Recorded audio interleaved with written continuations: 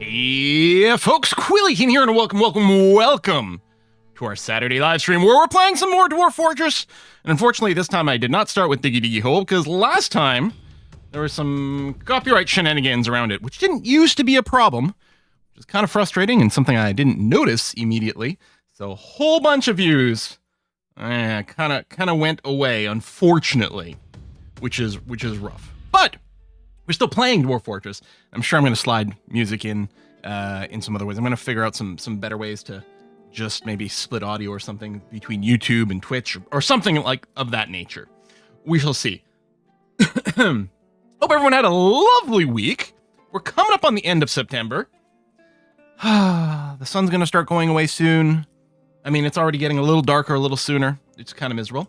Hopefully, people can hear me okay. Malkuth says, no static buzz today. Excellent. Yeah, so for those of you who weren't following over on the Discord, finally tracked down the audio problem. It's not the microphone. It wasn't OBS. The microphone plugs into a audio mixer board because this can't go directly into the computer. It does need another thing with like a preamp and different stuff like that. And the one I got, apparently, doing some research and reading up on some of the other customer feedback, sometimes some of the capacitors on it can go a little bit bad and can develop that buzz. So all this week I've tried to minimize that buzz, but it's also led to quieter audio. But I got a new audio mixer, bigger and, hopefully not so buzzy. Was it the chair? Yes, let's blame the chair. I like that. You should sing Diggy Diggy Hole in the intro for the chat. I am a dwarf and I'm digging a hole. That's gonna be my cover mix. Greenlight says, quick question. I have this issue with a lot of games where they are too open-ended. For you, what do you keep each run new and fresh? Yeah, that's always a challenge actually on the channel, right? And I mean, we try to maybe come up with a slightly different theme for some of the games, but it's sort of twofold in that we play the same games over and over, so you've got to find a way to mix it up in between runs. But also, a lot of the games we play are very open-ended, and a lot of times it'll just be like arbitrarily declaring this seems good enough to win. Like City Skylines doesn't have an end, for example, but at some point we're like, we built a pretty city, and that's okay.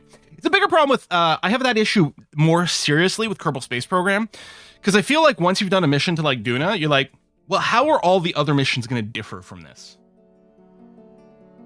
You're going to a slightly different planet, but like 95% of what you're doing is going to be kind of the same. So that's a little bit of an issue there, but that's when you like throw in more mods with life supports and different things like that. And then, yeah, with Dwarf Fortress, it mostly comes down to, at some point, we do something kind of silly to finish up. PSP will no longer be compatible with Windows 11? What? That seems insane. What? I mean, unless they're trying to force people to KSP2, which doesn't matter. I mean, it doesn't make any sense, rather, because KSP2 isn't a game that exists. So I don't know. Well, we'll double check on that. I would be very surprised if that is truly the case. I'm not doubting you, though. I'm just expecting that whatever the case is, it'll be fine, because it better be.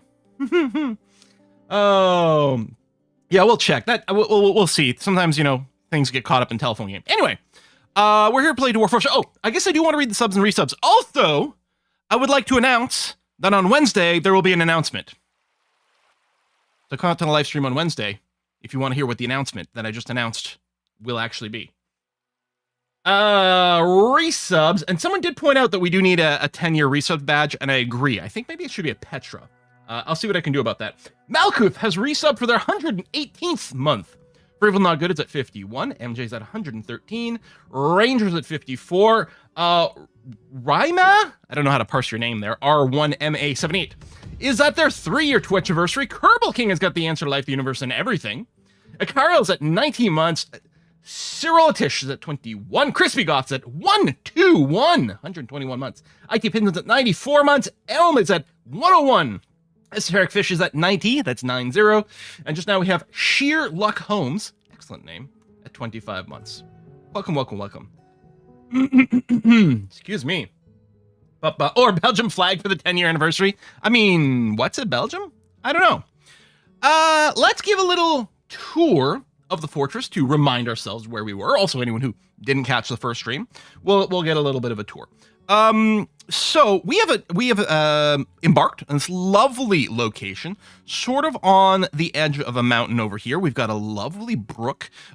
We are in a place that does freeze up over the winter. In fact, when we arrived here, everything was frozen, and the brook does freeze from time to time, which is probably at some point going to cause me to accidentally dig into it in a horrible way. But yeah, we have our little fortress started. So we got a little surface space over here. We've got what I like to do, our little butcher shop plus tanner shop for our hunting. So corpses just get dropped here. Of course, corpse stockpiles and refuse stockpiles, which is set to both do accelerate the decay rate of things in there, which is fine because anything that needs to be butchered should be butchered well before anything gets decayed. The hides get put over here. This refuse pile is, yeah, just for hides, I think. And then this tanner will tan that, and then the leather then gets dropped over here. One of the things I really do want to do is optimize our stockpile flow as much as possible to try to accelerate how quickly everything happens in our fortress. Because no matter what the job is, whether we're talking about carving a single block of stone, putting up a wall, or, building a suit of armor, no matter what it is, it's like 95% of the time involved in that job is hauling. And the more complex production chain is, the more that time adds up. So I would really like to see what we can do to optimize that. One of the things I might do over here, this leather stockpile, I might go and turn off the bins. Because one of the things that happens is if a dwarf is interacting with something inside of a bin, it does block the entire bin. Now, I don't know, maybe that has been adjusted recently. I was doing some research this morning trying to work out some optimization for flow in the fortress, and I'm not sure if that's still 100% the case, because the wiki is a little bit unclear at times. I think it is still the case that if someone's trying to access a bin, then they lock the bin for the purpose of everything else. And I guess for a lot of these things, if someone's going to haul something, sometimes they grab the whole bin and carry it around. So I don't know. So anyway, this stockpile here, just off of this, it might be better if it didn't have boxes, because then a dwarf coming up here to grab one piece of leather to bring it deeper into the base proper, say near our like our leatherworks workshops, for example, they would block the whole bin and might make the hauling job less smooth. So maybe we just turn off the bins there. We'll wait for now, but we'll keep an eye on that if we can. You'll notice I have gone and, or not so much here, but as we go inside the fortress, you'll notice that more of these have been renamed as well. We do have a stone block stockpile over here, which actually would be a great candidate for not having bins, because we're not looking to store a bunch of crap over here. And actually, I had a wheelbarrow, but I don't think blocks are very heavy. So, like, stone chunks are incredibly heavy. I don't think blocks are. And with the wheelbarrow, dwarves do go grab a wheelbarrow first and then go and grab the stone block, which might result in a lot more walking. So we're just going to do this. Obviously, we can't fit an infinite amount of stone blocks over here, but we can have a decent amount at a time. You'll notice this has been renamed. I'm going to try to use this convention for my stockpiles. The first thing here is our Z level or elevation. So we're at positive 41. Over, and it'll make it a lot easier for us to identify stockpiles, in particular when we're using these commands here to move stuff, which we can see here. This stone block stockpile has been told to take things from our generic catch-all stockpile on Z level 33 and our stone block stockpile on Z level 25. So those are dwarves are going to actively try to pull things from deep into the fortress to up here. And once we start seeing some stone blocks up here, we're going to start doing some construction. I did flag some trees to be cut here. Now, if we go down one level, we have our farming level. Again, really close to this brook, so we got to be a little bit careful about that. Okay, when I turn away from the mic, it's a little quieter. I'm not doing as much boost as I could. I could enable a little bit more compression, which will probably make it a little bit better. But I also want a setup where I'm actually trying to more actively speak directly into the mic, which is going to lead to better sound qualities overall. So even if I turn, what I should do is turn a little bit this way. But we'll give it a go. And yes, the new Quilly Teen ASMR channel. Cool Man sent something over on the YubTubs. Super thanks. Thank you to you too, Cool Man. Said, have you heard about Tropico 7? Yes.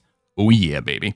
And I challenge you to a drinking party with dwarven drinks. I don't really want sewer brew. And I'm not sure that mushroom wine sounds all that appealing to me. Oh God, no. People are reacting to my ASMR. But yeah, Tropico 7, I mean, we're definitely going to play it. I don't know if we know any details about it. I wonder if it's still going to have eras. Conceivably, they could still do eras, but maybe do like a more contiguous thing rather than a hard cut the same way. I don't know.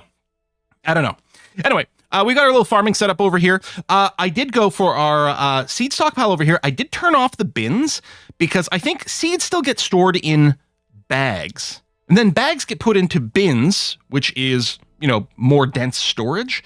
But I think that it does lead to some of the same issues.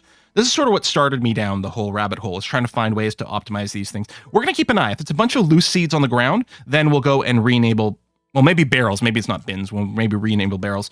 Although right now, it probably will just be loose seeds on the ground on the basis that we don't really have a bag industry yet. So we'll keep an eye out. You know how quantum stockpiles interact with multiple dwarfs? I think it's totally fine. But again, the container limit. It's not per tile, it's per container. So I think that's mostly the issue. Remember to read the whole tip. Oh, what's the name of our dwarves? We got lots of names. We're not going to go through them all, although we only have 22 dwarves right now, which is good. These dwarves, by the way, our dwarves are being auto-nicknamed using the Twitch subscriber list, which is just the easiest way to do it. So my apologies to YouTube watchers and YouTube members and things. I'm going to, hopefully, I got to look into what kind of API stuff there might be on YouTube, because I actually, at this point, I have some experience writing Discord and Twitch bots. I can do Discord and Twitch bots on my own now and understand them pretty well. I have to look into what sort of thing is available for YouTube, because it would be nice to do kind of a unified something. I don't know what to do with my hands, but, something like that. Anyway, I'm just digging this out, which is going to take 2 seconds because it's just peat, which is soft. Just getting ready in case we want to increase our farming. We don't need to right now. And in fact, we have basically no seeds right now because everything is sitting as foodstuffs currently. All right. Down, down, down, down, down, down, down. And then over here on elevation 33, which is kind of picked arbitrarily. And I kind of wish I'd gone for, well, I was going to say a whole number. I don't mean a whole number. I mean a multiple of 5, just for nice things. But this was our little temporary starting base, which is still in use. This is likely going to become our public area, the inn/tavern that is going to be available to anyone, not just our citizens, guilds,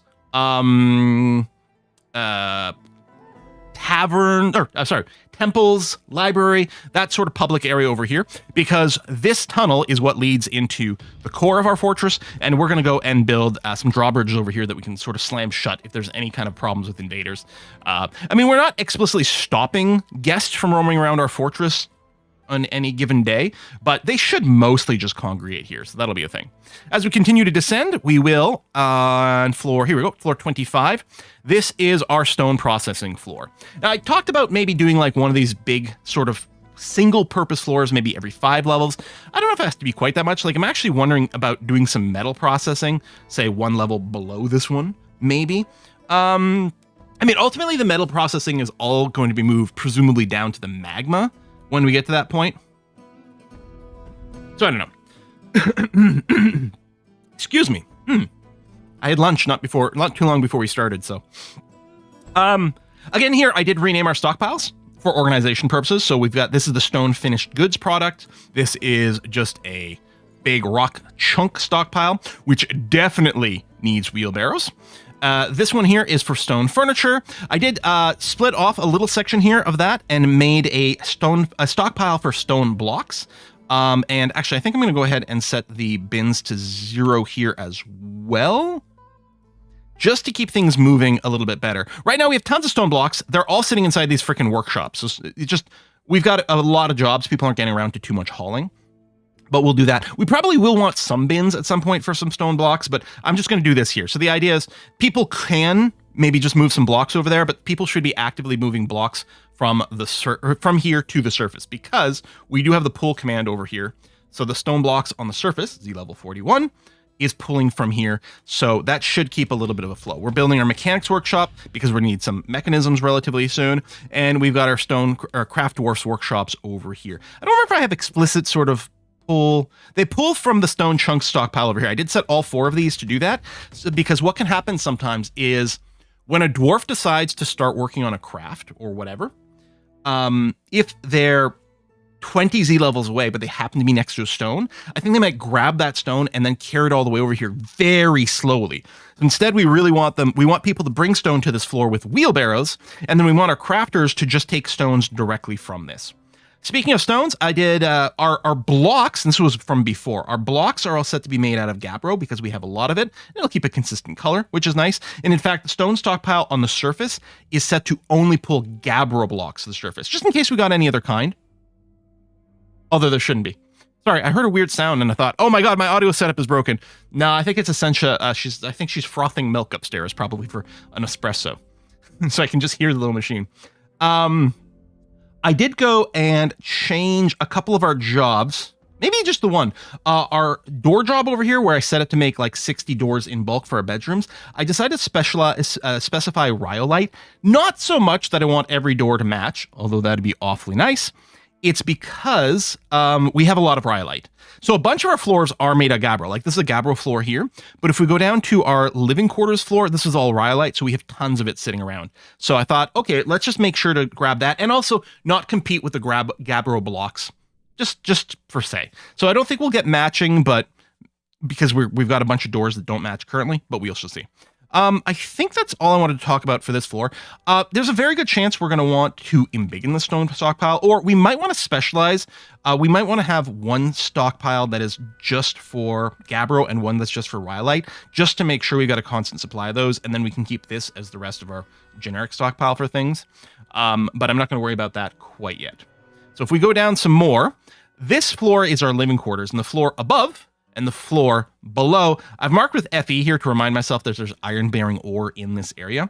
So you can see here we've got some hematite, for example. And I'm assuming that the floors above and below might also have hematite. So we're probably going to want to go and do some just mining operations over here to go and find it. I don't know if I'm going to carve out the hematite that we can see here or there unless we desperately need it. I'm going to try to avoid doing that. You can see these bedrooms are starting to come together, but there's still a big backlog of the material to have happen. Let's take a look. We've got our kitchens here. So this is our actual kitchens. These are our stills. And I did go and tweak the stockpiles ever so slightly over here. I was a little bit more picky. So this is our stockpile. This is our raw stockpile, raw food. And this is the same stockpile. Here and here, this is all one in the same stockpile. And I removed a few other things that we wouldn't necessarily want to be cooking. For example, the fats, we want to keep those for soap making. More or less. In case of emergency, we could switch that around, but we'll see. And then, is this kitchen stockpile? I don't think, it's not set to take from anywhere specifically. Anyone who's actively working and cooking should constantly be taking things from here because it's closer. But I don't know if I'll put an explicit limiter on it, just in case something weird happens. And the same thing's going on with our stills, although I did go and specify a place for our stills to drop stuff. So there's a stockpile here. This is the drinks for the diner. And just next to it, there's a tiny little seed stockpile over here, which again, no containers. So when we cook a plant, the drinks will go over there. The seeds will go over here is the idea. I guess I could have this kitchen explicitly told to bring it to this prepared meal spot. I don't know that it matters, but what the heck? So we want to deliver the prepared meals. And over here too, we want to, well, that's interesting because you're also rendering fat. Will this kitchen only deliver goods here? Which means this fat won't ever get delivered anywhere. Maybe I won't go and send you there for either one of these.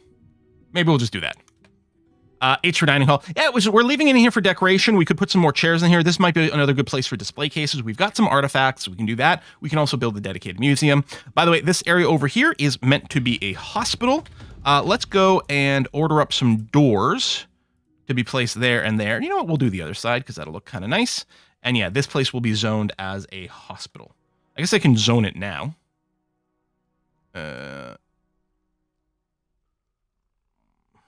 Come on, Quill. I know you're always blind.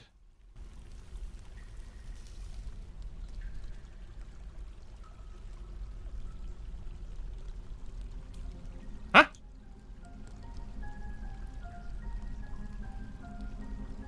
Is this not how we make a hospital anymore? It's not just a meeting area type, is it?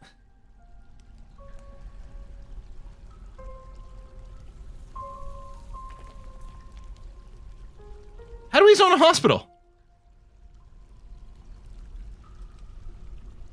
I can't remember, says Juna. I can't remember. I'm sure it was in here. Did they make it a meeting area? I didn't think so. Oh, it is. Huh.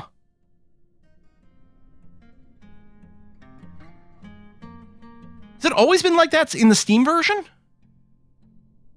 I mean, the way you made rooms back, like, before was completely different. But okay, we'll do this, and then, yeah, we'll ask for some beds.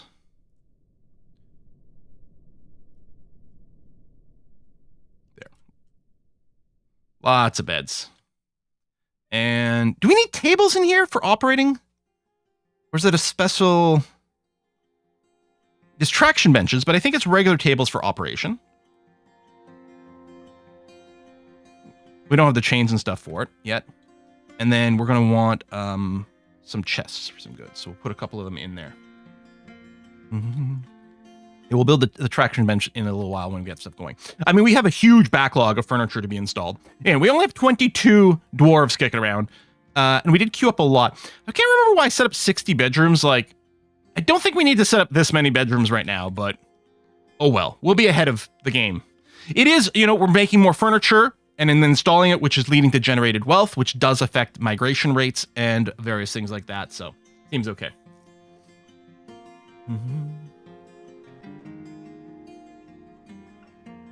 Yes, I know we need both the table and the bench. A few people are specifying that. That wasn't the question. My question was just, was a regular table all you needed for the surgery? And yeah, the answer is yes. What is in here? Some nice little berries. Oh, sweet pods. Nice. Sweet pods, the only thing we're growing right now. Oh, and actually now we're not growing anything. We are using the auto farm DF hack plugin to sort of just turn some of the farming jobs on and off. Oh, and I did go and do another big surface harvest over here. Oh, look at this. It's clearly, see, we get a different biome. Here versus here, there's obviously a biome change, which is really nice to get plant diversity, but also underground. We'll get different minerals here versus here, which could lead to just more diversity in minerals, which is going to be lovely. Oh, we're doing some more hunting. What did you just hunt? What are you hauling? Mountain goat. I like the mountain goats. Great band. I don't know why Ziggity Zigzag. Oh, because you are... We not set exclusively to mining, so I'm actually surprised that Ziggity's not doing... Ah, there you go. They are doing something. We just caught them between jobs. Okay. Making some more wooden bolts. That's fine.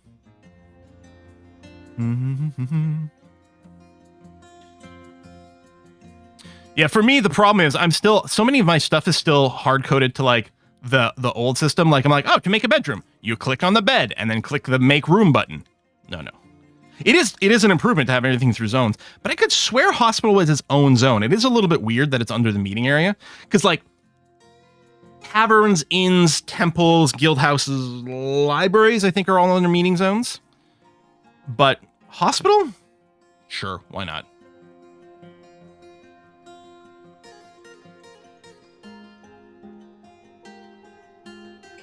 House of Work is the name of the hospital, but this zone gets a name too. And we'll just do that to make it a little clear. I guess it's a meeting zone, so people do spend some time, you know, meeting here. All visitors welcome. I'm going to say citizens and long-term residents only. And then we didn't assign specific sub-jobs yet, but that's okay. We're just getting this ready. Yeah, we've had this issue. Bacon Eater is super mad all the time. What are your recent thoughts? You don't feel anything about death. Uneasy because you couldn't pray. Annoyed dwelling upon having a drink without using a goblet, cup, or mug. I mean, we have a goblet industry. I wonder, is anything in here yet? Okay, we do have some mugs in here finally. And I think on the surface we did have this. Do mugs not... That's generic meeting area, but then we have dining hall. Do dining halls... Oh, they don't get stuff. It's only taverns that get containers. Okay. Well, you know what we could do? We've got... I don't know that we've got any table and chair combos here yet. But it might be worth tearing apart, like making this no longer be a dining area and really encouraging people to go downstairs instead. Make him a nice Galena mug. A Galena mug would work as long as you're only drinking cold things, right? Okay, Rock Mechanisms has started. Oh, let's encourage you to only take from this stockpile, please. So again, you don't do something kind of weird and dumb. Oh, the furniture stockpile does have wheelbarrows assigned to it, which is important because some of the furniture is super heavy. Construct building. Which building? Recenter in this creature. It might be just tables and chairs being installed and doors. That might be it.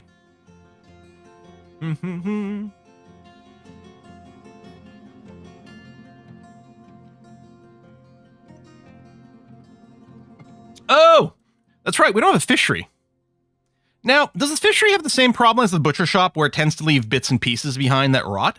Should the fishery be on the surface? We could extend this building. I kind of like the idea of building a little annex for the fish. So let's build construction. We're just going to make this out of wood. Walls, wood, perfect for this. Just because it's a little surface hut, so I feel like wood's very appropriate. So we'll do that, and then we'll go and put... Is the fishery weirdly under farming? Yeah. I'm gonna... I guess we'll just do here, and this can just be the raw fish input. Oh, the beehive, you're right. Let's... hang on. I can't remember if you can just move the beehive.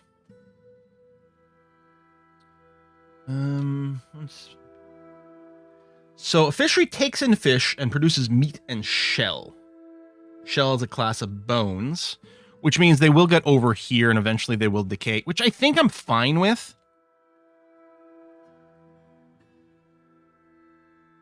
I don't remember if a diagonal seals things in Dwarf Fortress. I don't think so. I think people can move. Yes, people can move through a diagonal in Dwarf Fortress. So I'm just going to do this. We'll preserve the beehive. I think you can move the beehive as well, but we'll do that, and then we'll put a roof on top as well.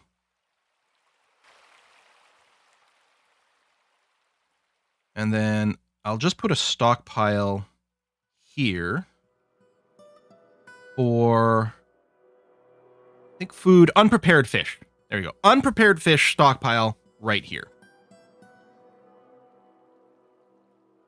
And I think, yeah, the automation is set up to automatically prepare a raw fish into cook stuff. Perfect. We might have more than one beehive. I'm not sure. Because you, like, move them into, like, constructed beehives, right? I think. Shellcraft's always one of my money makers. Yeah, but, you know, but mugs. Pretty high value mod, good for decorating stuff. What we can use with our shells is we could set up a job to encrust furniture with shells. That might be cool. Butt mugs. I suppose we could experiment and make non-stone mugs, but I don't know. It's a symbol of our ideology for a reason, right?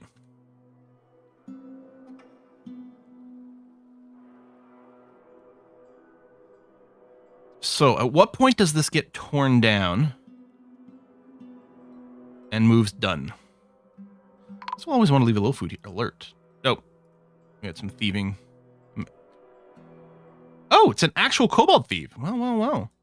Did you take anything? No. You just got your hemp tunic and the dagger that you must have come in with. Okay. You have guard ducks. We have nothing set up like that yet. We're still waiting for some blocks to get moved here, which I think is just... Our dwarves are being overworked. Go figure. I'm going to turn off... Longstrider was set to exclusively mine. I don't think we've got anything to mine right now, so I'm just going to take that off so you can do random filler job as well. Construct buildings. Yeah, because we're installing so much crap over here, and really I shouldn't have signed this. Like, mine it out might have been fine, but I didn't need to go and get all this furniture installed. But, oh well, I'm not going to unqueue it now. That would be crazy. Does fishing require a zone? The answer is no, but we do have a fishing zone set up. This is a fishing zone and a water source. This tells them where to go. If there's no zone, they'll just fish anywhere. By putting down a zone, we encourage them to fish in a particular spot.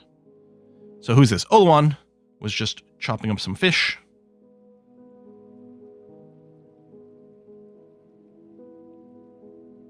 been rained on. It's annoying. Oh, we need to go and floor this as well. Build, construction, floor, which should still be set to wood as well, which is going to be fine for the surface.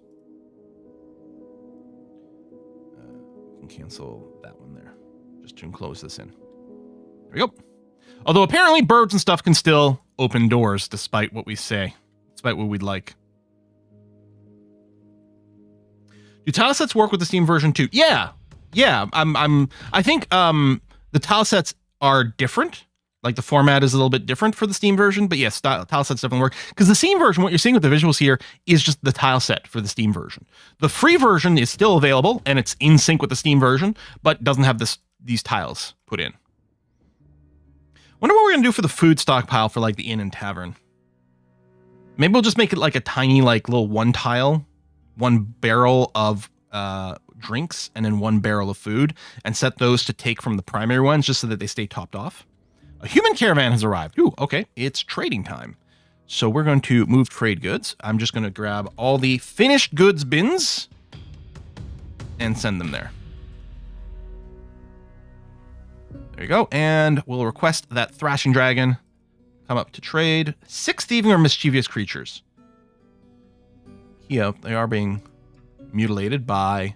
Oh, the humans are shooting Kia. Well, that's fine. Good. Good. All right, merchants arrived, unloading their goods. Waiting for 4 items, just the 4 bins, and presumably... Hopefully that's happening with a fairly high priority. Actually, I guess I don't need my broker yet. Let me go and release you for a sec, because you might help to move some things.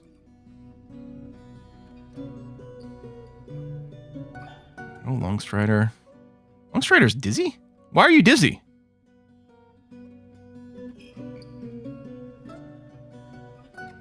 Oh, you don't like the sun. You might be... I mean, you might just hate the sun on principle, or you might be cave adapted. The naming game thing is not used for this run. Dwarves are being automatically named, because it's not so bad when you've got like your first 7 dwarves, but by the time you got like 150 dwarves and things like that, manually naming them is annoying. So it gets automatically named. Yeah, no, they never stopped working the free version. They're in parallel. No migrants. So the way you get migrants is you trade stuff. Oh, we should gift stuff to the next dwarven caravan. They do have to get home. If they don't get home, that can also screw things up. But they basically... The trade caravan making it back and saying, wow, we turned this huge profit at this dwarven, this little new dwarven base. You guys should move there, because obviously the economy is just kicking. All right, broker, come on over, please. And let's start trading. So one of the things we'll have to decide at some point is if we're leaving our trade depot on the surface or if we're bringing it inside. The advantage of bringing it inside is our dwarves can carry things to it much, much faster. On the other hand, then it does invite, merchants to come into the base. It's also potentially insecure. Although what we could do is, we could just ramp down to some area over here and then still have like drawbridges and stuff to sort of isolate it, but save some walking. All right, Thrashing Dragon, come on. You're requested over here. Drinking I can accept, but what are you doing storing items in bins? Oh, maybe you're just putting your mug away. That's possible. All right, he's on his way. Can you limit the number of dwarves you have? Yes, there is. I don't know if you can do it here or at World Creation or where. And DF Hack might have an ability to change it, because there is a number. What do you mean cannot access Trade Depot? Where is Thrashing Dragon?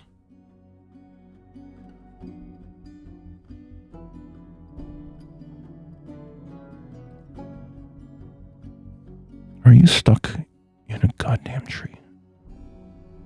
Are you stuck in a goddamn tree?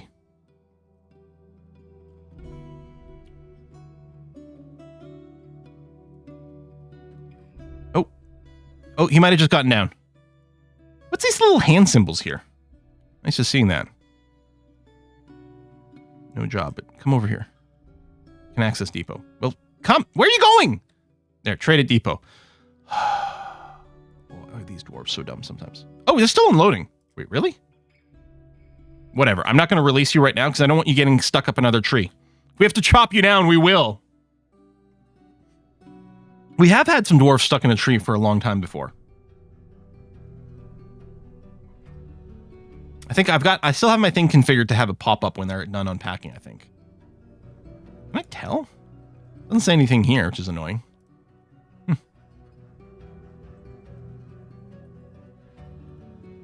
Ladders help them get down. Yeah, well, I can help them get down real fast. Don't worry about that.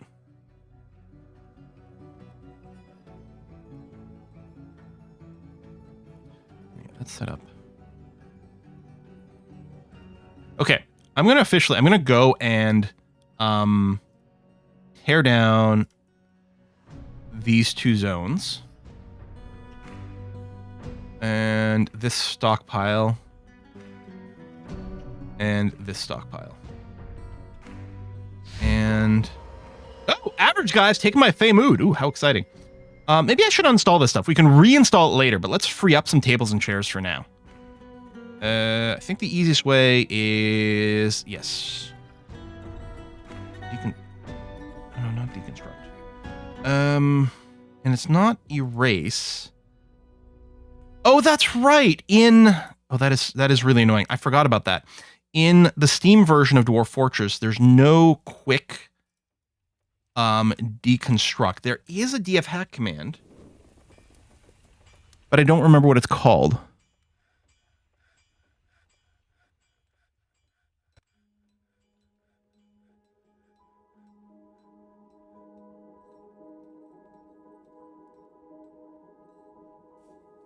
Someone might remember, but there is a dfhack command to let us bulk deconstruct here.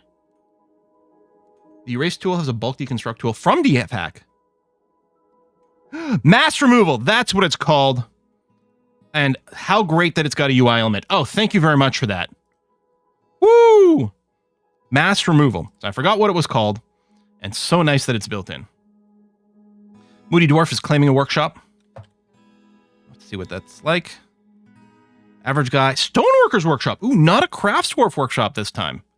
All right, average guy has claimed this. You might work a little bit slowly because the workshop is full of blocks. Grab the second stone. And I think the Strange Mood doesn't care about the take rules. Although they would do, I think they do the Warren things. You just grabbed 3 rhyolite. All right, it's not going to be a very exciting thing. Maybe it'll be a chair or something we can use. Seriously, are you guys still unpacking? How long is it going to take you to unpack? Is it just one? Is the other person like... no, there's 3 people here. It's like, are you distracted hunting stuff? Gonna make the ultimate block. That would be funny. Masterwork block gotten. Man, Bacon Eater's so cranky.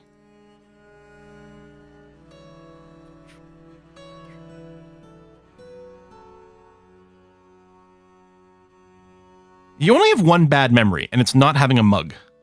But dwarves are so bizarre with their moods. Maybe bugged from the same thing that spooked your broker? Oh. Oh, there's a human wandering over here.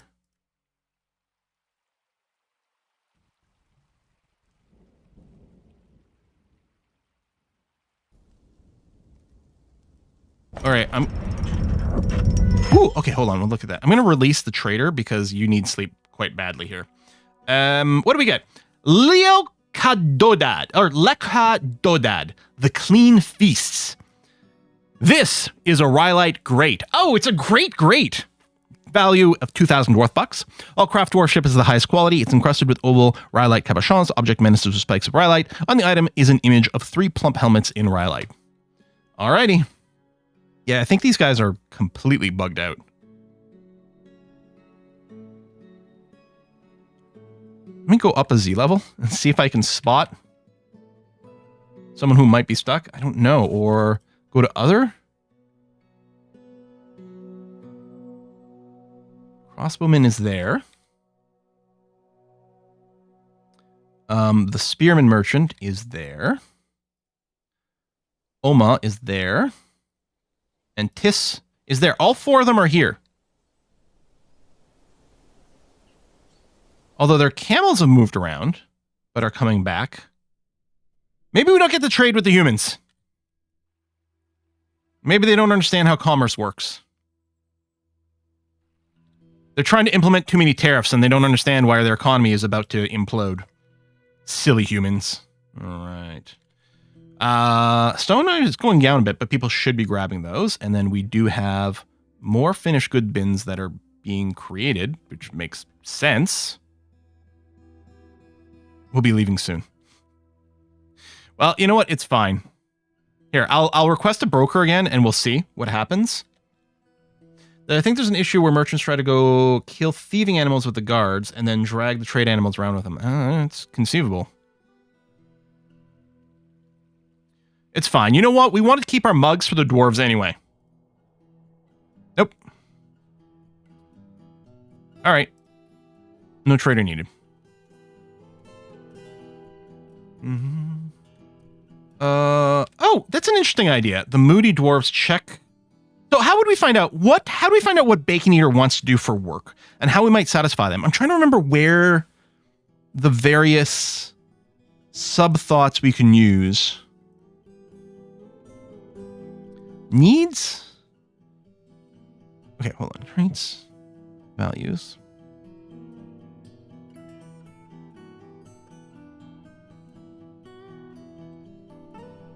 And focus being away from people. Enforce some vacations. Lack of decent meals, but we are making fine meals. Able to admire art. Being away.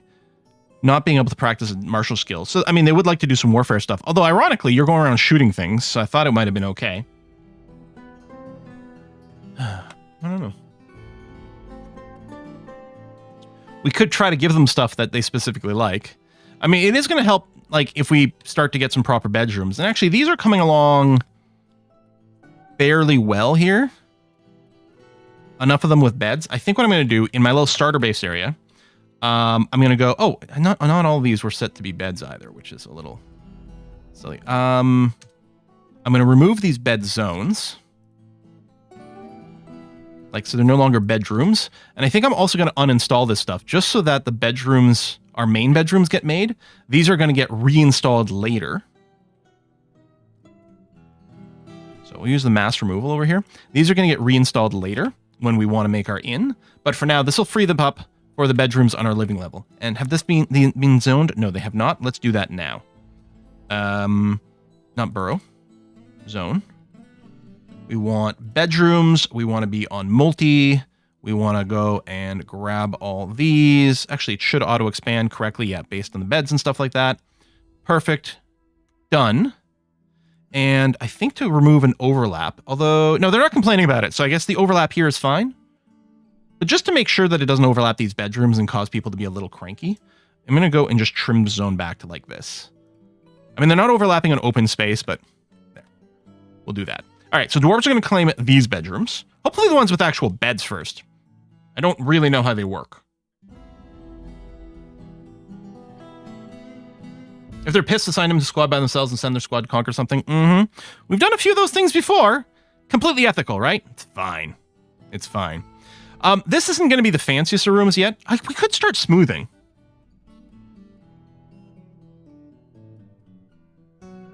Yeah, okay, let's start smoothing.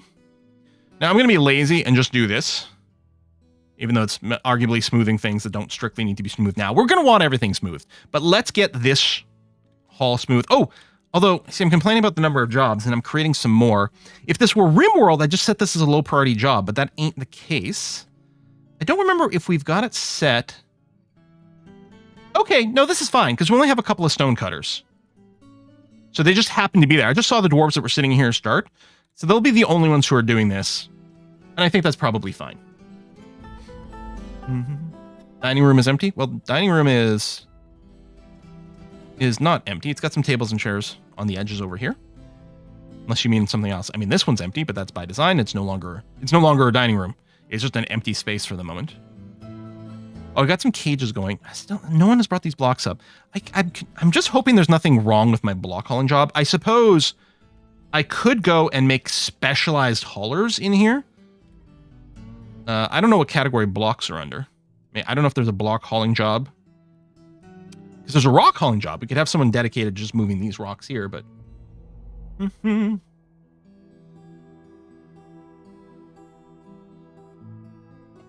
Oh, does fishing shack need event?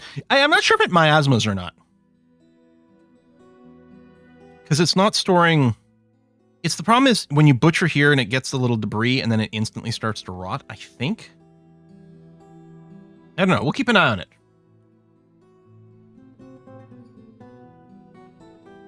And the travel times are larger, but again, once we move more of this stuff down, it'll get better and better. I suppose I could just focus on doing that, rebuilding all of our little workshops. In the old version, when you check your workshops over here, didn't they had little numbers next to them, didn't they? To show you how many of them you had built? I might be imagining it, but I kind of think so.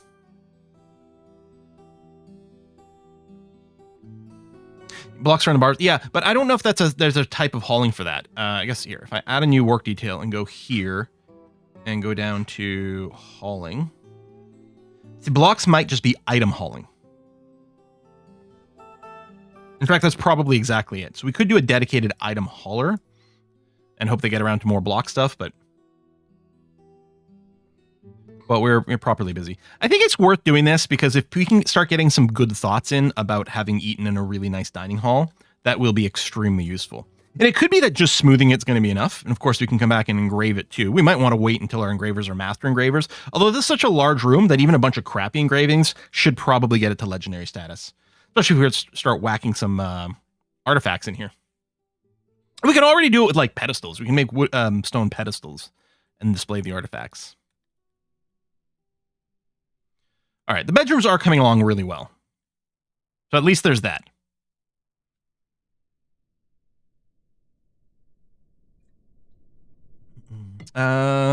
Brian says fat and tallow are in the food section if you're trying to keep them. I'm not sure what in response that was. I'm sorry. The raw food over here to feed our kitchen and still, these don't allow fat and tallow. Got them turned off. I don't even know if they're set to auto cook or not, but I turn them off from the storage here so they won't be stored too close by regardless, because then we can have it closer to a soap industry. Yeah, I guess we may as well just install the grate in the dining room. Like, just have it exist there, this grate. I'm still wondering about leaving these two little alcove tiles, or these four. I don't know if it's this Rimworld episode or the next one that comes up where I have some serious like math counting issues because the double wide thrusters, which is how I think of them in my head, I keep making them count as 2 thrusters. So like, oh, you can have up to 6 of these large thrusters. So in my head, that translated to 3 large thrusters. Anyway, these double wides over here, so 4 tiles in total. I kind of think I do want to keep with pedestals, but maybe we could install a piece of furniture here and then another artifact one there as we get one. I can't remember. I think if I try to install something now, it might cancel the smooth command. Maybe not. Furniture. Ooh, is it construction? Grate. Oh, was it a wall grate or a floor grate?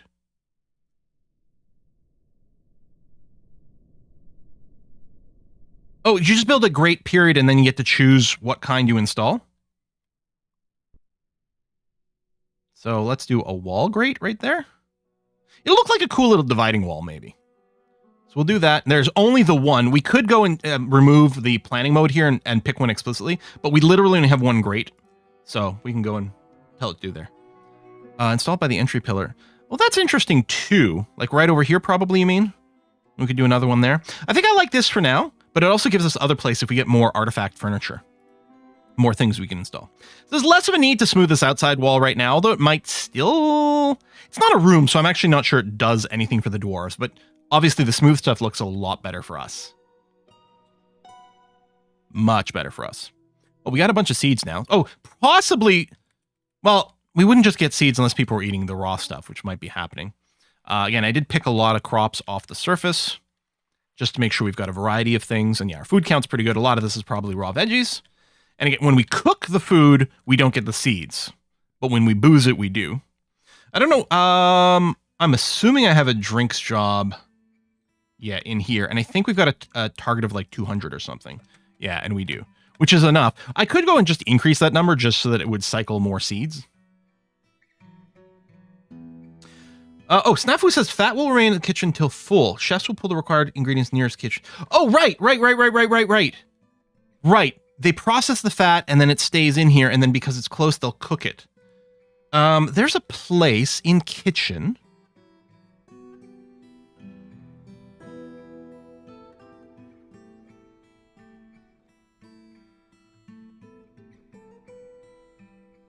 Okay. We currently don't cook milk or tallow. I don't know if... I don't see fats in here. It's probably only showing us stuff we've got.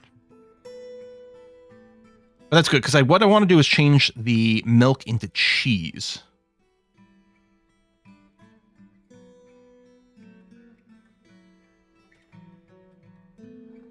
I guess we could get a little cheese shop up over here, too.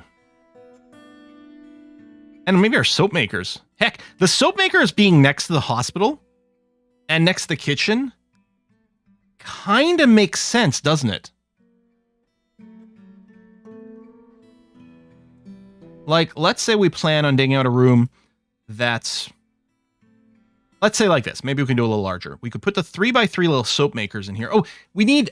we also need what? An ashery?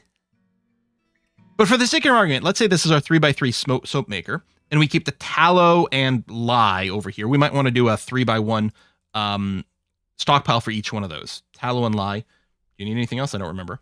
And then this little 3x1, this could be where we store the soap.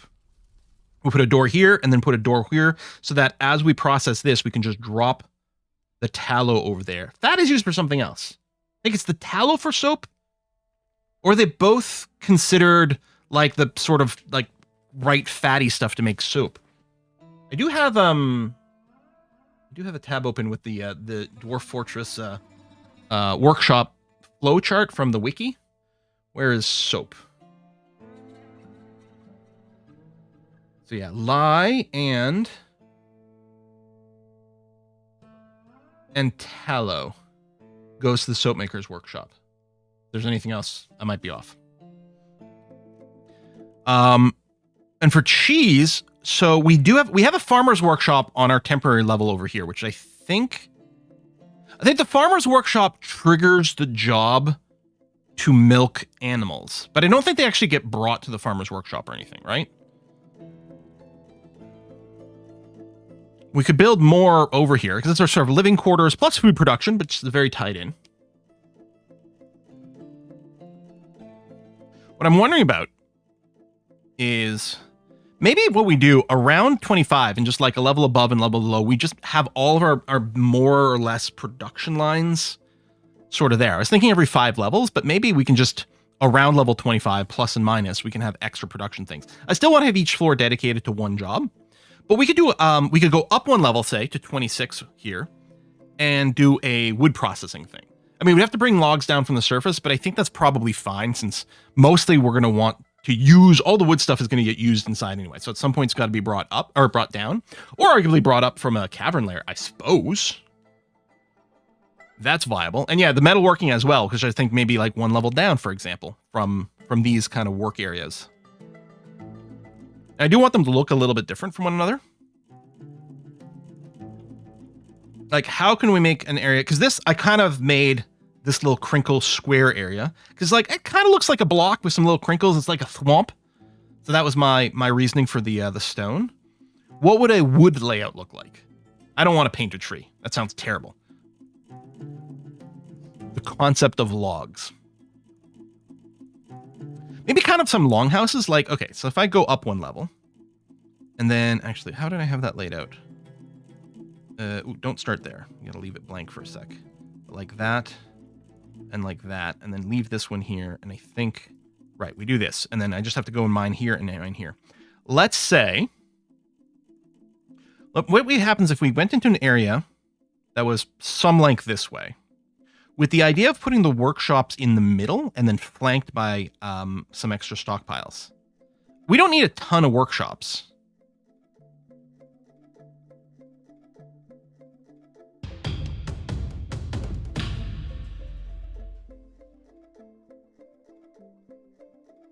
Maybe a couple of carpenters. I mean, that's more than we need right now, but ultimately we might want that.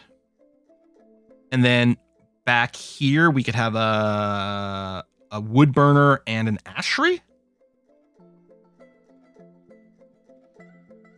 Handsaw shape is interesting.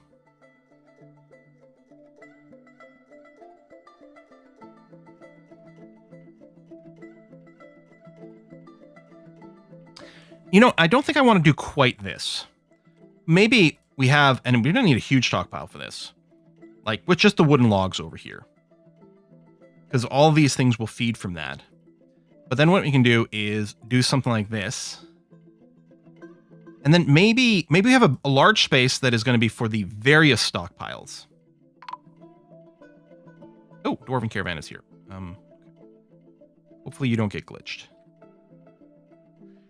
I'm going to do this. So you can do carpenters. Do we need a boyer's workshop? Not so much. We might make metal crossbows. Carpenters, wood burners, ashery, and then they just dump over there. And then what we can do is route this way so that people can access those stockpiles. So drop the wood in here, deliver the finished goods over here, and then sort of cycle back. And then we can always expand upwards. It's not particularly axe shaped, but it's got a cool layout.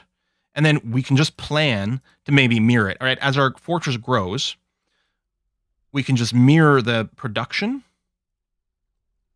and double things up. I don't hate this. What I do need, though, is to take a quick little bio break because I got to pee. Was trying to hydrate properly before the stream, and I guess it worked. I will be right back. Enjoy the chair. Make sure it behaves.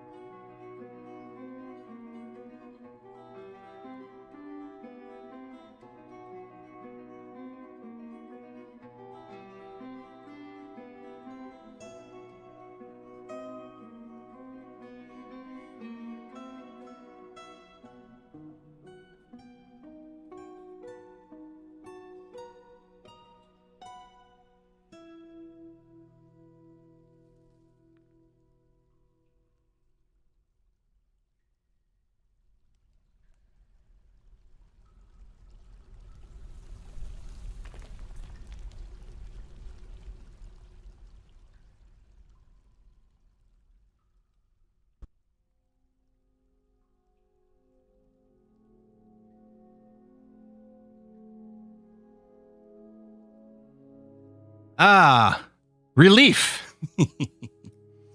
Oh, yeah, Snafu, good point about the ashery near the soap maker for the required dye. Makes a ton of sense. But also near the food or near the wood makes sense.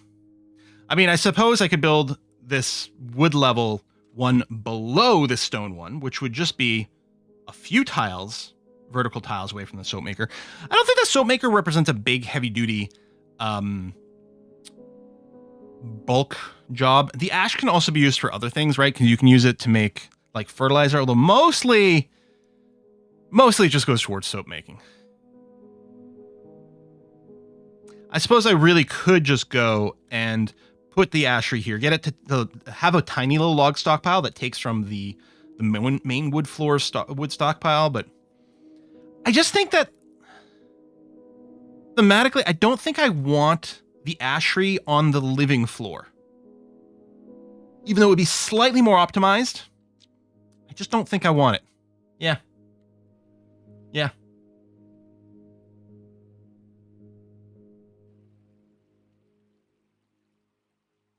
Almost sound like Quill had life mic there. Oh, like I was wired up and you guys could hear me liquidating myself or deliquidating myself.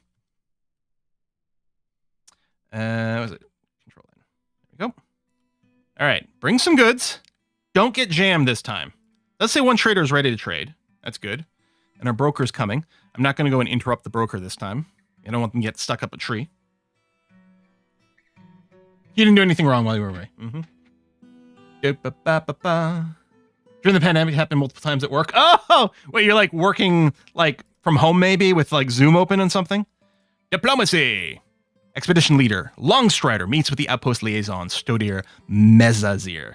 I'm your liaison from the mountain home. Let's discuss your situation. Much to share, information.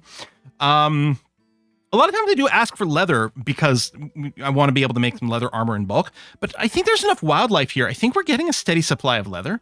I might not specifically ask for it. We might still buy it when it comes. I think probably getting more cloth, especially early on, is still a good idea to accelerate things. Wood, metal bars, gems, blocks. I always want to ask for seeds.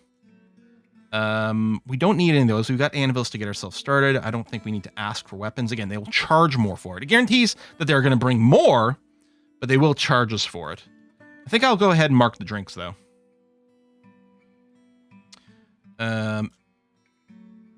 Be nice. I could just filter for just milk and ask for that, and then we can make our own cheese. I don't know that that's required.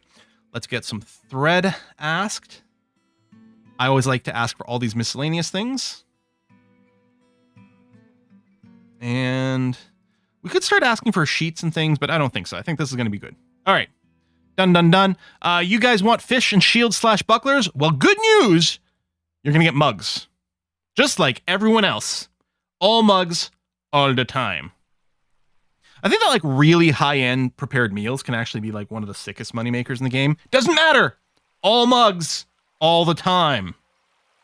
Oh, finally some of the blocks are starting to show up at the surface. Huzzah. I kind of want to wait till this to be completely full, and then we'll start constructing. And they might still be grabbing some blocks from somewhere else, depending on how quickly the hauling happens versus construction, but at least there'll be a little bit of an accelerator. Decorate the mugs with shields. You can put a fish in a mug. There we go. All right. Everything's been moved. Good. Trade. Excellent. Let's use the trade interface here to search for...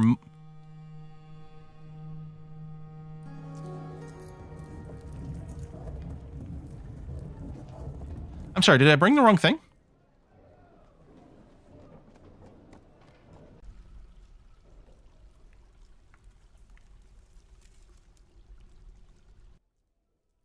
Finished goods are all in the depot. Oh, I did the same thing I always do. I forget. Because see, this button is over on the right side, which is where my goods area is. So I always accept when I hit this, it's bring up my goods. No, this over here. There we go. The earrings are in here. So that would be the one thing. Although we could go and gift it or trade it. I think gifting one artifact's not a bad idea. How about we go... I'm trying to decide if gifting first might be better. I don't know if it matters. Okay. Unmark all. Good. Trade. We're going to mark this earring. And I'm going to offer this as a gift to the mountain home. Ultimately, we do need to give some gifts so that we can rank up. Although, do we want the kings and come over here? Oh, yes. That's our end game, really. Dealing with their bullshit is our end game. So we're going to offer this first as a gift. Yes. 6,000 dwarf buck artifact. You honor the classic communions with the presentation of the page of clobbering. Okay. Then what we're going to do is come over here, filter for mug, and then select all those. So we are... So 69, nice, 100 dwarf bucks worth of mugs is currently on offer. We might pull back on that. We'll see. Let me get the potash and pearl ash. We'll get the rum over here. There's a little something for Cool Man, although he's still looking for a sewer brew this game. How come I can't mouse wheel scroll?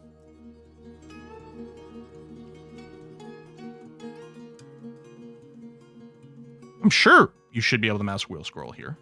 So it got like a weird focus? No? I thought maybe... Well, maybe I should just use caravan goods? I don't know. I like to go by these categories, but this is very annoying.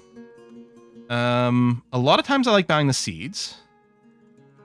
And... Scroll!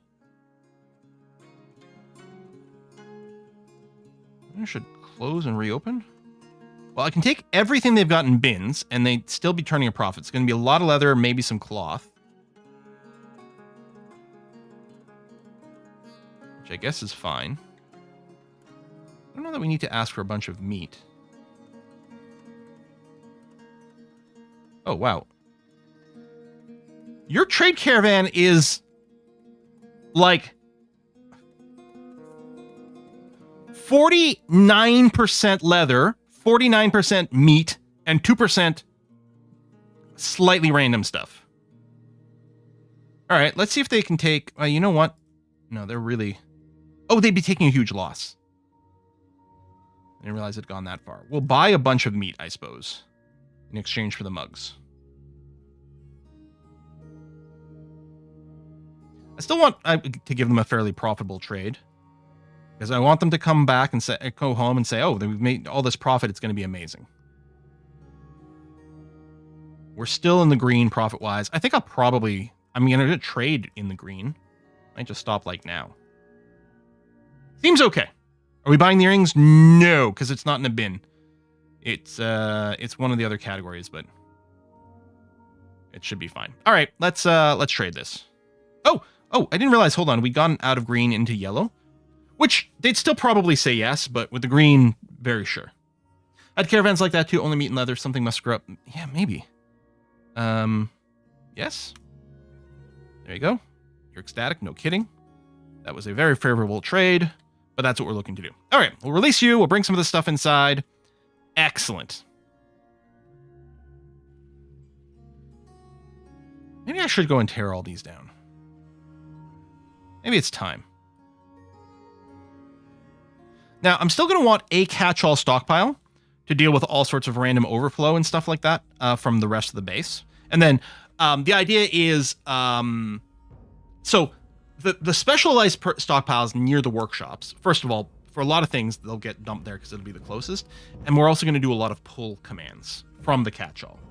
And then if we run out of storage in our dedicated ones, they can temporarily put it in the catch-all and then shift things around. Yeah, definitely destroy the ones you already rebuilt. Yeah, now which ones are those? Well, I guess the Stoneworkers Workshop is definitely one. We don't need a still up here. We still technically need the Carpenter's Workshop, although I think I'm going to go, and I'm going to accept this. I think I'm pleased with this layout. So I'm going to go ahead and ask for this to be mined out. Well, I guess I still don't need the other side yet, so we'll do that. And then, yeah, we'll store some wood there. It's going to be a lot of wood storage, and then they'll just output over here. Oh, the Carpenter's Workshop, hold on, is going to produce, like, a ton of furniture, which takes up tons of space.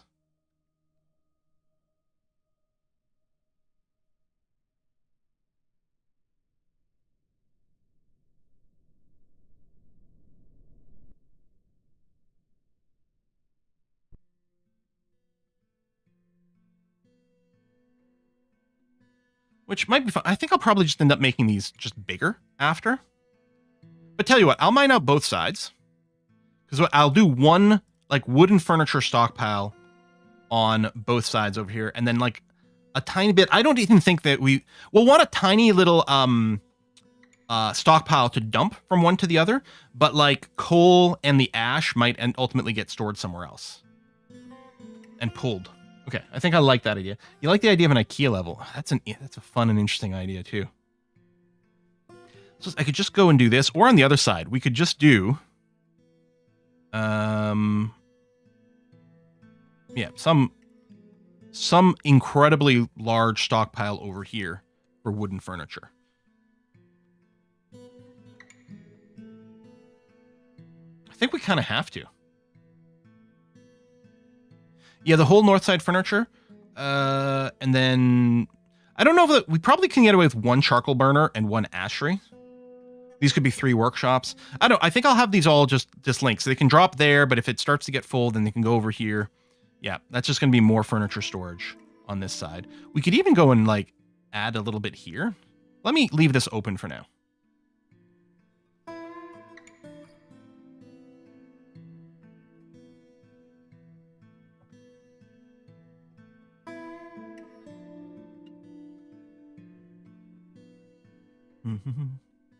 Yeah, I don't run the lazy noob pack anymore because the Steam installer with the fpack and everything too is very convenient. But I'm sure there's a population limit. Fixed population cap might be it, and there's a couple of, well, no, that's a part of a fix, so I don't know. But I'm betting there's a command, or we can just find it in the settings. I looked last time and I couldn't find it, but because there's 2 different population caps. There's sort of the soft one, which is just no migrants above this will come, but you can still have babies. And then there's a hard one where you won't even have babies at a certain point. And you can use that to limit it. I think it defaults to around 200. But we'll have to try a smaller, cozy little fortress at one point. Bacon Eater's still super cranky.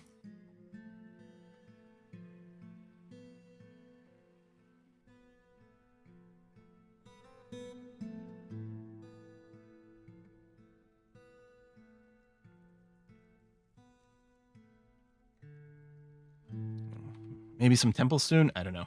Both are in the main setting on their games. Okay, so they are there. The problem is, it is quite long. Oh, there's our population cap. There you go. Population cap, strict population cap. So we can go and bring those down. Okay. It used to just be in like an init file somewhere, an ini file, and that's why you use the lazy new pack configure, which we had in the past. A lot of times I would set a limit of about 100 dwarves because above that performance really got quite bad. But the performance with the so-called, like ever since they did the Steam release, I mean, the, I don't know, 0.52 release, the game performance is so much better than it used to be. And I mean, I'm on a better computer now than I used to play, you know, 5-10 years ago, obviously, but yeah, the in-game performance dramatically improved. Do 5,000? We could try a Mega Fortress one day. I don't know. Mostly what I'd be interested in one day is doing like our super long-term fort, but I don't know. All right, people are taking off.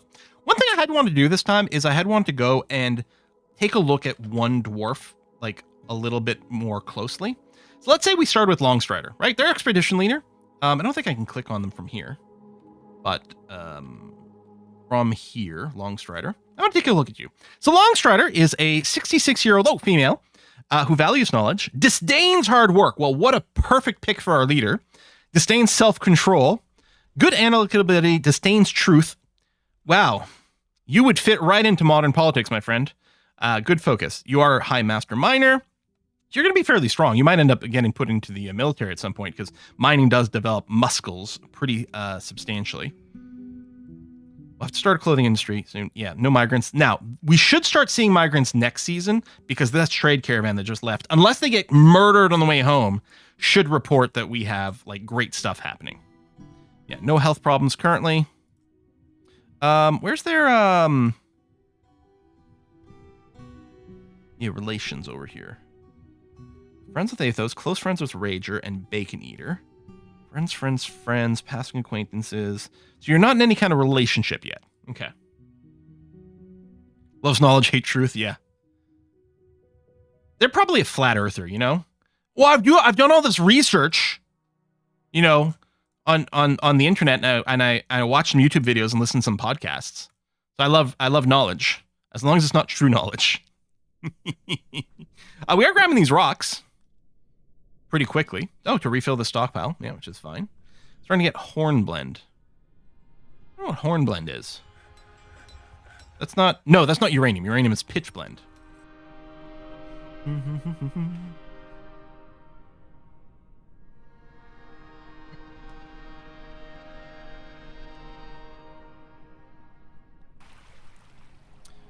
Look at this. Why are these guys forbidden? We could probably do a mass on forbid all, like, which we could do with the designation tool over here and just box select, which I've done before. But I think there's, yeah. If hack has a unforbid all, we can do it types, but I don't think there's any reason. Yeah, just do this. It's important to do sometimes because I think arrows, oh, we're frozen up again. Sorry, the game's not frozen, the brook is frozen. I think arrows automatically get forbidden after firing by default. We can change some of these policies somewhere. I don't remember. I mean, I don't want to, but there are ways to change some of those things so that that doesn't happen. But you don't want haulers running in the middle of battle to retrieve a bolt. So forbidden by default is good, and then periodically unforbid. Is pitchblende what you play on your hornblende? Yeah, that makes sense. Yeah, no trader. I guess they're still packing up is what's going on. Okay. I know they were leaving. I like a little fishing hut butcher place over here. I mean, it must stank. This whole area just got that rotten fish, spoiled meat kind of smell. And actually, I think tanning is like really nasty. Like the various like chemicals and I love how you've led your yak through these buildings to leave. Excellent. Like the process for actually tanning leather, I think is just horrifically rank. I'm going to go and not do that. Take this one. Paint mode. How come I can't? Oh. Is this a gap? Hit. Okay, we need to build... I don't know if that's going to turn it back to underground. We need to build a little bit of flooring there. because it affects what crops we can grow in these areas. Paper mills also smell very bad. Well, I know that because there is a paper mill, big paper mill, in the area where I'm in. Well, about an hour away, and it is horrible. So I don't know if that one's just going to be weird and change the nature of everything. I don't know how these farm plots work. But the problem is this, I think, if it's been exposed once, even if it gets covered, I think it's still a place where surface crops grow. It's one of your ways that you can get, like, crops, surface crops to be growing kind of effectively below ground. I'll just do a separate farm plot over here. We do have the auto farm on. Yeah, see, okay, no, these are underground crops. So that's good. I'll be curious to see what happens over here. Because it's had the one exposed tile. It's got that, but I bet you it's only going to be over here. This one tile. These are for surface crops, but probably just because of the one. I bet you can't grow surface crops in the other spots. We'll just keep an eye on it. Turns out sulfur stinks. Yeah, I guess that is, right? For the paper process. Is it part of the bleaching? Why are you just standing there? Are our merchants, like, really weird? Are all our merchants going to be cursed? You need to go home so I can get some migrants.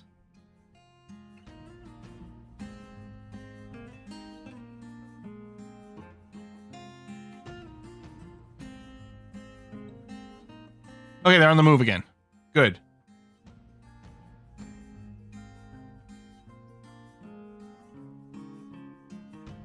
All right, so everyone is...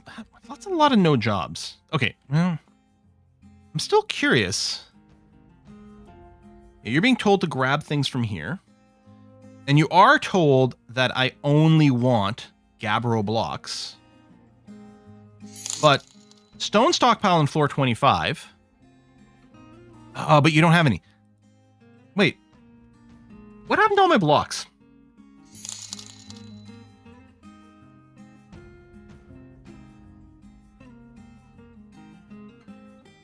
I wonder, did all the blocks get put in these stockpiles? Although, I also have my block stockpile being told to grab from here. You ate them. Show me where this block is.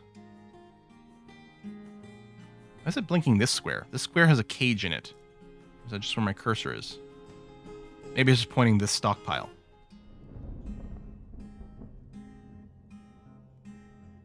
Oh! Look away for 2 seconds. Stuff is happening. I didn't change anything, right? We were just looking. I guess they just finally got around to it. Okay. Okay. Good. Let's build our walls. I'm very confused. I'm very confused. Construction. Wall. So I'm going to clear this. In fact, make a change here. I'm going to turn off logs and turn off boulders. So we're only using blocks to do this. Of any material currently, although I could force it to gabbro. Just to get it nice and consistent. We don't have infinite amounts right now, but that's okay. We're just going to start the construction. So, I guess I was already on the right screen. How much more space inside here do I want to leave? Not a ton. Maybe I'll leave 1, 2, let's say 3 tile space. And then here, 1, 2, 3, same thing, and do that, and they'll complain about the tree, but that's fine. We'll go and cut it afterwards. And then I'm going to go and leave some room in here for our drawbridges as well. And I do want to go and overlap the brook so that we can still have access to water and fishing. Do I want to have a pair of drawbridges? Certainly one here by the trade depot feels right, but I kind of feel like I might want one on the other side so that our dwarves don't have to do a full walk around the fortress to get in and out. But maybe that's it. Maybe we won't have a north and a south. Just making sure I'm on the same line here. I think we'll do this. Oh, I got gift subs with no stream notification. Sometimes they break and I don't know why. Shift Guaz, thank you very much for the 5 gift subs to the community. much appreciated. Those of you who did just get a sub to the Discord, or sorry, the sub to the Twitch, if you link your Discord and Twitch accounts, then you can join our Discord. Same thing applied to paid YouTube members. And oh, do I want to line them for the staircase?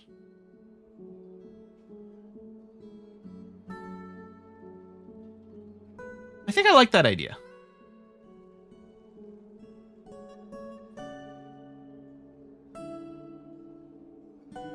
Oh, there was. No, let them be unaligned? I don't know though, but we could build. I'm realizing now we might just want to be equidistant from this middle staircase. We might want to use that as our guide, which I think is kind of cool, like for all the walls. Is there a quick way for us to count? Oh, I don't know. The easiest way to do this. Oh, I'm not sure there really is. Well, if I do this, that's 14 tiles of empty space this way. 14. So we'd actually want the wall here if we want equidistance from the middle. Even though that wouldn't be like the same gap for these buildings. There's a bunch of ways we can choose to do it. You know what? I think I was happy with where we were. Oops, that's not what I meant to do here. Although I might still align the our drawbridges to the stairs. Just I think what we're gonna do. If we don't like where the trade depot, the fact that it's not aligned, we can just move the trade depot. So yeah, I'm gonna do this so they're aligned to the staircase. Because I was thinking, oh, I could do the north and south one aligned here too, but. And yeah, so I could trash this and then just scooch it down a tiny bit.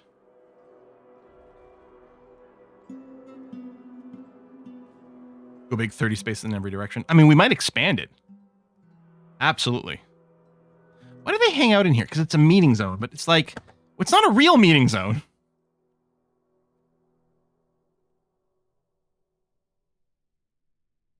Nope. Non-functional hospital. Oh, wait, we have someone injured. My boy, the dwarven child. Diagnosis required. Now we have a chief medical dwarf, and the new system still like weirds me out. I think I still have to assign someone to the hospital.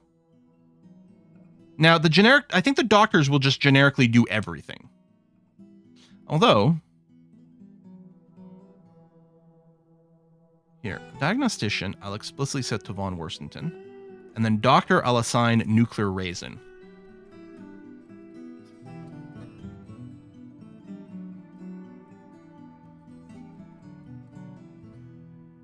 I think that will work. I mean, now, it doesn't have the other stuff. Okay, injured. It no longer says non-functional. So yeah, we did have to assign the specialties.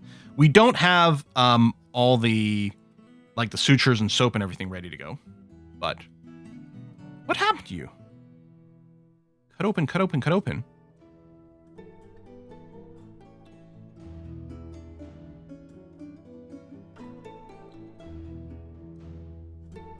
By what?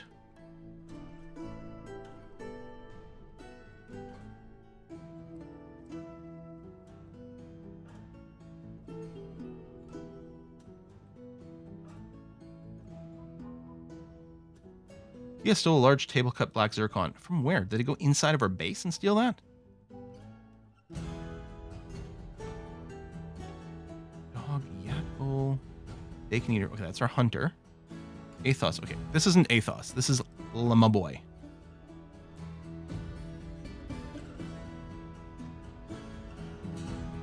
There we go. A dingo! A dingo was trying to eat our baby! Oh my god. Okay. Well, that is pretty serious business. So treatment. Yeah, need cleaning, need sutures. Yeah, we don't have anything for that. Thoughts and prayers? That helps, right? That gets the job done. That's the same as giving people medicine. Oof, this is a little rough here. I'm going to go ahead and dig this out. Get ready for our soap making. And then over here, yeah, we're good too. Okay, let's go and set up So this is going to be our log stockpile.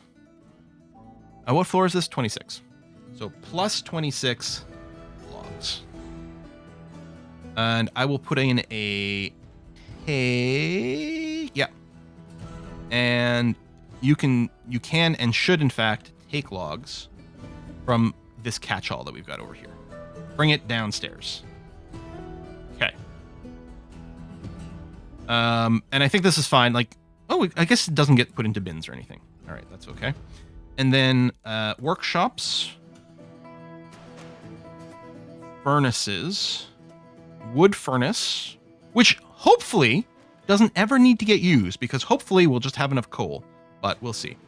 And then an ashery, and then I might leave this empty. And I will go and put the carpenter's workshops on the bottom. I'm just going to build one right now because that's really all we need. But we're going to get this set up. Oh, I didn't actually set it. I set it to none. And then this, okay, that didn't change, but yeah. There, reset it to actual wood because it didn't have anything yet. So that should yoink the wood down here. And then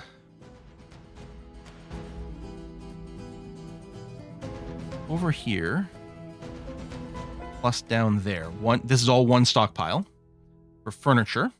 Now I'm going to not stone, not metal, not anything other than wood. There we go. Again, we're on floor 26.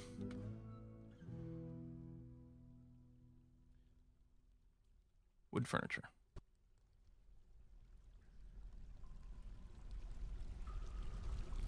And here, I'll do a little catch thing for the charcoal. So it's a bars and block, but really a custom one. Plus 26 charcoal. With, I'm going to put no bins. This is just a catch, and then we're going to move, and then I don't want the bins screwing up with some of the hauling. Set this to none. Go to bars of coal. There we go. And then same thing right here. This is plus 26 ash. Custom ash is, yes, they don't search this here. Bars. It's bars of ash, right? Yes. I mean, we could enable all these, even though I don't know if we produce them all here. I don't remember what we do in the ashery.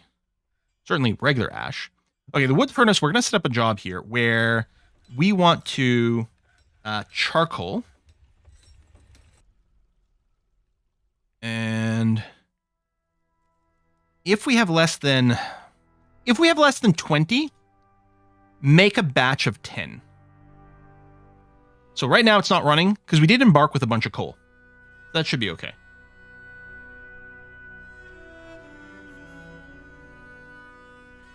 Oh, are you wheelbarrowing? No, okay. Oh, no, you're wheelbarrowing away the stone. Cool, perfect.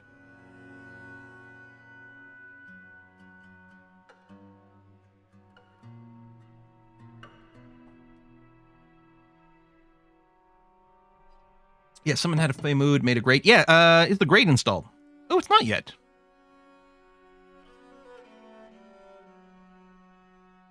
Is it because it's not a wall grate? Hold on, let me go and build it.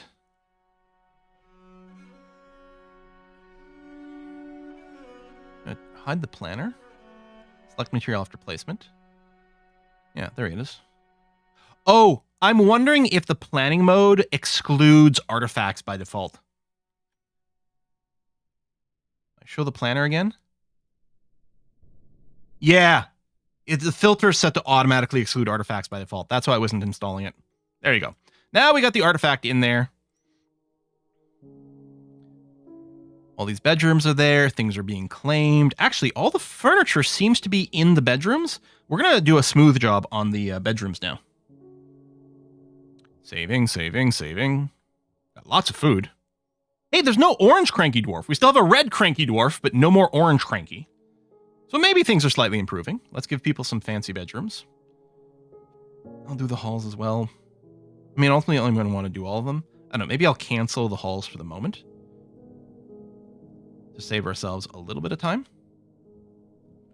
Yeah, I'll probably go and smooth this entire floor in a little bit.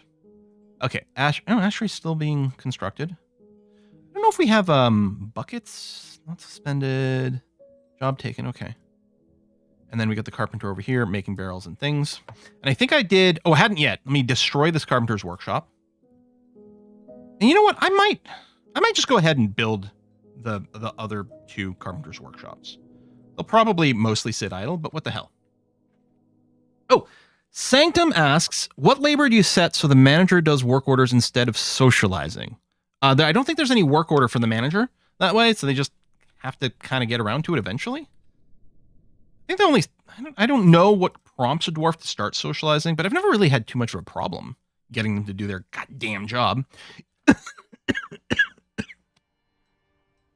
Excuse me, I think I'm dying. I just thought, you know what would also go well on the stone floor, but like across the way over here, because it's related but different. How about we set up our jewelry stuff over here? Our jewelry cutting. Now, arguably, sometimes I like to set up the jewelry cutting near the mug making, because then we do some encrusting there. But I think for us, we got an invader. This gobbler, this kobold, Bean Kiss. Almost sounds kind of dirty. Yeah, but I think here thematically, I think it fits very nicely that we do the jewelry stuff over here. Whether or not we do the encrusting here, or if it's closer to the crafts dwarf stuff, I don't know. But I think I like that. So let's do another set up like this first, so that matches.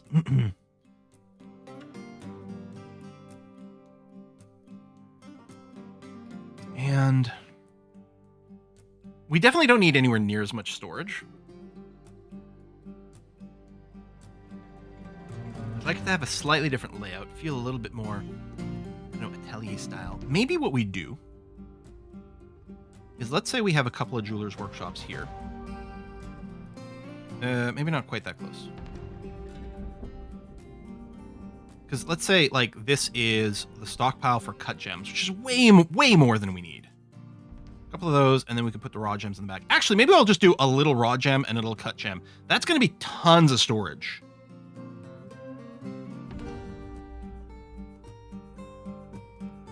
I like this, I think. Yeah, any board games today or Dwarf Fortress 4 hours? I guess I'll probably decide around 3.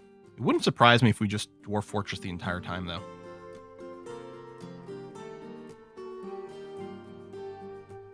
And I do forget that things get stored in the top left corner first. And maybe there's some optimizing we could do about that in some places, because this is obviously further away from the stairs, which is unfortunate, but I don't know.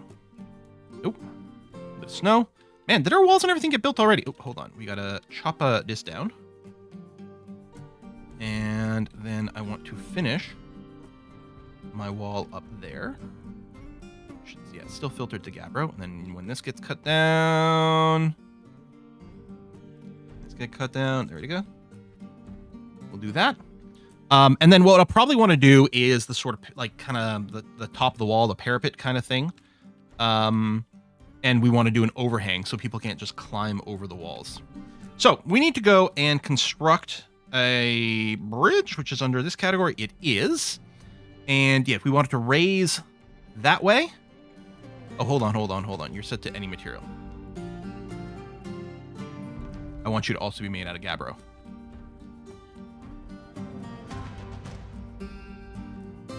Which we're currently out of. That's fine. It's going to be made. So 3x3 bridge that pulls up that way. And then I think I have to get out of it and then go back in. And do a 3x3. It doesn't have to be 3x3. It just always looks good to me. A 3x3 that opens that way. Seals shut. Okay. We have some mechanisms being worked. And maybe what I'll do, just in preparation, let's go and get construct. Ramps are quite good. Working with Gabbro, please. I'm going to get a pair of ramps on each side of these things. I suppose I could have one kind of top and bottom as well. So we've got lots of ways to go and quickly get up these walls if we want to start putting some archers up there. I don't think we've got enough dwarves to really justify a squad right now. We could do a squad of 1. We could just have our 1 hunter The cranky one being a squad of one with a bow because they could defend us. You should keep a pet parakeet in the parapet. Okay, thanks. Should do that. Can you install grates during winter in the water? I think so. I think what is going to happen, and we're going to have to make sure we have everything ready to go and in place. But what I do think is when this winter comes, we can channel down the ice, and then on this bottom floor, and we don't have vision here right now because it's frozen. We do have vision of the brook when it's not frozen, but right now we wouldn't. But we channel down over here, or at least in one place, and then mine the area that's under the wall. Ooh, pause a second. Mine the area that's under the wall. Oh, we don't have a fresh water source in the winter. And then install grates in there to block anyone from swimming down. As I say, this is this dwarf over here. So, my boy over here. When you are in the hospital, you need water. You can't be fed beer, which seems wrong to me. But yeah, we don't currently have a source of water. I don't really want to dig down to one of the cavern levels right now because we're really not set to defend ourselves from any garbage that might be down there. Yeah, why not start now? Just because I don't have the grates ready is the only reason. And I don't know how much time. If it's only early winter, probably what we'll try to do is plan for next winter. So how many would we need? Well, I don't know exactly how many tiles of water there in here. Probably 4, could be 3, could be up to 5. So let's assume we need 5 grates over here. And then same thing, let's assume the worst case scenario, 1, 2, 3, 4, 5, 6, 7. So let's say we need 12 grates. And I might go and get a few spares out of pure paranoia. Let's queue up a job for 15 stone grates. Rock grate? Rock grate. And yeah, I'm going to ask for a one-time job of 15. There. Take what you need and double it. Oh, it's the NASA way of doing things. Yeah. And hey, it works. Bridges are coming together. So we're still clearly making more blocks, which is fine. We should have plenty of gabbro in storage over here, and we do. Joris J. Weaponsmith withdraws from society. Unfortunately, I don't have a weapons maker workshop. Oh, Moody Dwarf can't find needed workshop. Hold on. Stop the presses. Oh, we might need to very quickly get our metal industry up and running. Which I want to do 1 Z level down, like right here. But I want to think about the shape. So what I'm going to do is these areas over here where we vacated some stuff, let's quickly make sure we've got a bit of a metals industry ready to go. So we're going to get a... the wood furnace is started, which is good. We're going to get a smelter.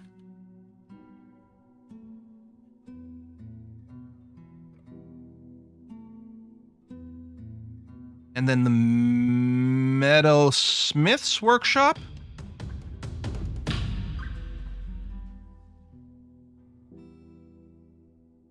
And yeah, so, I mean, we've got coal. So we're not even needing to produce any here. Oh, the ashery. We're going to add a job. Ash. I think it's make ash. Only like 1 a day. Like, it's not a very fast job. If we have less than 10 and we've got at least, say, 20 logs, then make 1. If we've got less than 10 ash, make an ash. Put it in a hole. Okay. Over here, I'm going to make a task, which is to smelt hematite, which we've got.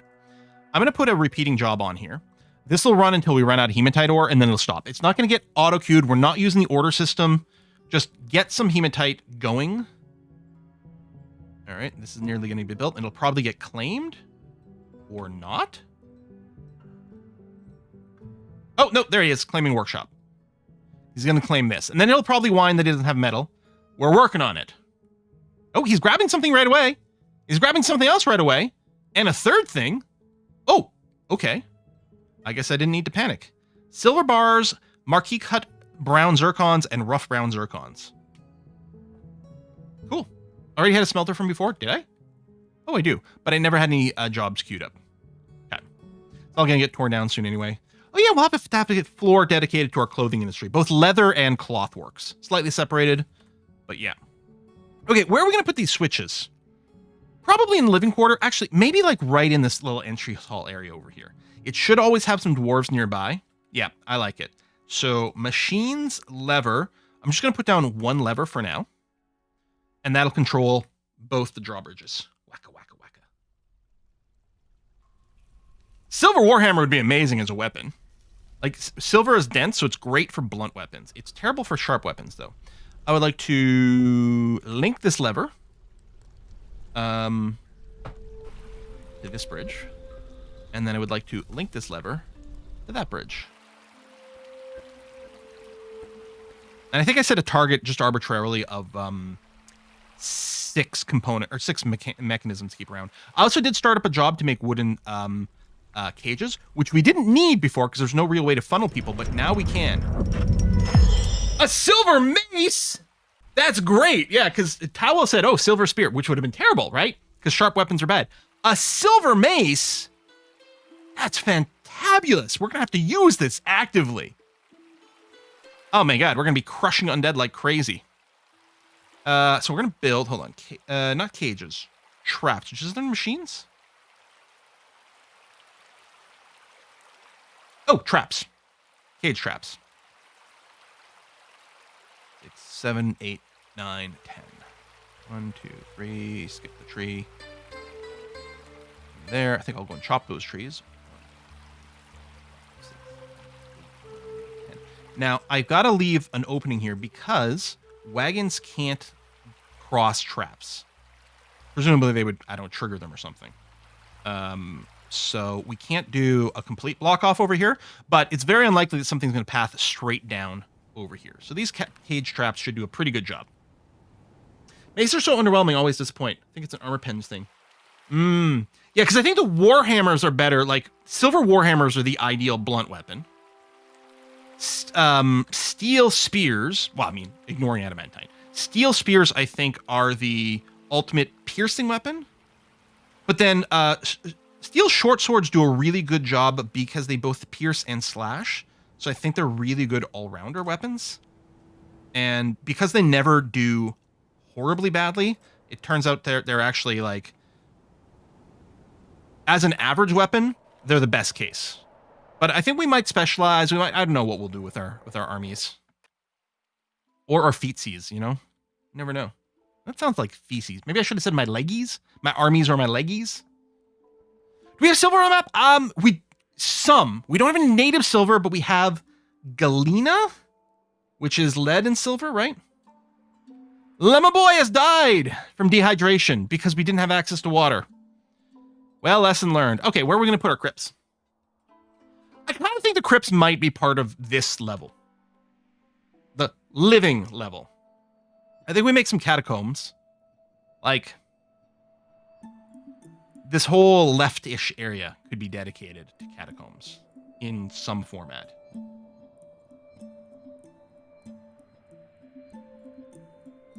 I don't know exactly what, although what I think I might do. And I don't remember. Do we still have to do the individual room thing? I think with just the vanilla things, you do individual rooms. That's the easiest way to paint a bunch of tombs. I think DF Hack might have a helper to make the tomb thing less stupid.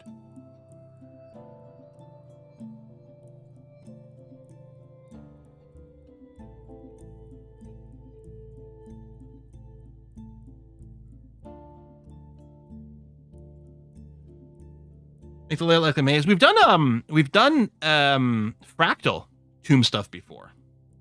I don't remember.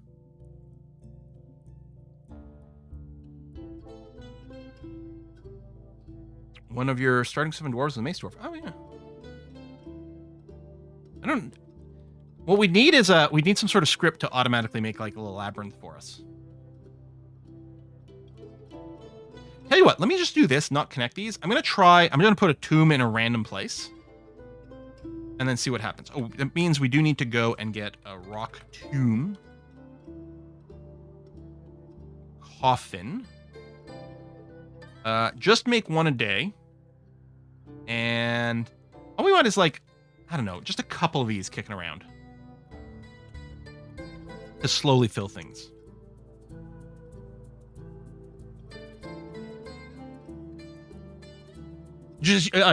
Thullen says they just use auto-engrave slab and dump the corpses. You can pre-place slabs and then DF Hack tags engraved only. I do really like that a lot. The DF Hack engraving makes life so much less sucky and stupid. Okay, I'm really, really hoping we get a migrant wave this time. Because I'm designing a fortress that's ready for lots of dwarves. And maybe that's going to come bite us in the behind. Maybe we should be designing a fortress that's meant for very few dwarves. But... oh, you know what? That's not a bad idea. We should prep. We should just prep rock slabs and keep some around all the time. And again, make one a day.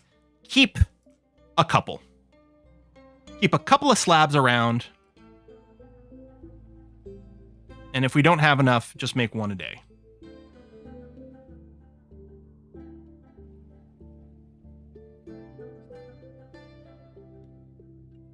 They do tombs around the stairwells, so as people enter the fort, they walk past the ancestors. I do like that, rather than hiding the corpses. Ooh, what is this? Is that more? Oh, that's tetrahedrite. Right, we can get some silver from this as well. So between the galena and the tetrahedrite, we will get a trickle of silver in. Not going to be sure if it's going to be dependable enough to base an entire economy on. But maybe enough to make a bunch of weapons. Are there mods for Dwarf Fortress? For instance, I find the fact that one farm 5x5 can feed 20 plus dwarves questionable. I mean, there are lots of mods available in the workshop. I don't use any. The only additional tool I use, which isn't technically a mod, but sort of in the department, is DF Hack. Mostly to help with some automations and stuff and be less annoying. All right, this is all hooked up. Good. So now whenever we need to, we can go and seal ourselves in. Dwarves, well, our hunter's spending a lot of time outside, of course, and some of our dwarves might still be going and picking some plants from the surface from when I designated that. You want to make Dwarf Fortress even harder. I mean, the farming is pretty easy, although farming is really time consuming with all the hauling. Like, the amount of food they need isn't much. So we might mine out this this hematite over here as well, too. But that might be okay. I don't know. Tetrahedrite. But yeah, we'll put some catacombs way over there. Yeah, mine out the veins. Yeah, we might do exactly that. I'm not rushing yet because we're not set up. We don't have the dwarves really the capacity to handle it. Okay, so I'm gonna go and ask for a burial thing over here. So it hasn't been built yet. That's why it's got the clock, but it's in our queue. Presumably these are being processed. Are they? Not been validated by a manager. Longstrider, what are you up to? You're making bone bolts right now.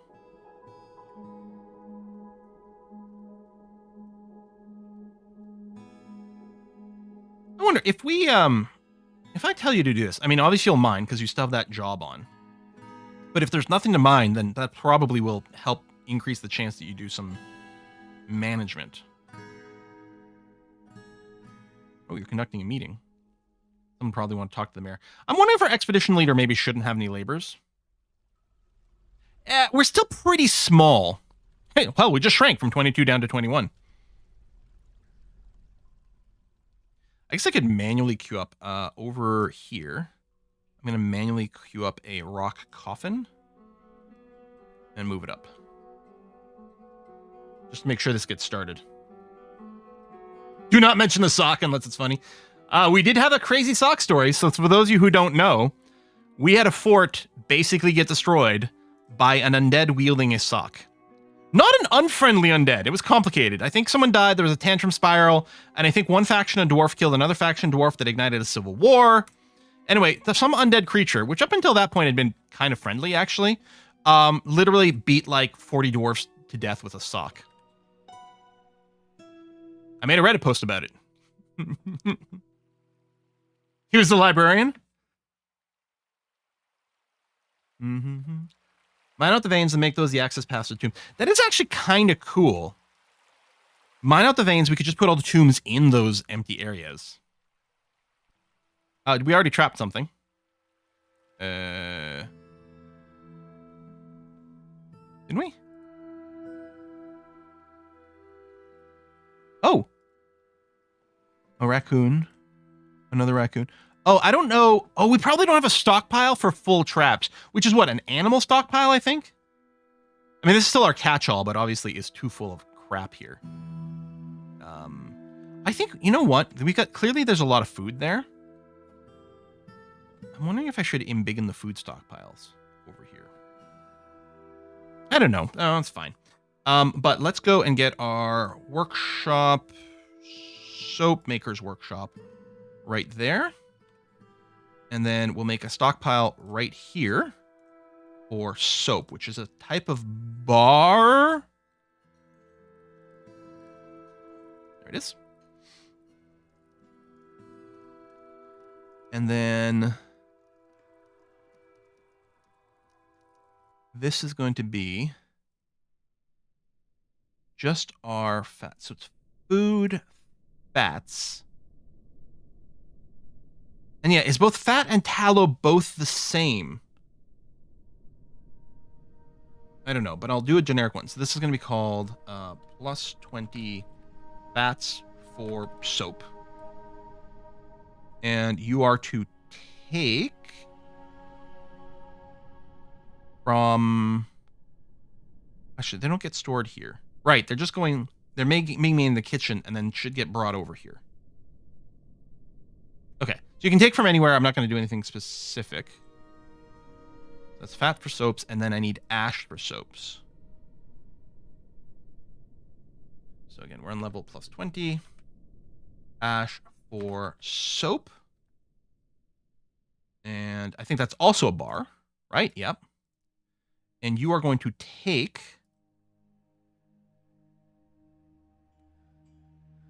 Hang on. My keyboard input is locked. There you go. No, you're still in that mode. Okay, let's try this again. There. You're going to take you from here. So ash is going to get produced here and then get brought down.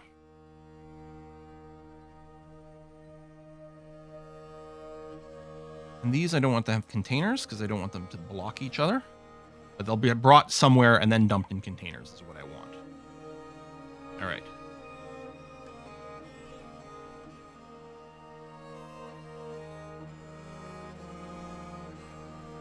If you type in the search bar, you can then click all or none. It'll only apply. Wait, really? Hold on. So over here with my fats. That's not where I'm going. You're saying if I type tallow... Oh. Fats category. Oh, okay. First, hold on. Let me none this one. Then type in tallow. So you're saying if I hit all, it's only going to click the ones that are visible right now? Oh, that is huge! Oh, thank you. That is so helpful. So I think what we could probably do over here in the food... what else do we do with just the fat as opposed to the tallow? I mean, you can cook it. Is there a second use for fat? I'm thinking what I'll do is I'll allow the fat in our raw food stuff, but the tallow will just go over here. Oh, yes, we need lye. That was the other thing. Hold on. So what I need to do... So I thought there were 3 things. Erase, trim this, accept. So this is going to be... plus 20 lye for soap.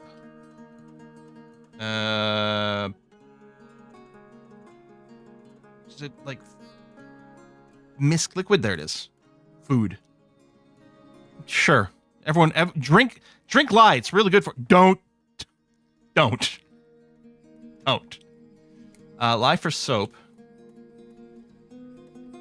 So, I could even set up a separate ash. There's not much point. What we need to do is set a job over here for lye. Make lye. Slow trickle. 1 per day.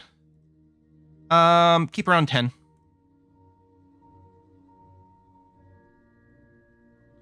Do a job if we've got at least a couple of ash and a couple of empty buckets.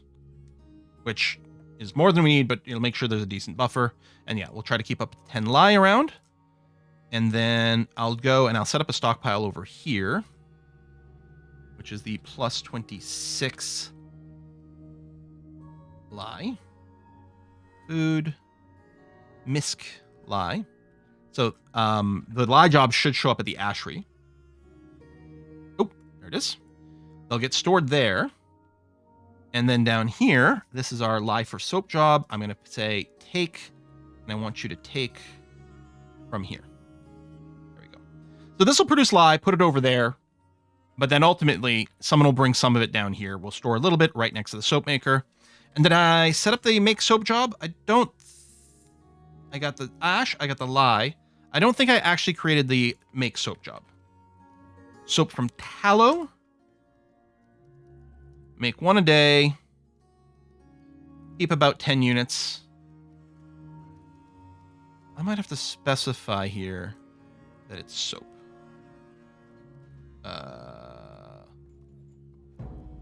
Type?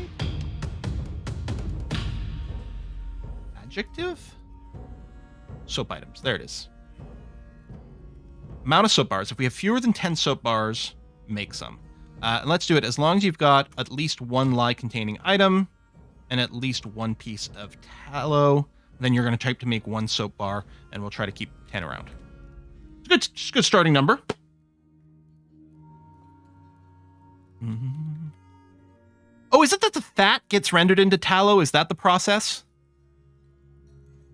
That might be it, right? Is that what you're saying, Kin? Maybe that's it. Okay.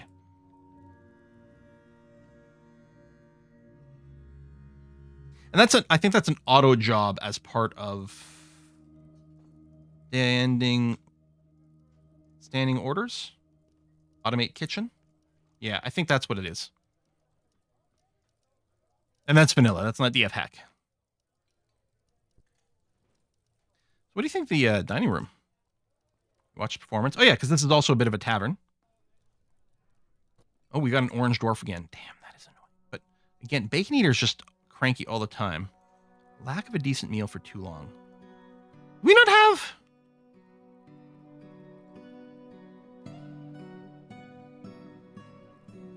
You know what would help? Shut up. You know what would be really helpful? If we actually started to cook some meals. I think we're just going to go right to fine meals. Nice middle ground. And yeah, cook up to 10 a day. If we have fewer than 100 prepared meals, which does create a lot of wealth, that's fine. If we have that, and I'm not going to put any limits over here on the inputs because I kind of want complaints if there's something missing. We're going to try to maintain 100 meals.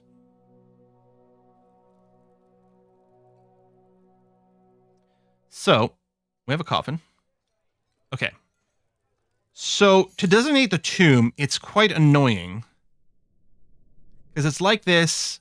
If you want to do the multi, yeah, see, it doesn't want it because it's not enclosed. Now, so what we were doing, and this didn't used to be a problem before, because again, the way rooms used to get made is you'd click on a piece of furniture and then create a room from that. And it was also really easy for us to just set up a macro, which is built into the game, to do this in bulk. The easiest way to do a whole bunch of tombs is to use the zone and do this and select them all with multi and make it be a bunch of independent tombs. But it doesn't do it if it's not enclosed, which is annoying. EF hack to make tombs. Burial is the command. Okay, because I'd search for tomb and things like that. There's a burial command, which I think makes this less annoying. Yeah, create a 1x1 tomb zone for each built coffin that isn't already in the zone. There it is. So it's exactly the same as if I was manually doing a 1x1 without using the paint command, or without using the multi command, but using paint, but doing each one individually, which, no, I don't want that. Tomb designated for burial of citizens, pets only, automatic burial disabled for both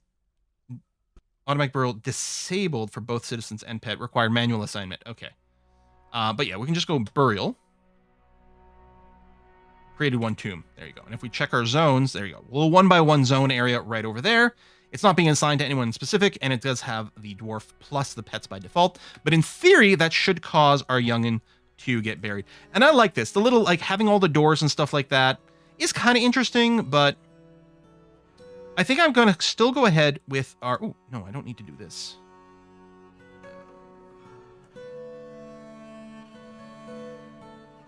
I can just do this. I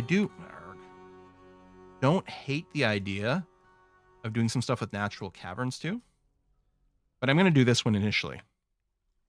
And then we'll go and put some burial tombs in. We'll put some coffins in all one of those, and then we'll run the burial command to create the zones. Oh, someone was coming, although that might have just been a miner. I don't know if that's someone coming to actually entomb anyone. No.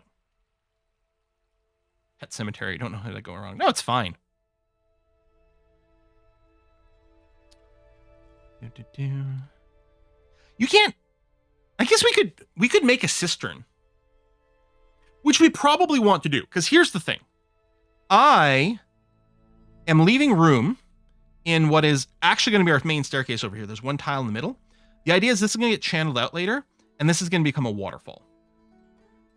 So I want a cistern to store water for this waterfall that can operate through the winter, for example. And we can also use that as a water source. I think as long as the water's not on the surface, I don't think it'll freeze. So we might want to do that sooner rather than later. Now, of course, the other way to get water is through the caves.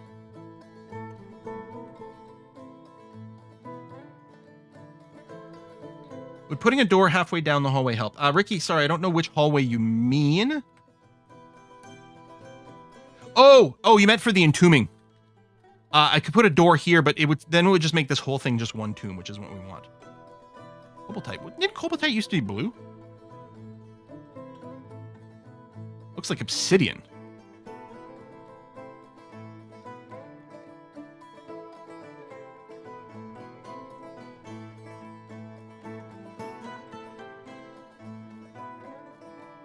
Get those going. And that'll be ready for later.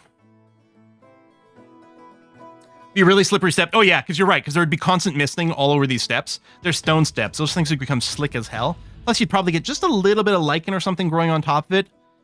A little slime layer that would just make it so slippery. All right, I'm hoping for a big migrant wave here. Okay, oh, and we got tons more blocks. I guess I still want them up here, actually, because we do want to do the next step of construction. We do have our little ramps going on.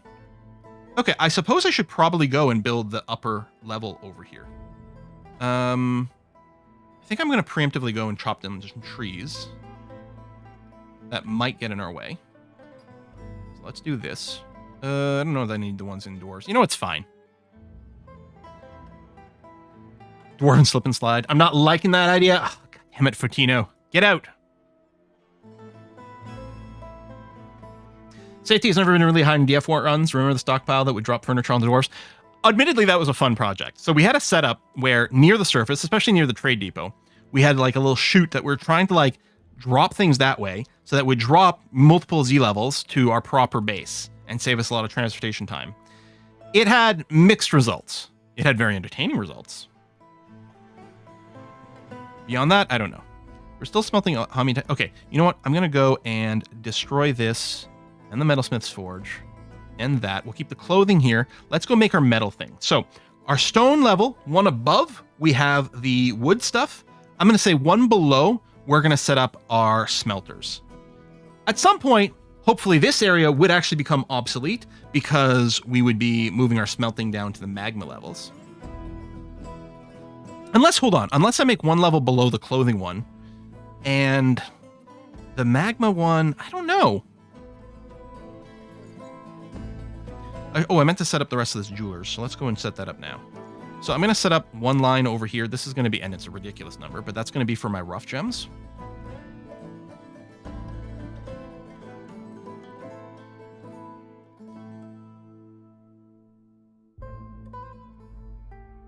Okay. And then I'm going to set up another one here for my cut gems.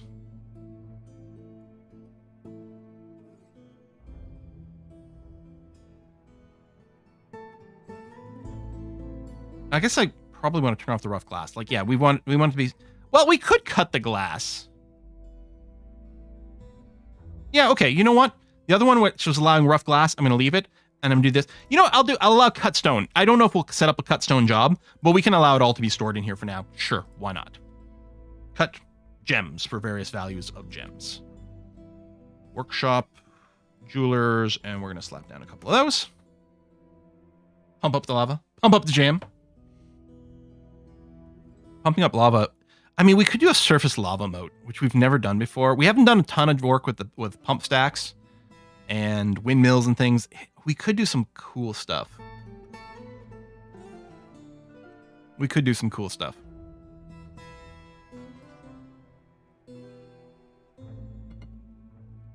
Would it harden in winter? That's a great question, and I don't know.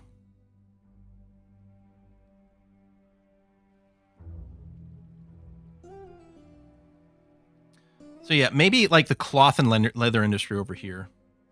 And maybe in preparation for the fact that we are going to go maybe a little deeper for the metals, maybe I go 5 Z levels lower. So at level 15, and we do the metalworks over here.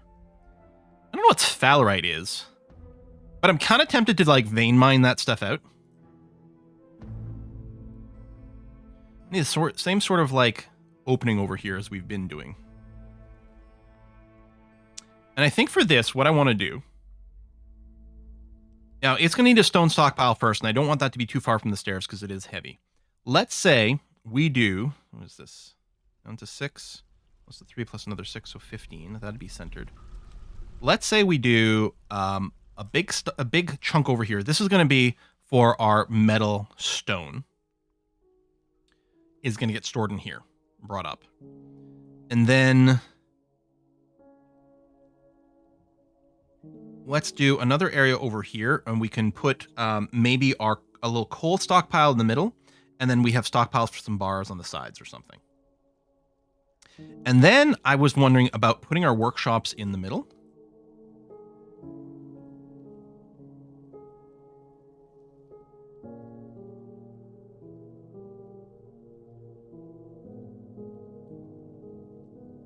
And then off of this, having a stockpile for, like, I don't know, metal furniture, metal finished goods, and then a stockpile for weapons and armor. Hey, Quill, pay attention. And the weapons and armor, we might not even want to bin, because that can cause issues when you're trying to equip people because they get in each other's way. So these, we might want them to have binless ones. We could have a bin of weapons. You know what? I'm going to extend this over here. We could have a bin of weapons and armor, like up on the top in our barracks or something like that. But I think these should be unbinned, so they need a fair amount of space. Looks like a sword. It sort of looks like one of those swords with like the extra separate blades added in. Like giant razor blades as opposed to a proper sword edge. Vibro sword. Mm-hmm.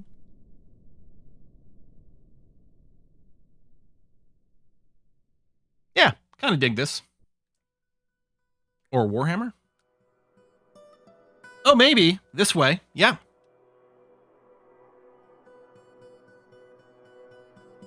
Yeah, this dwarf has been cranky from the start. And yeah, we didn't have any meals being made. That was one of the things they were complaining about, but they were complaining about lots of stuff. They were really bitter that one time they went to have a drink and there wasn't a cup available. And they've just never given it up.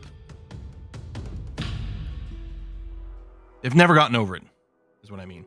Let's hotkey this level to Metalworks. Nickname them Happy. And Phyllite, we can start making some Phyllite stone too. The job to make blocks is still mostly doing Gabbro, which I guess is still fine. Oh, go back to the surface, actually. Hold on. I want to queue up some works here. So what I want to do is I want to constructify some floors out of Gabbro. And I want to overhang by like 2 tiles, maybe?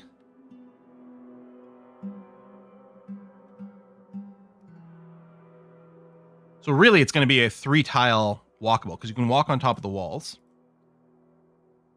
Although, I do have to make sure to do this, because you can walk on the walls, but you can't walk on these little gaps where the bridge is. So if we do this, we'll have a 3-tile wide thing.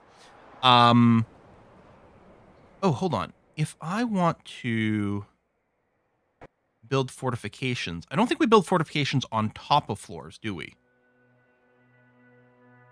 As long as there is a floor, we can put a fortification here, and that will be legal. Yeah, okay. I think the mass removal will remove designations. Next, built and planned.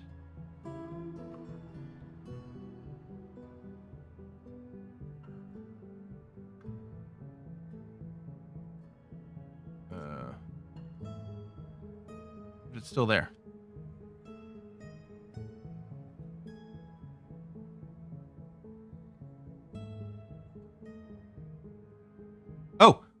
It's not a building, it's a construction. There it is. Okay. Good. Because we'll just end up with a 2-tile wide floor that we can work on. Let me put this back just to make sure that's not like that normally. And then I want to go build, construction, fortification. Oh, are we going to have the weird issue where the corners don't get built? I think so. Okay, that's fine. We can intentionally leave a gap.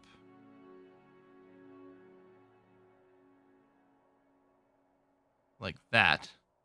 Temporarily build a floor.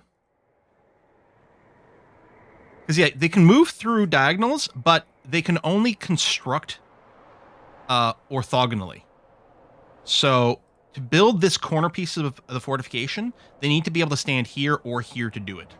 So we need to temporarily build a piece of floor here, make sure these corners get built, and then we can replace those extra little bits. Unless something has changed. And yes, the dirt road, or probably I'll do paved roads, actually, just to stop tree growth from nearby. Kind of think we'll probably use that. So what's the difference between floors and roads? Floors can hang in mid-air. Roads cannot. But roads, you need much fewer blocks to cover a larger area.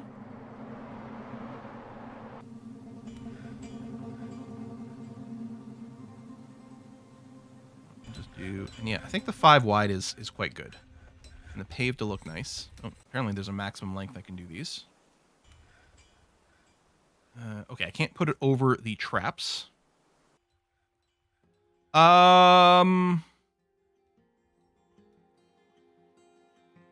We might have to put floor around the river. Or not care about it. Right? I can just do this with the roads. I mean, I can floor over this now, but I suspect when the river thaws, stuff will collapse. Which might be perfectly fine. I don't know. Oh, that's not big enough.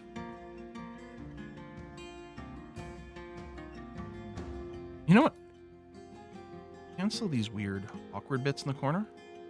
I'm going to go and wait until the river is melted, and then maybe I can just box select, or I can see, because I'm not sure what of the snowy area here. I don't know how much of it is over the river versus not. And same thing over here. Actually, there's a little bit of...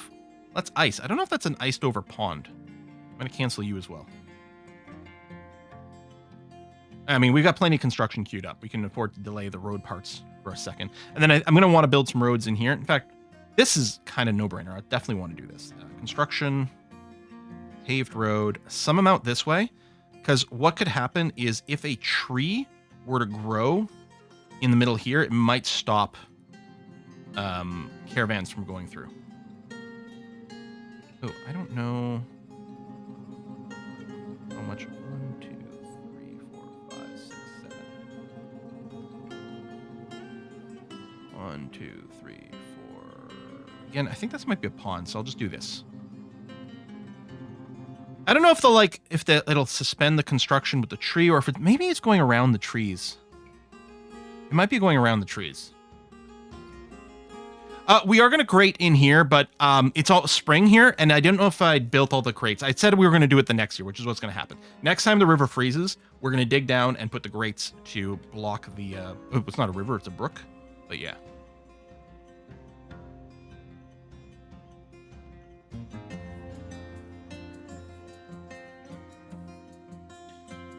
That's fine.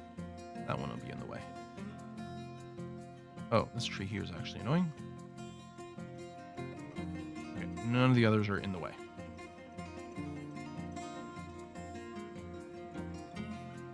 It's possible all the grates are done, and I could have done it, a little sooner. And it's possible I still have time now, but I don't want dwarves operating on here when the river starts to, or the brook starts to flow. Just in case. All right, stone here's looking good. All right, this is all dug out. Great. So let's go and set up our plan. Now, what I might want to do is have, so this is our rock storage. Well, specifically for metal ores. What I might want to do is subdivide this into storage for specific sub-ores. I don't know if that's going to be required, but so this is plus 15 metal chunks, let's call this. And then say stockpile here. This is specifically just going to be for coal.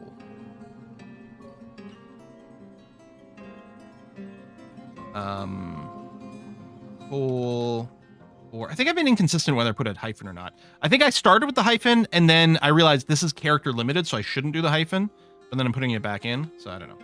Metal works. See, we're not gonna have enough anymore. But coal for metal, I guess, is fine. And we might want to put some like grabs in here as well. Like, for example, I might want to grab any coal that ends up being developed here. Charcoal. Ooh, like this. Like that. There you go. Charcoal that gets made here, we'll want to bring it down. And this theoretically shouldn't be running right now because we have lots of coal already, but eventually we'll need that. Okay. And then there's going to be a stockpile here for just like the other metal bars. So as we process metal bars, they can go over there. Plus 15 metal bars. Actually, what I think I'm going to do is extend it over here for a little bit of symmetry. That seems okay. All right. So let's get a pair of smelters and a pair of metal working shops over here. Now, if we're going to do a glass industry, which some people did request this time, because I rarely do it, even though it's awesome. I just never get around to it. We might want to do that, sort of related to this floor. But I think for now, I think so. Yeah. Boom and boom. Oh, Flux, thank you. I was like, I feel like I'm forgetting something. And I am. Let's do... That's not working. Let's do that. Do this, except... So, this is stone. Economic. I don't think all of this is flux. And at some point we're gonna need a place that also processes any like lignite or bituminous coal if we find any, which we haven't yet. We've got marble, which is one of the flux stones. Chalk, dolomite, limestone. I mean, maybe all these are. I'm not sure. I guess I could just allow all economic stone over here, and we can always sort some things out. But the idea is this is going to be for the flux stone. Flux chunks, which isn't entirely accurate. At the very least, I will go and remove the two things that I know are not flux. Does marble have the value for its beauty? I don't think so. I think it's got a little bit. It's got a little bit more value, which does get calculated in. But I don't think, unlike RimWorld, marble doesn't have. I'm still hoping that it's just because the merchant caravan hasn't made it back to the mountain home. But they could be getting ambushed. But yeah, anyway, with the marble, like I don't think we need the extra value part of it. Ooh, let's store some extra wheelbarrows in here. Let's store like 3 and 3. Just to make sure there's not too much competition for the wheelbarrows. I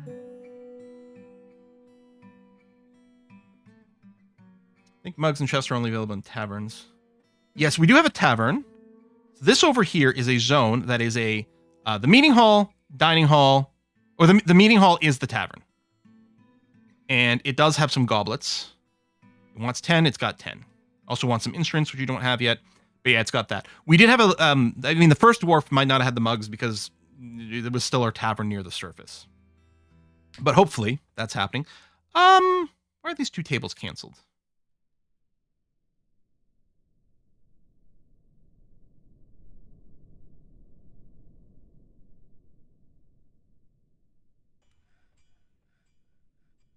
I don't know why. I think I have an automated thing for wheelbarrows. I might be wrong. Yes. Wooden wheelbarrow. I try to make 1 wooden wheelbarrow a day. And this is 2 stored wheelbarrows. These are wheelbarrows that aren't assigned to stockpiles. We keep 2 unassigned wheelbarrows around at all time.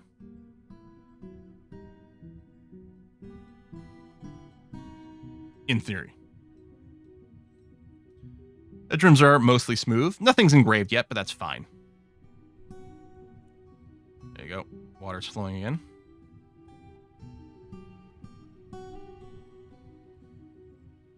used all our blocks, so that's restarting, which is fine.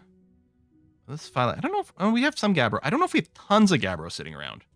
Now, at some point, we might just want to excavate some of these floors to get lots of material. And if I'm going to do that, what I might want to do is excavate one of the floors above or below the living area. Actually, maybe I want to do the one below because there's a bunch of marble here too, and probably steel. Yondar, thanks for the gift subs. I don't think I'm audibly hearing the alerts, although it could be because my own personal volume was set a little low. Well, thank you for that.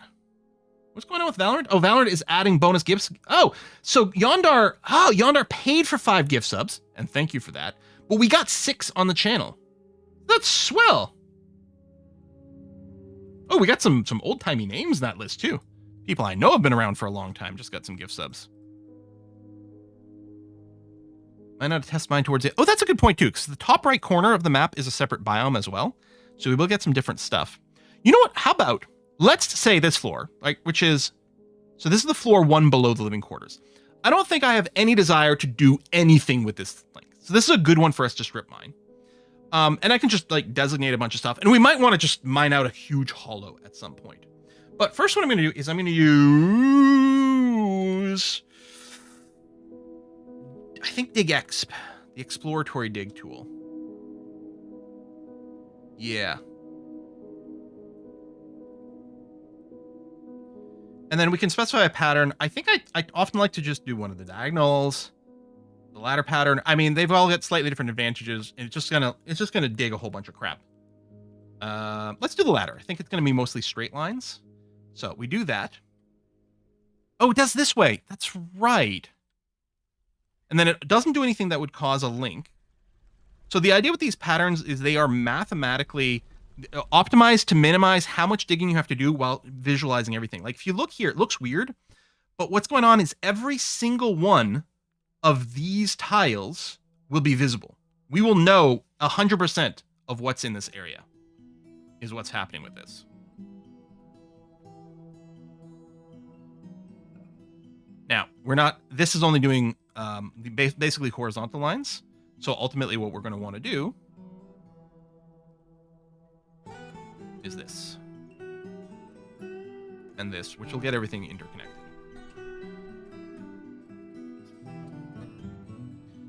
So we'll get marble. Yeah, the fact that there's so much marble here, I suspect we'll probably just do a huge rectangle in this area to get a ton of marble.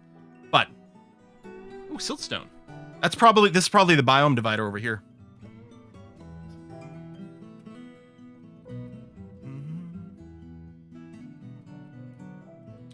Oh, sorry, I missed a question from N1313. Why in Dwarf Fortress standing orders are usually defined in terms of do X per day until N, as opposed to just work on that until N? Yeah, so it's because the jobs are only processed like so often. Like the ideal for all of our work orders would be to say, like, make one at a time until we hit our target. But it only repeats this daily. So you can see here, restart if completed, conditions checked daily. So this will make at most, even if we set the target here to like 90,000 lie, it would still every day, it would say, oh, well, we have less than 90,000 lie, so it'll queue up the job, but it'll only queue up the job to do one. And Dwarf Fortress doesn't instantly refresh it. It's the nature of how the orders are handled and the way the manager works. It doesn't instantly refresh it. So yeah, that's what it comes down to. So what we're telling it is how much to batch. I could do something like, if there's not at least one lie, make 1,000 lie. And that is a way you can go as well, but would be kind of bursty. So yeah, it's not quite, it's not as instantaneous as what you see in RimWorld, but RimWorld's a smaller scale game, and they just work it in different ways. Does it stop before it hit the map edge? I'm not sure. I think maybe. I'm not certain about the exploration. For all I know, it is actually hitting the map edge. Well, it's not the dumping edge, although, you know, you can't dig out this last tile no matter what. You can cut an engraving into it, and that would allow things to flow out of the map. But I don't think we can actually go and cut an opening in the map edge, unlike the caverns. Longstrider, hey, look at this. Our Our expedition leader is giving some gift subs. Thank you very much, Longstrider. And yeah, it turns out I just have my volume too low, so I can actually hear the alerts properly. I shouldn't affect the volume of you guys. It was just my own speakers.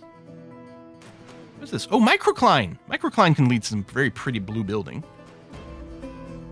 I'm a little surprised. So I was really expecting, because again, the veins I think are mostly 3D-ish. But you know what I'm realizing? This marble layer is probably at a division line of rock types. There's probably no metal there. There's probably hematite the level above. So we probably also want to do exploratory digging on this side just to find the hematite.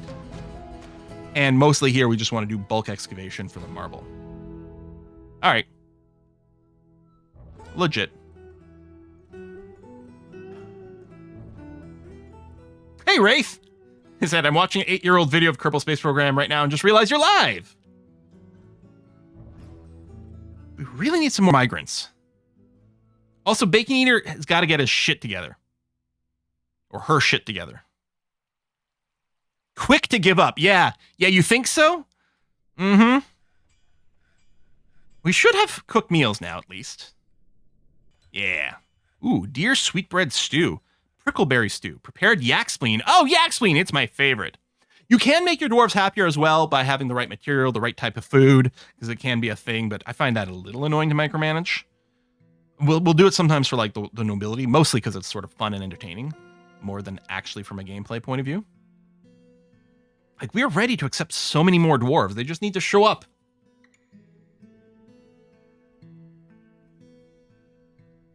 Here, we'll get these burl things zoned as is. We'll still have some more to do. And yeah, we'll do a similar thing with slabs too. We don't need it. Are you just eating? Oh, okay. Prepared mountain goat lung. Delicious. Feel affection after interacting with a pet. Content dining in. Okay, so this is only a good dining room. We could go and do the engraves. Again, even without high skill, we should be okay. I don't know what our best engraver is. Competent. Nuclear Raisin, the competent engraver. We could have you practice. We could engrave the bedrooms. How come this isn't being smoothed? Is the bed in the way? No, they're just probably just between jobs.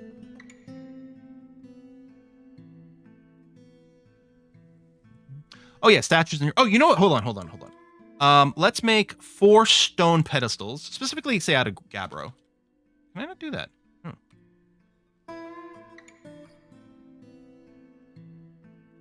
Is it rock? Like, some things are stone and some things are rock, right? Like, I'm not crazy. Well, I might be. Let's ask for 4 of those.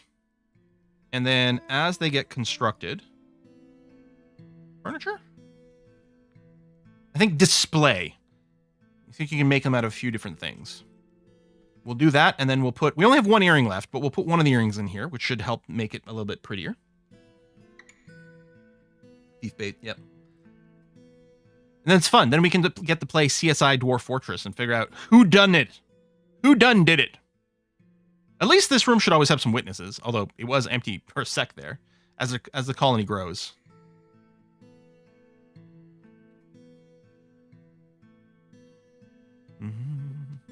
Yeah, most of these are on hold. Like, these are not in queued over here because we've reached our limits, so that's great. We're still making various bolts because we constantly hunt. But yeah, we've really caught up on our stuff. They're the cut gems. We try to keep... Oh yeah, if we have 10... if we have more than 10 rough gems, we just cut gems constantly. We keep a few rough ones around because strange moods sometimes want rough gems, so we don't actually want to cut all of them.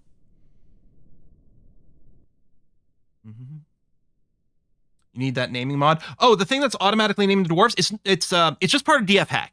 DF Hack has a tool called AutoNick, and it just reads from a text file, and it's like, "Hey, Logan, thank you very much, deeply and greedily. Thank you. You're helping to pay off the new audio equipment setup. It's much appreciated, Logan. It's really appreciated right now. Aye, what an annoying and unexpected expense replacing my audio rig." And admittedly, I sort of overkilled on this one, but this Yamaha one is supposed to be really high quality and hopefully won't crap out on us like the last one. Might help that it's got a power switch. That was one of the things with my other audio mixer. It doesn't actually have an audio switch. To depower it, you just had to, like, unplug it, which didn't feel particularly good either. And then it would it would lose the USB thing all the time. The off situation on this Yamaha audio mixer is actually called a standby. So if I power off the board, I don't actually hear the USB like bloop bloop bloop sound because it's still kind of technically, 3 invaders. It's technically alive for the purpose of like Windows and stuff like that. But yeah, hopefully it'll make everything last longer. I think. Are you chasing? Oh, you're on hunt duty. You're still scaring away the 3 thieves, so that's good.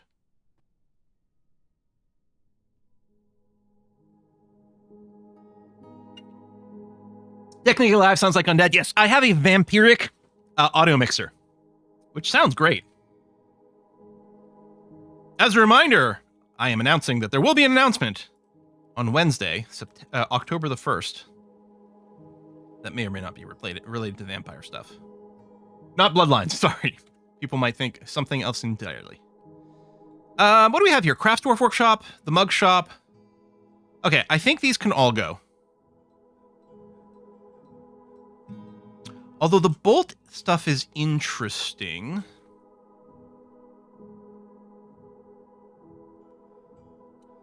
The bolt is, I wonder, are these generics? Can use at each shop, yeah. Hey, what I'm gonna do, I'm gonna remove these bolt jobs.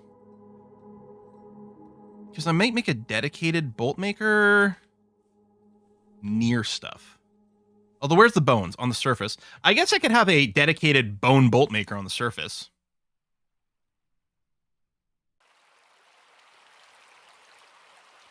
I honestly don't hate it. First, let me go and expand this. Sort of square it off. Actually, I'm going to trim this back. And trim this back. Okay, that's our refuse / corpse stockpile place. And then I'm going to expand our little structure over here. Although I gotta make sure not to do the vent. Maybe I should move the vent to the side. Because I was expand over here. Yeah, let me do that. We need to remove that construction, and then I'll put a fortification there instead. A human caravan. I wonder if they're going to be glitched again. And remove, remove this fortification, because it's going to become a proper wall. Bone? Bone?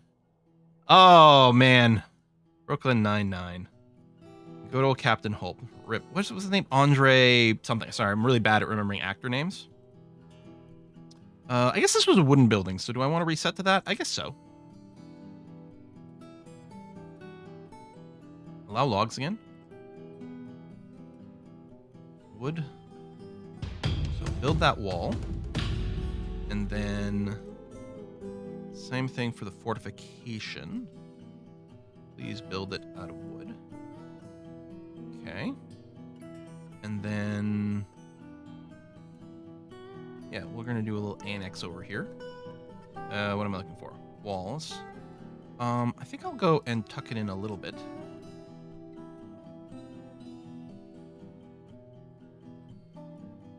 Okay. Oh, right, you won't let me put the doors until it's in place. So then I'm going to go and set up a new craft store workshop.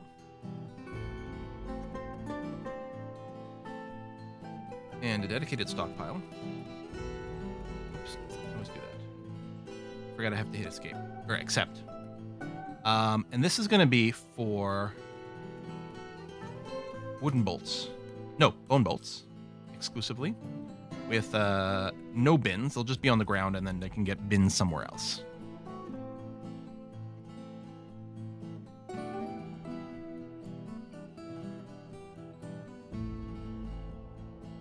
So this craft workshop is not going to allow any general orders. It's going to have its own specialized orders, which is just to make bone bolts. That's its entire job, is to make bone bolts.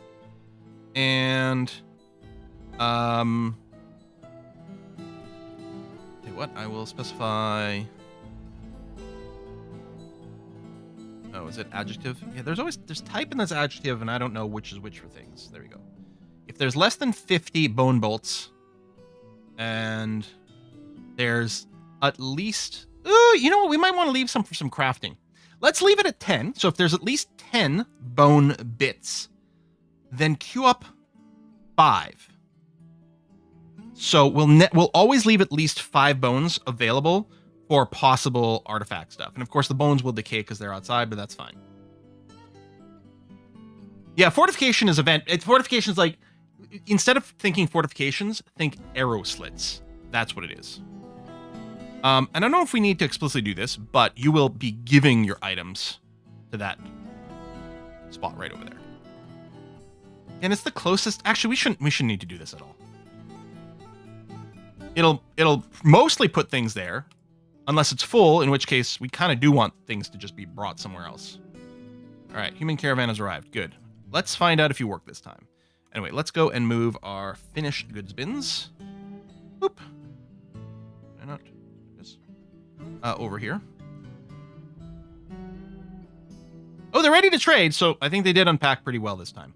Let's go and put a ceiling on top of this. Construction floor. Out of wood, please. Boom, and cover the door, too.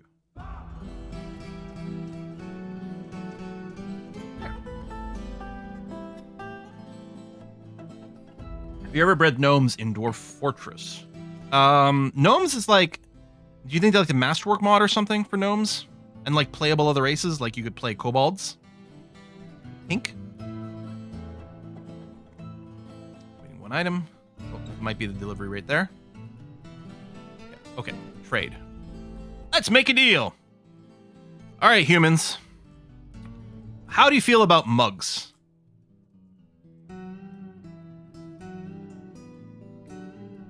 So we're offering up 4,400 dwarf bucks worth of mugs. Silver, pewter, tourmaline, blocks. Hey, I can scroll this time. You know what? We can get these rough glass gems. That's fine. Calcite. I don't know if we need that. Actually, let's buy some ropes because it's quite convenient to get that started. We should really get our cloth industry going soon, too. You know what? We'll take the water skins to be ready for our army. And our leggies. We got instrument stuff, which, okay, I don't know. Some of these have to be installed. Some of these can be played. We have to go and check to see what these instruments are because we could use some for our pub. I'm assuming that's what these are. Tell you what, we'll get a Dixil, a beer, and a Cars. And a Tika.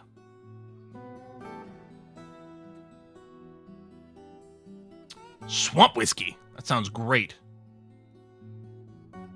Here, let's get a couple of barrels of swamp whiskey. I don't know if Cool Man's in chat. I know it's not sewer brew. Here, rye beer, radish wine.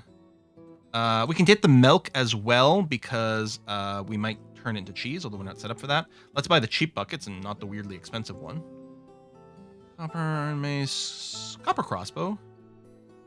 We'll get a bronze pick for maybe some extra mining.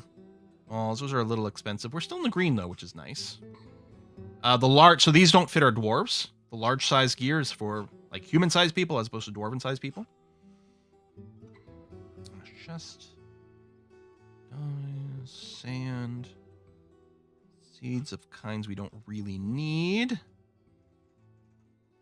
We can collect our own sand. Bolts, crowns. I don't think we need more meat or fish. I guess we could take various plant stuff to brew, but I don't think it's necessary. Here, we'll get this threads and stuff. We can always just make our own quivers if we decide to go that way.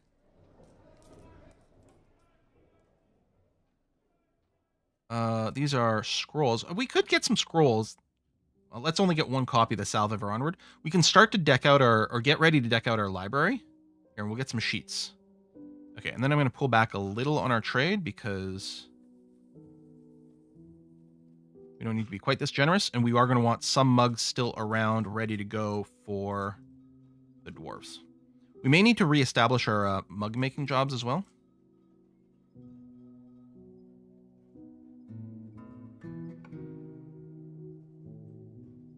Just kind of getting it to the point where the trader profit is on the cusp of green and yellow. They'll say yes to yellow. I think green is like guaranteed. It's like overly generous, but who cares? You can start encrusting these mugs as well for money. Oh, there we go. Hang on. Where's the green? There it is. All right. So we'll just trade this. Yep. Looks good. We don't need our trader anymore. That's fine. Okay. Okay, yeah, you're the rock mug one, and you don't allow general orders, and you do have your constant rock mug thing. Okay, so mugs are being made constantly, which is great. I could temporarily ask for a bunch of mugs to be made in bulk so that we can catch up and make sure we've got lots of trade with the dwarves. I might do that. I'm going to go and add an extra job in here for rock mug. And I'm just going to ask for a bulk job of like 100. And that'll run on this Crafts Dwarf workshop because it accepts general orders, and that's fine. They'll both start going.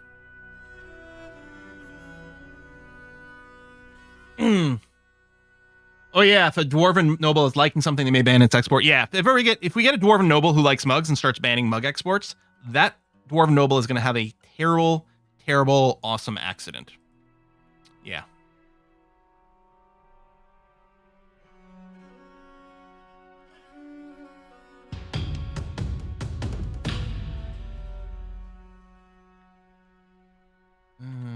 Oh yeah, over here. Diggy, diggy, diggy. Well, I think we're going to be making a bunch of stuff out of microcline soon.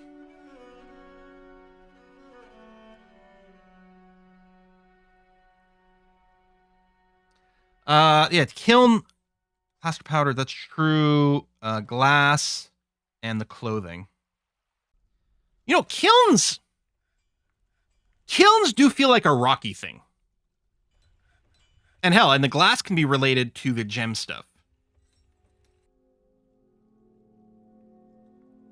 So we should do some killing in the name of. I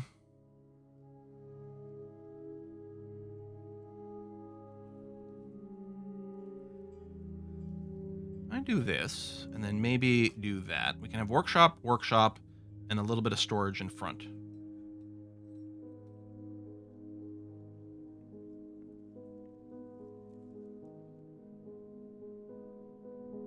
I'm going to erase this too. You know, just for some sandbags, some clay maybe.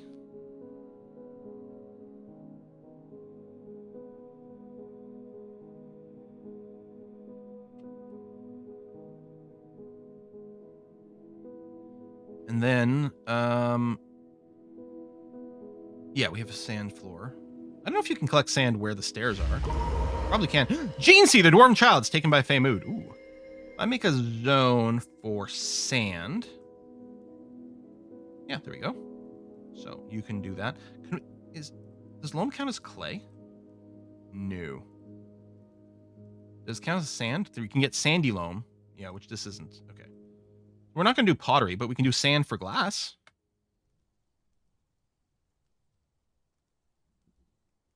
Crafts Dwarf Workshop, right over here.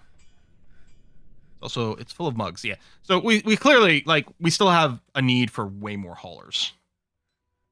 That's why we need a migrant wave.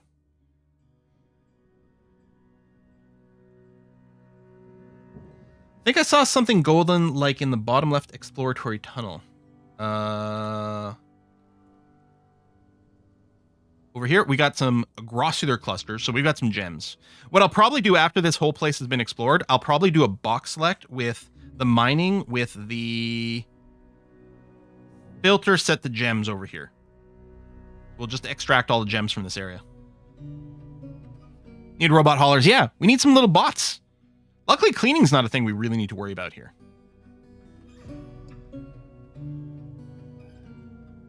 Merchants will be leaving soon. That's fine.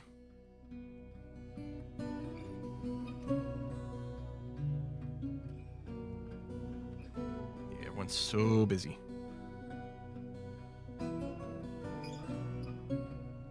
What are you gonna do?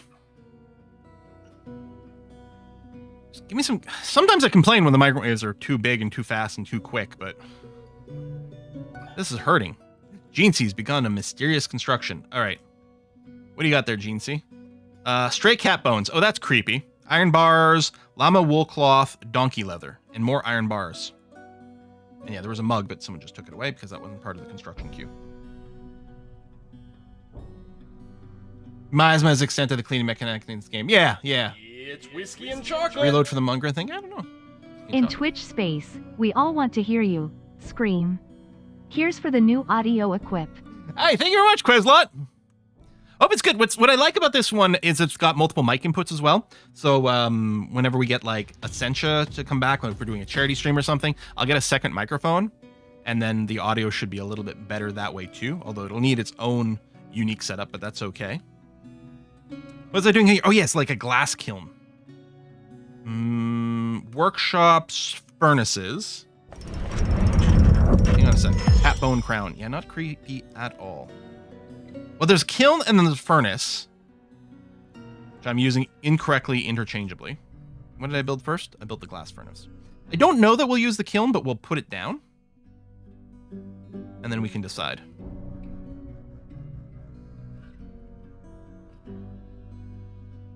I'll put a little, tiny little sand stockpile over here.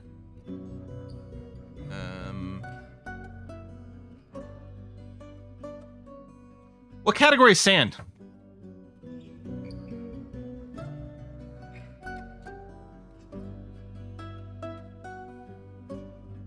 It's a weird one. Like weirdly like finished goods. There's something bizarre, isn't there?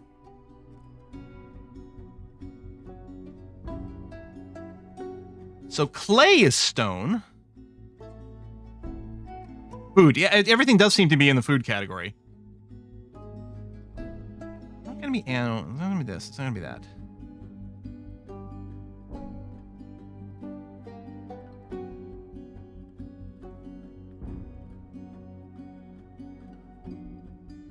No, the search only covers this view over here. It's not a search through all the categories.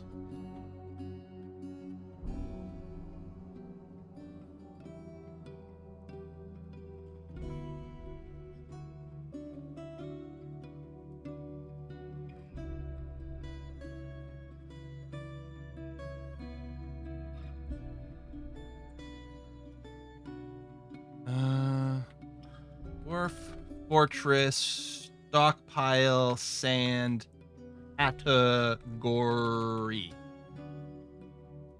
Filled bags of sand are considered furniture.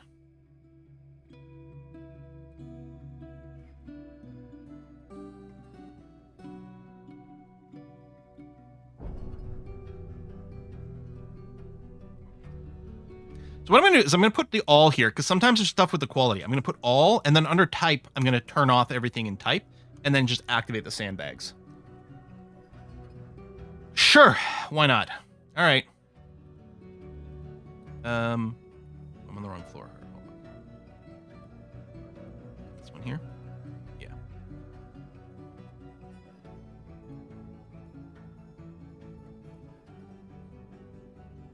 And you know what? I may as well have the bins for this. It's actually perfectly fine. Yeah, I think that's okay. And then this rough gems. Oh, hang on. Yeah, rough gems includes rough glass, which is fine. So we can take the glass from here and bring it over there, and that's okay. I mean, I could put a little. Yeah, you know what? I will mine there, so we can go directly and drop it off.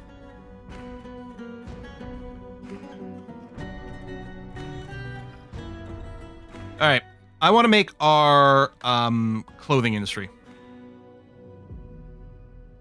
So let's do the same sort of entrance.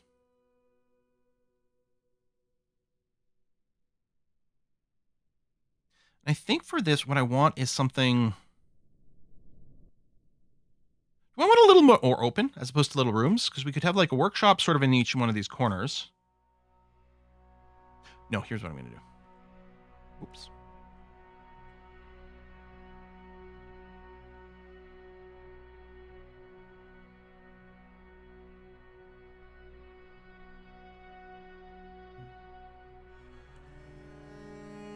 Yeah, that's symmetrical.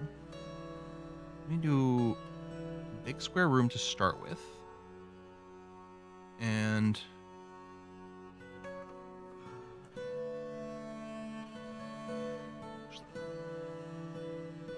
put something in each corner.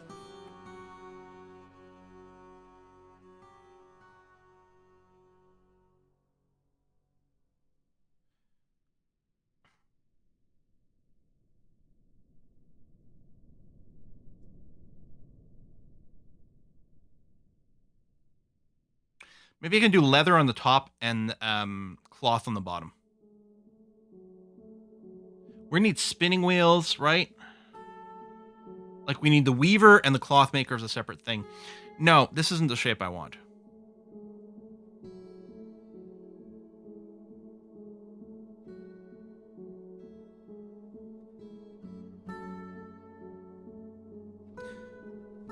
Let's assume most dwarves are most likely going to interact with the clothing a little bit more. So I'm wondering if what we do is we do a stockpile over here, which is going to be like, yeah, articles of clothing. Hey, Quill, pay attention. There's a new And subscriber. maybe what I do is I do the actual like cloth workshops top and bottom. And then let's have weavers here and here.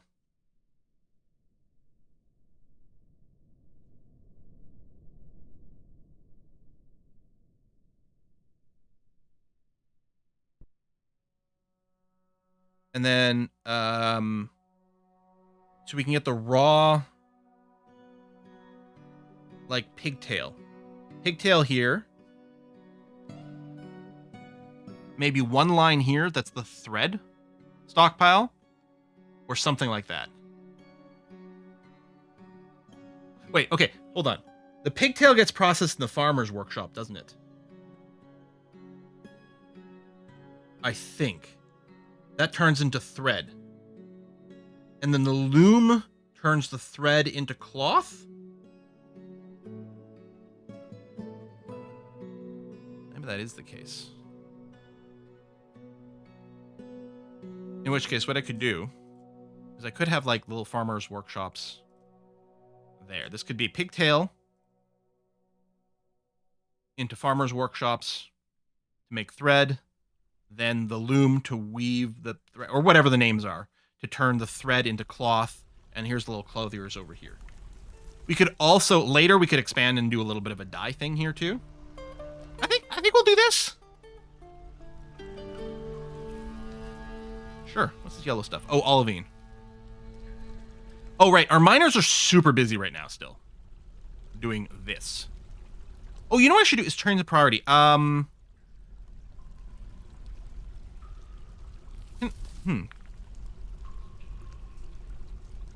I would have had to do that first. What I can do is I can increase the priority of the other one. That's what I can do. Go here, make it top priority. Find this shite, please. Rather than lower the other one.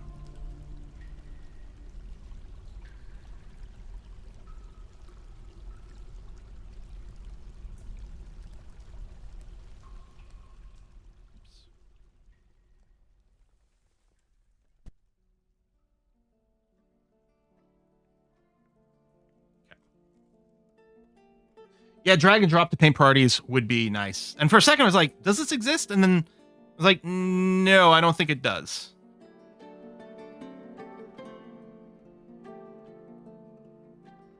So yeah, I'm going to do this for... I guess it's armor, right? Like clothing is in the armor category. Yeah, dresses and stuff. But what I want to do is, it's not for metal...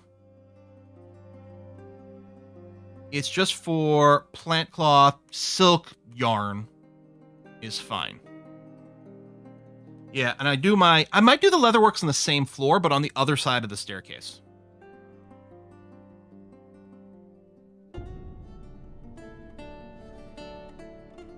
Why am I not following my own pattern here? Plus 24 clothing.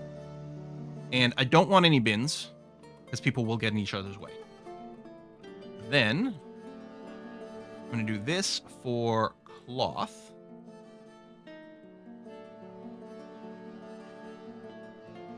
I don't think this needs anything. Well, I suppose not adamantine. But otherwise.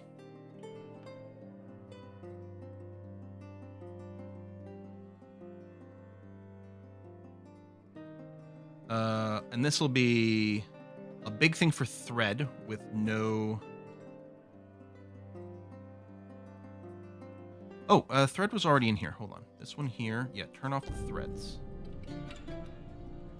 just cloth. And then this one here, make it a cloth stockpile.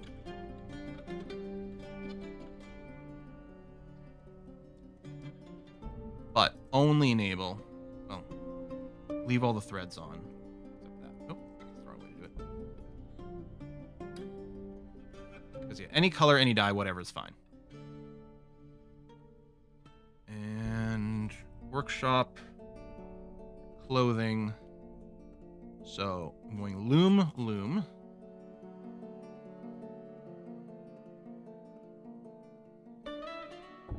Clothing, clothing.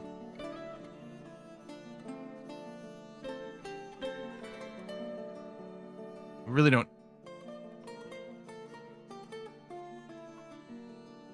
I guess I don't really need the farmers' workshops in here. Really. Screw it.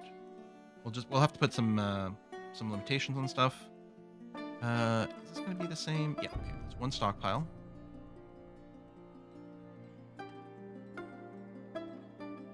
For pigtail, which I'm wondering.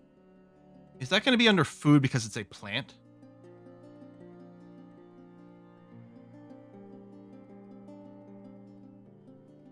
It's still just one. Yeah.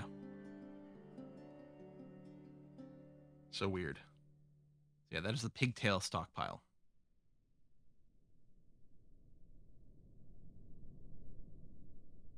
And don't put it in barrels. Just keep it loose.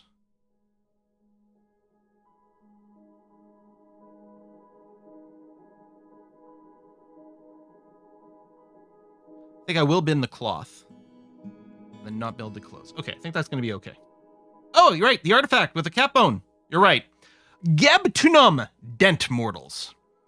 7,000 dwarf bucks. Wow. This is a cat bone crown. All craft worship is of the highest quality. Is it studded with iron and encircled with bands of cat bone and llama wool. On the item is the image of Trest Seared, the quill of Lancing, the silver mace in donkey leather. On the item is an image of kumquat trees and iron. Hold on a second. I never actually checked the this mace either. 21,000 dwarf bucks. Is it silver? And it's got quill in the name. Trest Seared, the quill of Lancing. Silver mace, all crafts worship is of the highest quality, is encrusted with rose-cut brown zircons and encircled with bands of briolette-cut brown zircons. The object menaces with spikes of silver. Amazing. Some serial killer stuff right there? Yeah, a little bit.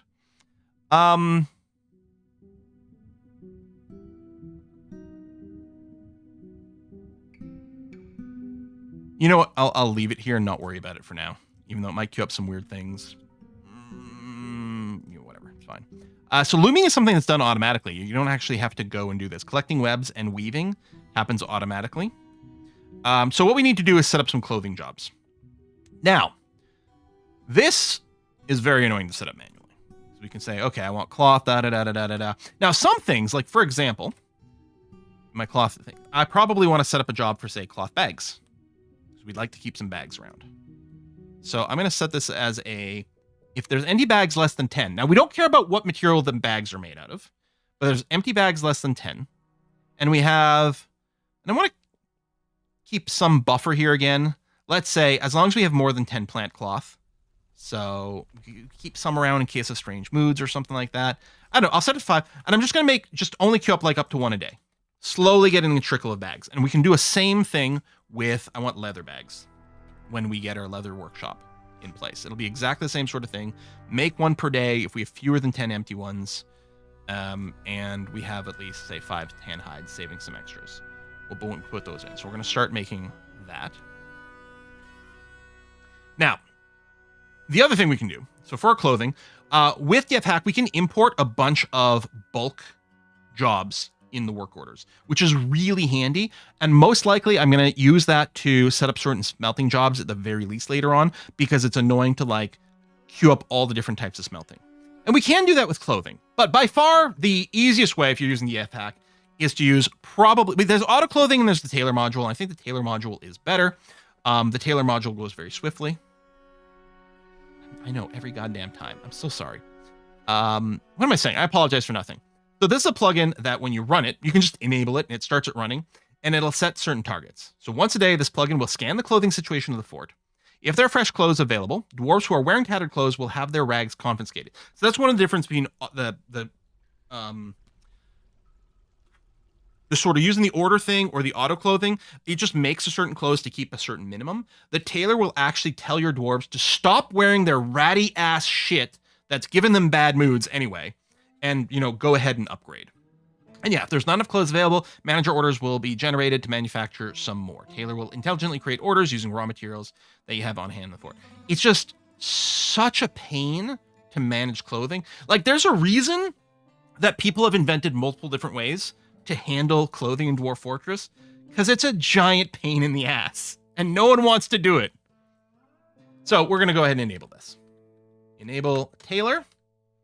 And it finished successfully, but I'm going to say tailor now. Force a processing. Ordered 0 items clothing. I think no one's got that many tattered stuff going on quite yet, might be it. Also, we don't have the raw materials, so that might have been part of it too. Hey, mischievous. Wow, my emotional support sweater has holes. I'm a tantrum spiral the whole fort. Yes, exactly. I think when they remove their clothes, it might go and get set to forbidden. I'm not sure, so we might still have to do maths on forbid all and different things like that later on, but... All right, I'm going to get rid of this farmer's workshop because we just built a couple. I'm going to get rid of leatherworks. We'll replace it with something else. We don't need this jeweler's workshop anymore, this clothier's shop, or this loom, which also makes me think we can get rid of this stockpile, which I think is what I'm going to do. I'm going to go ahead and just trash that. Now, we don't necessarily have enough storage for all this, and I think we're still going to need a catch-all as like a buffer, because we're doing, with our like single-purpose stockpiles, we don't tend to do them that big. Most likely what's going to happen is on our living floor here, ooh, look at all that nice marble all stacked up, and we've got this. Oh, I don't think I've got any jobs in here for the smelter to run. So, again, what we can do is we can manually queue this up, but it's annoying, and whenever we run out of hematite, I can put a repeat on here, whenever we run out of hematite, it'll cancel the job and not reset it. Now, we could go through the order system and do it, which is what we're going to do, but I'm not going to do it by hand, because it's super duper annoying. So I'm going to import the basic... Well, basic furnace and basic smelting are good. The furnace one will set up automated jobs for making our charcoal. I'm going to ignore it for now. I'm just going to import smelting. So this is going to import a bunch of jobs here, which I would never want to do by hand. This is just setting up jobs to smelt all the things we might run into. Now, half the time, well, 90% of these aren't ever going to do anything because we're not going to have native platinum or native silver, but God forbid, I'm never going to queue those up manually. What a huge pain in the ass. But there we go. What is sphalerite? Oh, it's an ore of zinc. I never think of zinc. I think of that Simpsons episode where they're like watching the educational video about the importance of zinc. Now we have the metalsmith's workshop or forge, which means we can also go and start thinking about building military equipment. Problem is, we've been adding a lot of wealth to our fortress because we're doing awesome things and getting all these artifacts. What we need are goddamn people in here.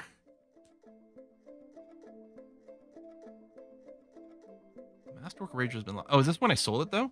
Or did it get stolen? Let's we could assign a sheriff and start thinking about some stuff. Oh, but yeah, you need offices and things. That's true. Justice. Oops. I don't know if we get the cases listed even if there's no sheriff. I'm not sure. Yeah, I think I've been leaning back further from the mic. Sorry. I think I still have to work a little bit on the compressor settings to be a consistent volume, kind of regardless of where I am. Or I just got to get a lot better about speaking into or close to the mic and not getting all lean back. I think I need an audio meter that's like right above my monitor over here, so I can visualize it all the time. I can see it if I do have my OBS open, but the problem is when I'm live streaming, a lot of times I hide the OBS so I can actually see all the chats properly. Yeah. Strap the mic to your face. Honestly, maybe I should be running a pinned mic. We can explore over time. So yeah, I do think that this floor here, And I don't want to queue up the mining right now because we've got other things going on, but we're going to carve out a huge area to get lots of marble. Hell, maybe I'll carve out like in a big square, get the microcline as well. Microcline is a non-economic rock, so it'll be used for our mugs and doors and all that kind of crap, which is good because we don't use the marble for those things. And honestly, we probably have way more marble than we need, at least for a very long time. So that'll be handy to do. And then this will probably get turned into a giant catch-all stockpile that our specialized ones will be encouraged to take from. If our specialized ones have space, then they'll be encouraged to take some from the catch-all as needed.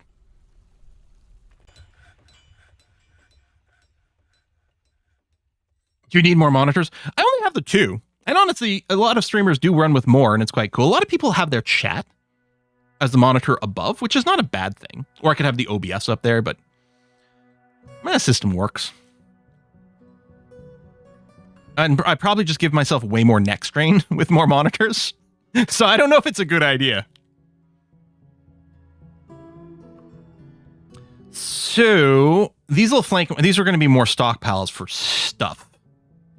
Like maybe at the top, I'll do mostly a bigger one for furniture. So this is going to be furniture, turn everything on, but then turn off other material like that. So it's just going to be metal furniture. If we build any, we've got a storage for it. I'll just go fern because it's going to get cut off anyway. And then we'll do over here a metal finished goods. So all but not stone, not gems, not other materials. Metal goods. The furniture, we're going to want 1, maybe 2 wheelbarrows in here. Furniture is very heavy. Metal goods, you can get binned and stuff, that's fine. And then we're going to do an area down here. I guess I could combine the metal and the armor and weapons, but I don't know. So this is going to be for armor. But just metal armor. And don't put them in bins because they can get in each other's way of trying to put things on. So metal armor. We can do a leather armor one when we set up our leather works again. And this is going to be for metal weapons.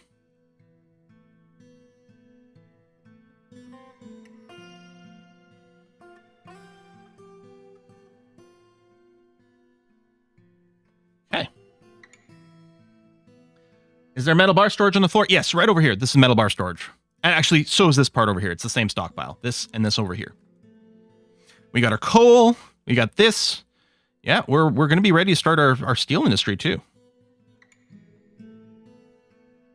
So they're on hold. Okay, so you're not making pig iron. Why? Oh, this is looking for 100 refined coal, which we don't have. So I guess we could set those targets more aggressively. They really do try to keep... I mean, I could lower those targets. Actually, for something like the pig iron, that might be okay. Are they all like that? They really don't want to run unless there's at least 100, huh? And I know why that burned run. Tell you what, I'm going to import the basic furnace rules, which is going to include a couple of different charcoal jobs. So these, the reason it's got 2 in here, this times 20, this will stop running at 150. It does try to hit for a lot. And I think tries to maintain a certain amount of bars. So this one here that makes 4 is just trying to keep a small amount of coal if we don't have a lot of logs. This one at the top is if we've got a lot of logs, then we can target a fairly large number, 150. So this is going to do things quite aggressively, and it checks that. Yeah, these are perfectly reasonable defaults. Got a few other things in there. Again, we could queue that manually, but it might be annoying. Anyway, we're going to start going and making a lot more charcoal. In fact, I think I'm going to build a second wood furnace because I think there's a good chance that's going to be a bit of a bottleneck.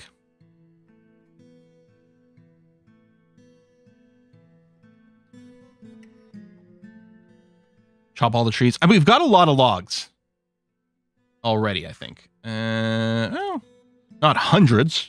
Well, no, we do have hundreds. We don't have thousands is what I meant to say. And we can run auto chop as well because it's annoying to like, oh, I forgot to queue up some wood for a little while.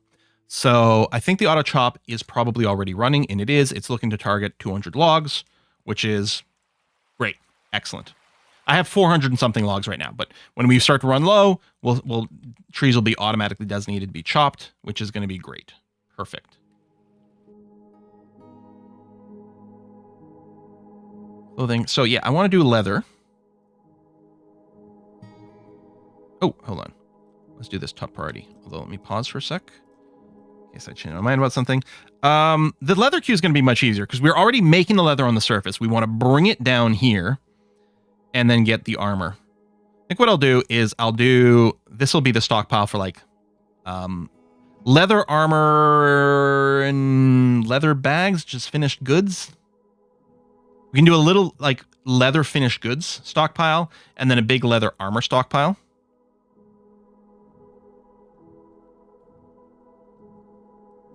And then I'll have 3 leather works just for cuz, just ready to go for bulk stuff later on. Okay. Oh, the weapon storage has bins in it. Thank you, because I don't want that. Oh yes, it's down here. Because again, when people are equipping themselves for war, I don't want to go crazy. What I could do, could have a smaller one with no, I don't know. Well, we'll figure it out as we go. Surprised this didn't get instantly mined out. What are our miners doing? Drinking, eating. All right.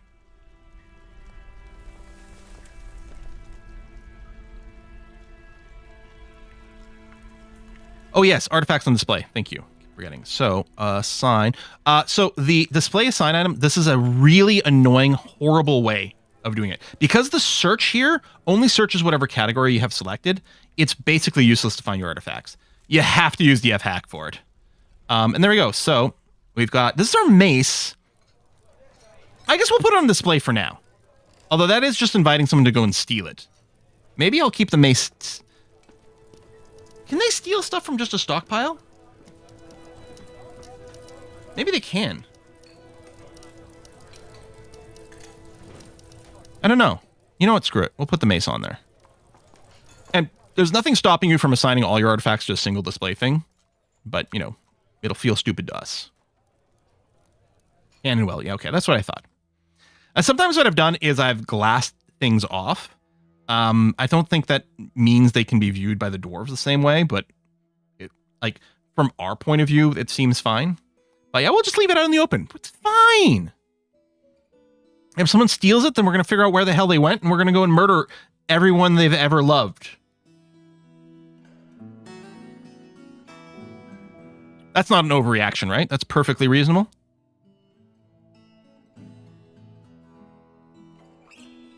There we go. Well, this should now be a very impressive room. Okay, people do want to pray. So, do we go and carve out these spaces and get our temples and stuff going on? And our public tavern. I don't know if we need the public tavern quite yet. You know, I'm actually not going to carve out the space. I'm going to leave it as is, the idea of the alcoves, but we're going to make a new zone. Meeting area. Accept. And this is going to be a temple, like our catch-all temple. To no specific deity. The Mindful Valley. This is a temple generic. For my own purposes. We're going to go and get a door here. Actually, you know what? We'll put doors in here. This will all still be part of the same temple. They can add some wealth. And they've got little private rooms. And we'll do a smooth. Oh, we're still on priority 1, which, okay, fine. We'll go back to 4 after this, so this will be a nice smooth temple. Guard animals in front of the slaves. I don't think that catches things, unfortunately. Oh, you know what we should do, though? We can install... What is going on? Cages... I want full only.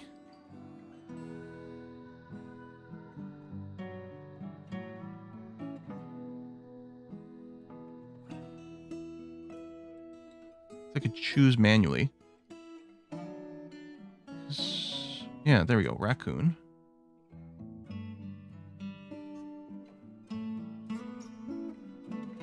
Wolverine. Oh, there might be a better way for me to do this. Maybe I shouldn't use the planner mode. Maybe I just won't. I'll set it to the normal automatic back, but then I'll come over here. Select material after placement. Although you do have to expand it, but there's another raccoon. There you go. We'll put some caged animals in here. There might be a better way to do that. I'm not sure. Boom, boom, boom, boom. Yeah, it's just socializing. Again, this is, you know, well, this whole thing is also a tavern. The open area here is big enough to be used for dancing, so we might see some of that stuff happening from time to time. Yeah, we had a bunch of cages stacked here. And we'll have to do an animal stockpile at some point just to keep those out of the way. This is my leather area, right? Yes. Oh, I guess we'll also need a storage for the actual leather goods. Like the actual leather to be used. Maybe what I'll do is I'll do that. And allow bins. We'll do leather, and you can have bins.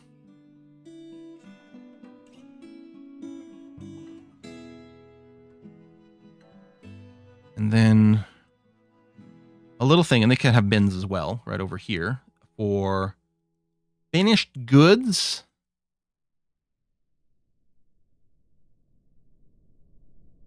That are made out of leather. So I think that would include like leather bags, leather water skins, leather backpacks.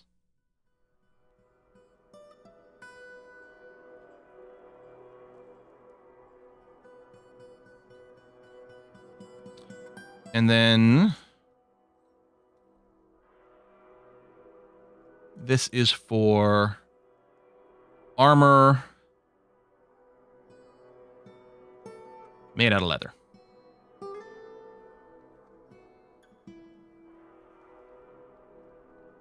And no containers. Done. And then we need workshop, clothing and leather. Oops. I guess my builder mode is turned off. Yeah. Show planner mode, please. Clicky, clicky, clack. All right. Boom,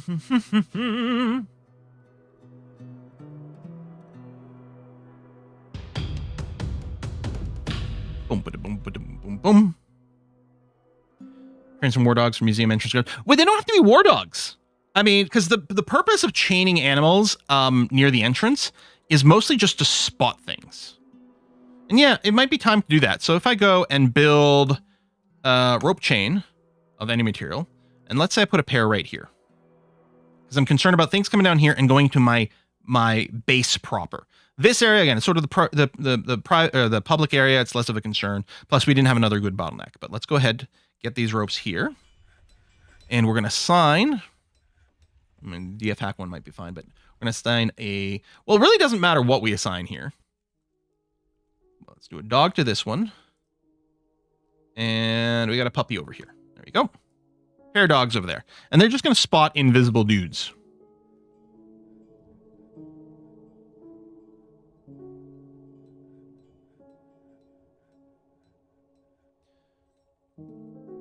Like, our civilization definitely exists. We should be getting migrants. We've given very generous trade.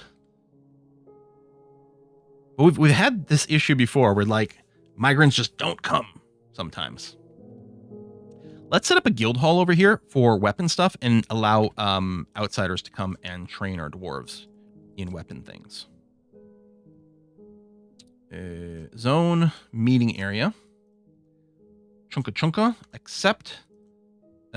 This is a new guild hall. Weaponsmith hall.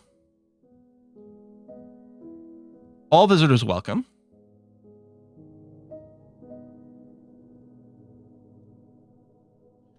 And what's going to happen is we could have foreign, like, people, not any of our citizens, come here. They can run demonstrations on weaponsmithing and give people just like 1 point of weaponsmithing experience, which means when they get into a strange mood and want to build an artifact, technically they could build a weapon artifact, which would be awesome. I think this will work even without a tavern and an inn, but maybe we can go and set that up. We can set up our public tavern and inn. I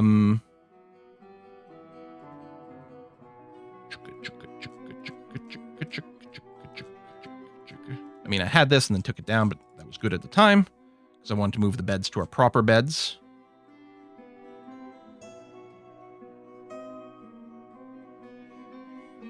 Go.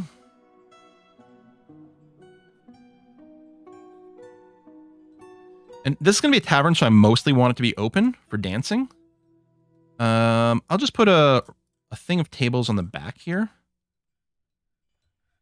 And then some chairs. So technically, you know, there's a little bar to stand next to. Yeah, I also miss placing furniture with macros. It's really weird that, like, that's still not something we can do properly. Because it's so mouse-driven. Maybe I should have a little drink stockpile. I'm going to have a little one tile. Tavern drinks. So this is going to be, well, it's a food stockpile, but yeah, really it's just going to be, I mean, mostly plants. I suppose we can do the animal for the mead too if it comes up. And I'm going to put a, yes, we'll take items from here. There we go. So this is the drinks for the diner. And our bar will mostly just put things there. We'll put a little job here to keep making sure we pull some drinks up over here, which is going to be convenient for our dwarves as well, not just our visitors. So now I want to make a new meeting area, which we include the beds. We make this an inn/tavern. Yeah. I don't know if we can justify assigning a tavern keeper right now, but all visitors welcome. This is our public tavern. The Geared Plum, good name. And it's got some beds, so people can stay. I think I want to put a door right here.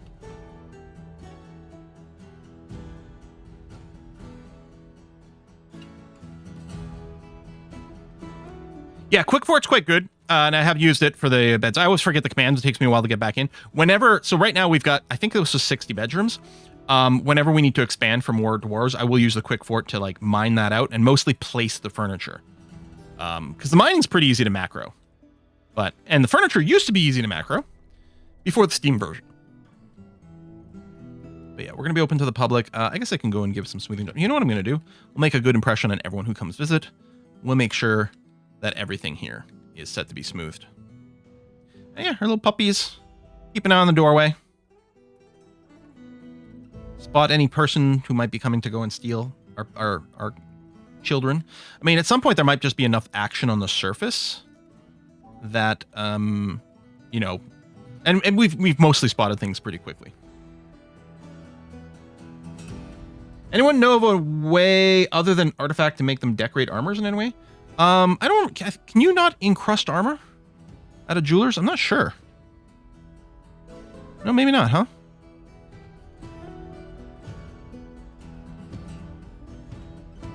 Yeah, I don't remember. Yeah, do we have to do... Well, they have to be made into bedrooms, don't they? Rented rooms, 00. How does this work? Do I make bedrooms? I don't think I make bedrooms.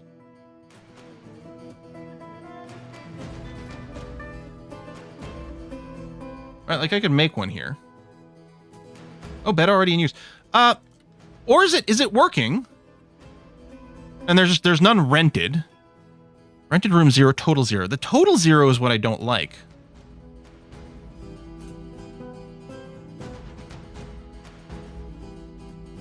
Or Fortress Inn.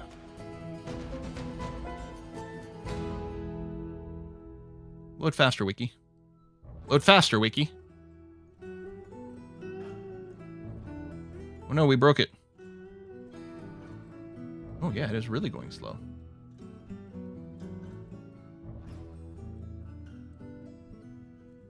Rent rooms. If you build a bedroom and assign it to the tavern. No, I think this is old. Or no, it's not. Okay, hold on.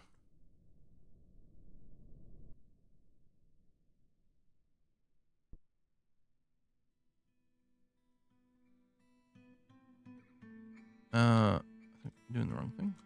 Yes, I was doing the wrong thing. If I shrink this down,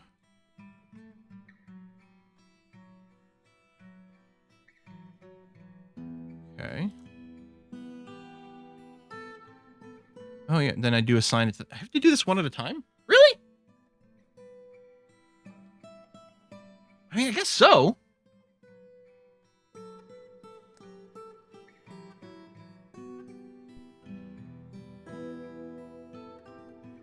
I think the Geared Plum... Yeah, Geared Plum is my public tavern.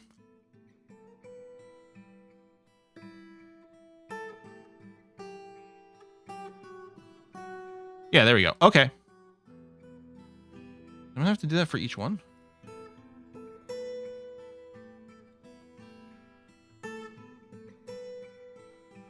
Well, that's annoying.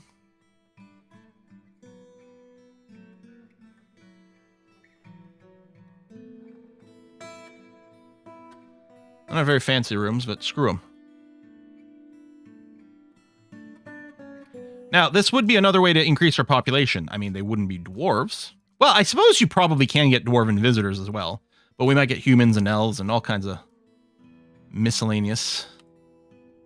There we go. So now we've got, 14 bedrooms ready. Good. Oh, and there's someone already visiting. Eden, an axe dwarf, not one of my dwarves. I wonder if I go and run AutoNick. I think it's AutoNick all.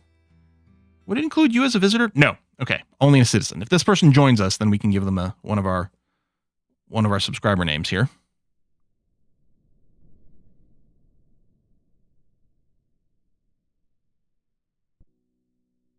All right. Smoothing and leatherworking is happening, making leather bags.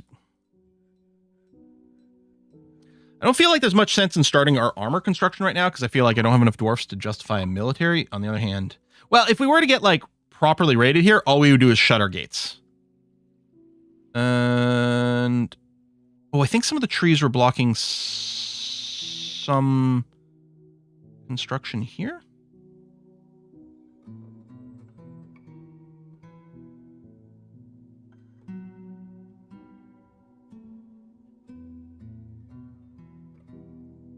We already have... Is it building Gabbro over Gabbro?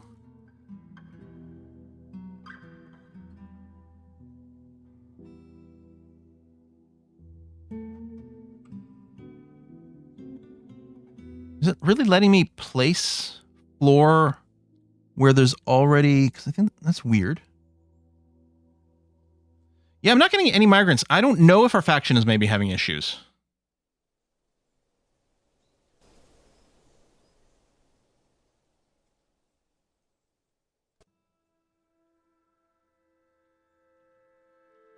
Oh, see, this needs to be... Some shit definitely got canceled here. And 1Z level too high? Nope.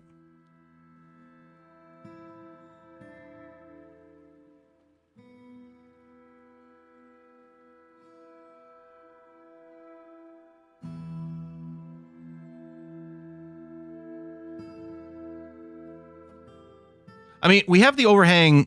Well, maybe not there. So that could be a place where they could climb. But yeah, theoretically we can just seal in. And be okay. Oh, migrants now in DF hack? It could be. I can't remember how to get to the world map. Right, so we are... Here? Is there center on fort? That's us right here. Nope. Oh, that's us right there in the yellow. There you go. The Dwarven Fortress of the Castle of Cups. And this is our civilization over here. The class of communions. And there's lots! They haven't been wiped out in any way whatsoever. There are okay. It's possible that this is what's causing an issue. There are 1 billion goblins between us and our home. Is it possible that the caravans keep getting ambushed and killed? Yeah, nothing is done here, but I think they're waiting for Gabbro. I think we've like gotten a little slow. I'm hoping we still have some. It's also you're being told to take from here. Let me go. There's a room issue. I'm gonna this stockpile. I'm gonna take you. I'm gonna shrink you ever so slightly, like that. Then I'm gonna make a new stockpile. Oh, I was still on the erase. Make a new stockpile.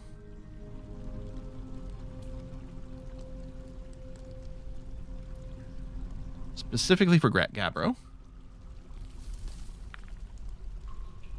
Make sure there's room. But it's also possible. And let's have 2 wheelbarrows there. It's also possible we're out of Gabbro chunks.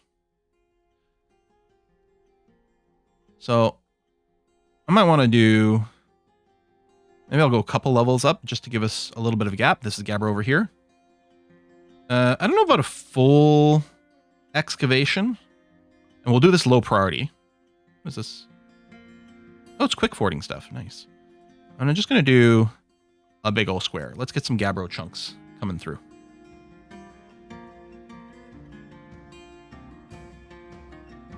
Yeah. Oh, not the middle tile. Well, no, I mean, not the middle tile. I'm going to channel it later, so it doesn't really matter, but... Did I just mouse over 25 chunks of Gabbro? What? What? Where? What? How? Oh, no, the plus 25, you're probably seeing the plus 25. It's my my stockpile name. So if you're seeing plus 25 Gabbro chunks, I'm actually pointing at Phyllite right now. It's just in a stockpile called 25 Gabbro that I just put in place, which right now is going to be kind of in each other's way, but that's fine. Maybe I should stop just trying to do one type of block. No, I really do want to. We need to get these things out of here. We must have hit our mug target. You know what I'm going to do? I'm going to go and just order up rock mug. I'm going to ask for like 100 new rock mugs to be made out of Phyllite. And then I'm going to ask for 100 more rock mugs to be made out of microline. Because we've got a bunch of both. And I just want to clear up those rocks from sitting around right now out of this. And I want to keep the Gabbro, and I was making something out of rhyolite. Oh, the doors and stuff like that are being made out of rhyolite. Well, the bulk ones, but I sort of want to, yeah, use up random loose material.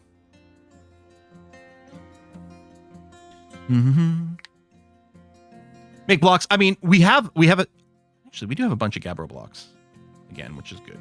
Someone should go and install those. But yeah, I'm making blocks exclusively out of Gabbro just so that we get a nice, consistent wall look. So it's not all just like patchwork. Oh, it is winter again. Let's do their digging here. Hold on. Dig. Channel. Right there.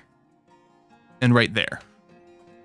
And then once that's done, we'll be able to see the next level. What is this? Oh, that's a dwarf. Oh, well, let's do this high priority. Channel. What is a 1? Here and here, please.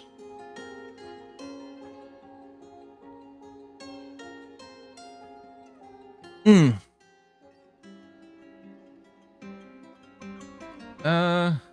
think I've made Dungeon Keeper videos. It's hard because it tends to be kind of glitchy and cratchy. At least last time I played it. Now I might not have the GOG version. I might have tried from a previous one.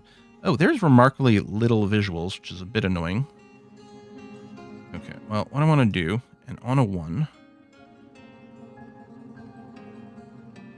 At the very least that. Okay. And same thing here. I'm going to start there. Okay.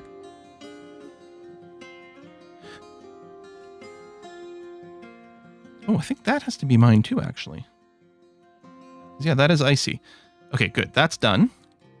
So then what I want to do is build hatches. No. Build wall grate. With any material, we got 15. Like that. So that should let the water continue to flow through, but stop anyone from swimming into our base, right? I hope.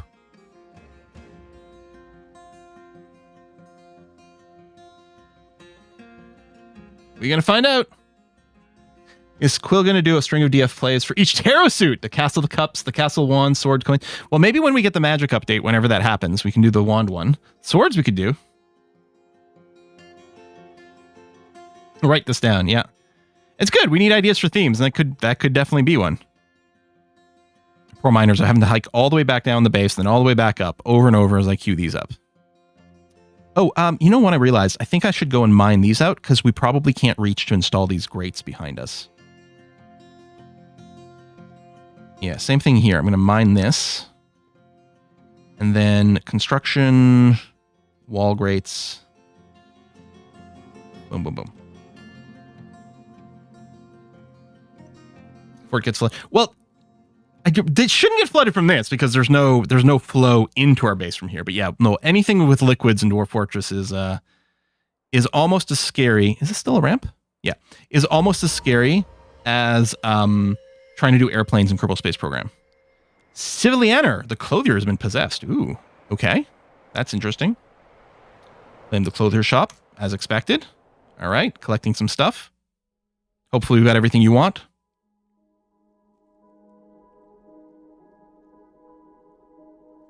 We have tons of cloth sitting right now. Some of this may have been purchased.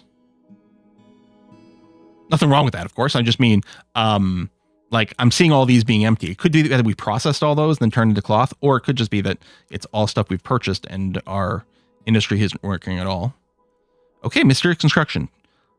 Cloth, logs, gabbro, rock crystals, rough crystals, and microcline. Okay, I don't think it's going to be the world's most expensivest of artifacts, but we're getting one.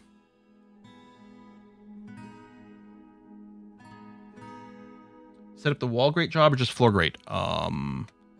These are wall grates. These are all wall grates, yeah. Which I hope is correct. And yeah, hopefully they're right underneath the walls. Yeah. Just, we don't want anyone swimming into our base.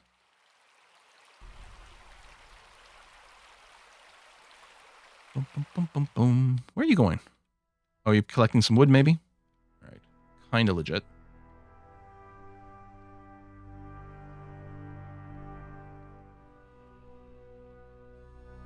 We want to smooth everything.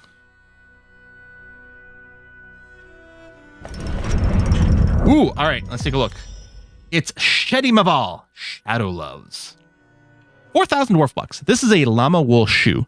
All crafts worship. I mean, clearly this should be pronounced show, right? We can all agree that English is stupid and this should obviously be show.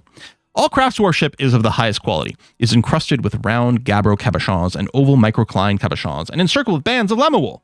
It is made from llama wool cloth. The object menaces with spikes of alpaca wool, cedar, and rock crystal. All right.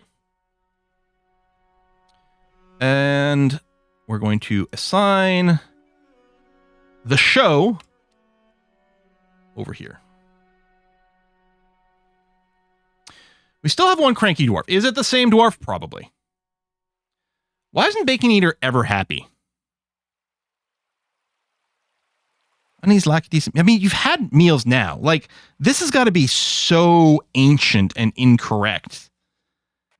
Like, what are your memories? Remembering communing. Okay, yeah, you're gone. See, wonder, blissful, satisfied, blissful. It was ages ago. Like, spring of 100. That's literally the microsecond that we arrived on the map. We arrived here in the spring of 100 and was instantly annoyed that they couldn't drink out of a mug. Rude. Slaughter a pig for Bacon Eater.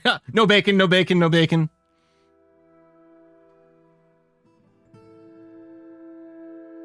Right, this has got the make moan bolts. So a lot of times it's going to be idle, which is totally fine. Did I not? Waiting for 11 blocks. We got lots of blocks. But we do have other construction going on. Okay, that might be all. And yeah, I'm betting some of this is going to get deconstructed, reconstructed instantly in a weird way, but so be it.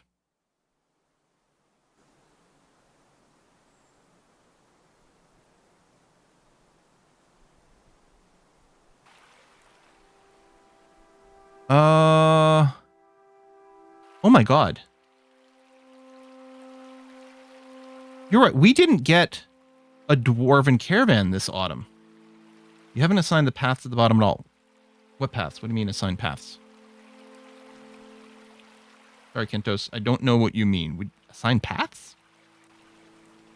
But yeah, we didn't get a dwarven caravan. I'm betting they're getting murdered all the time on the way here. Building of new paths. Do you mean the roads around here? That's probably what you mean. But I'm going to wait until we've kind of caught up on some of this. Yeah, these are called roads, not paths. Yeah, that's not great. Like, our dwarven civilization's definitely there. But yeah, I think it's because there's all the goblin shit in between. I mean, eventually we can go and build a military to go and smack them. But 21 dwarves isn't really a great number to base that around. Damn.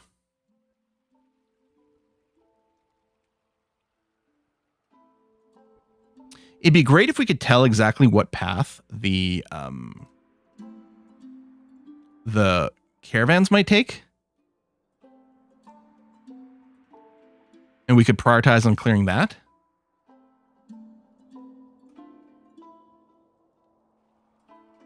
But yeah, I think that's what's happening. I think our migrants keep dying. / the caravans we send there. Man, if the caravan with the artifact got booped, that'll be annoying. What does the tooltip for missing citizens say? I don't know where that is. Oh, what is news and rumors? How do we get... Oh, yeah, news and rumors.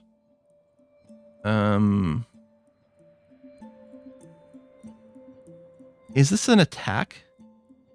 I think so. I think that's a raid from here. Yeah, in Midsummer of 101, the army of Amstu Lochtlies marched here. Oh, and that is a goblin. So I bet you this was a dwarven one, and it got conquered.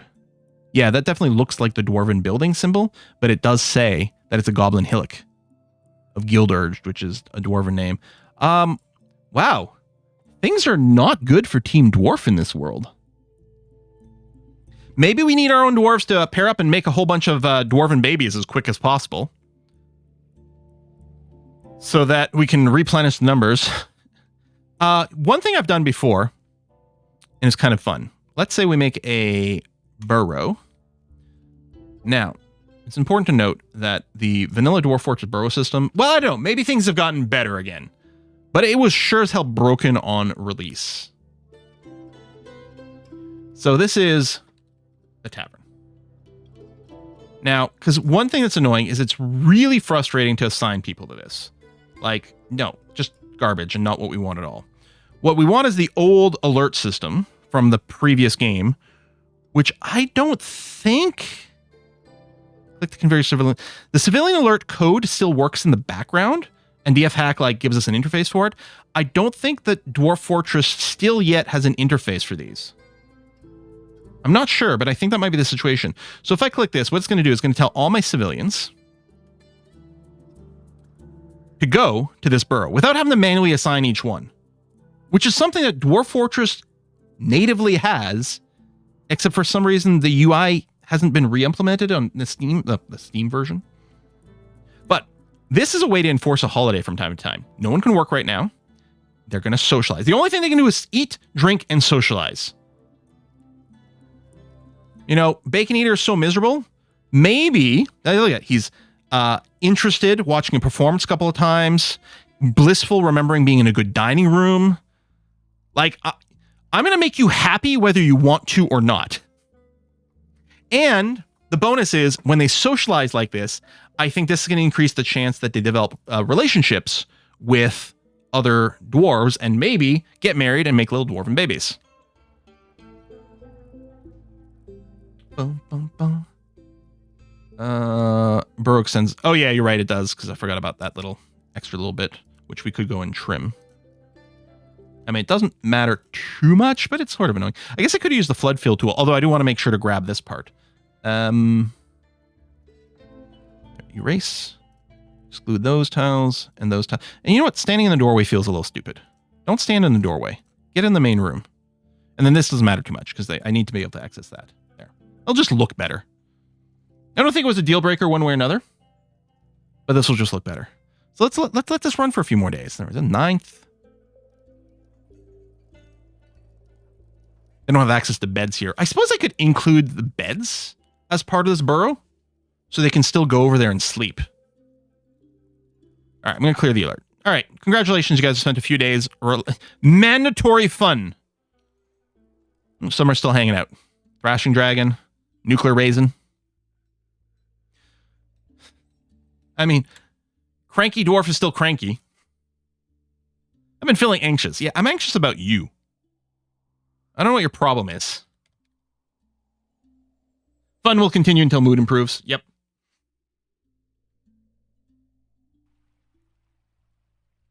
Okay, where was I digging out the large? Oh, yeah, over here, but it was super low priority. So I guess people are probably still doing the priority for this stuff. Yeah. Now I could just go and cancel a little bit of the mining here. And down here. Maybe I will. Cancel that. And cancel this. There you go. The ends are done. Then if we look at digging... Oh, you're still finishing. Okay, there's a little bit more to do over here. That's fine. But then I want you digging other stuff. Can you make the unhappy dwarf mayor when we get one? I don't know. That sounds like a bad idea. To deal with population issue, would setting up a tavern to attract adventurers and such be a good option? It might be. And we have done it, actually. This area, which used to be our starting base, is now a... Oh, actually, I don't know if this tavern allows... Yeah, okay. All visitors welcome. All visitors welcome to this guild. And then the Geared Plums here is our all visitors welcome public tavern, which has had some foreign visitors. And then we do have some bedrooms as well. Like this. Yeah. So this is a dwarven bard, not part of our nation, but they are visiting. And yeah, hopefully we'll get some petitions at some point. I think the petitions show up as a nice, proper square alert over here, so I don't think we can miss them. Yeah, it just, I mean, we did it super quick. Let's do a mass unforbid here. Because there's probably a bunch of error. Oh, is that not the command? Oop, I didn't mean to screenshot, but... Oh, I'm spelling it wrong. Shut up. There it is. They just... Why are you still banned?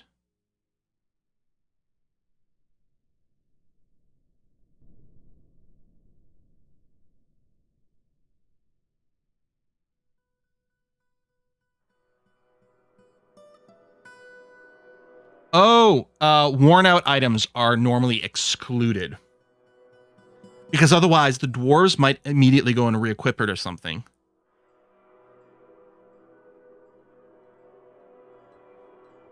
I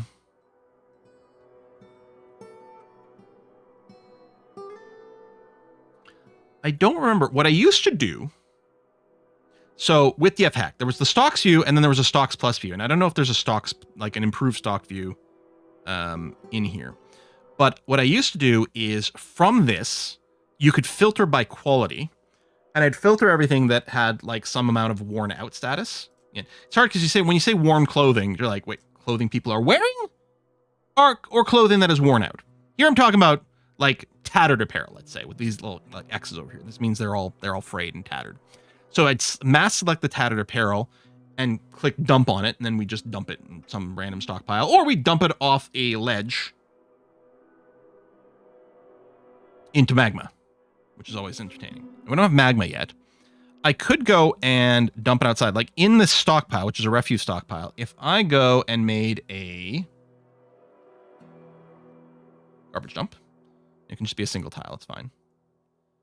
This is also how I make a quantum stockpile. So we've got a garbage dump tile over there. So now if I mark anything to be dumped, it'll be carried over here.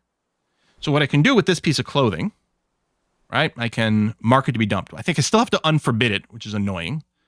But someone should grab it and dump it outside. There it is. That happened fast.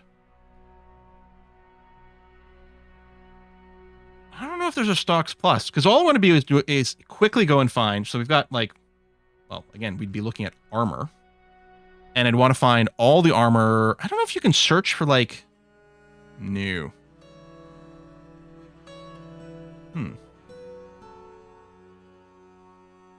Ooh, there's an auto dump.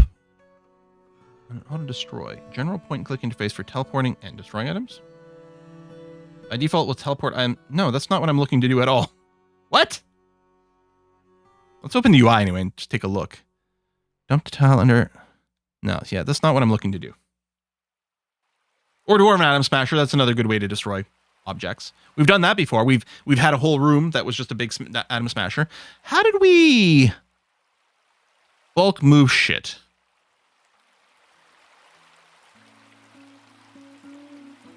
Because in a stockpile, you can't send the quality.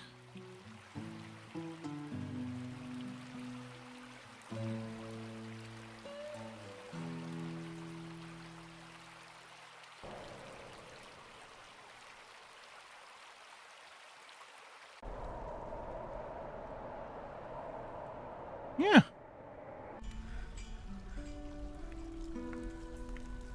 I mean, even without, like, without DF hack, is there even a good way of doing it? Because what's going to happen over time is dwarves, like, with their crappy clothes, they'll drop in the bedrooms. Although I suppose they might be putting it in their cabinet or their chest and stuff like that. But it just piles around. You end up getting all this crap all over the place that just for performance reasons you want to get rid of.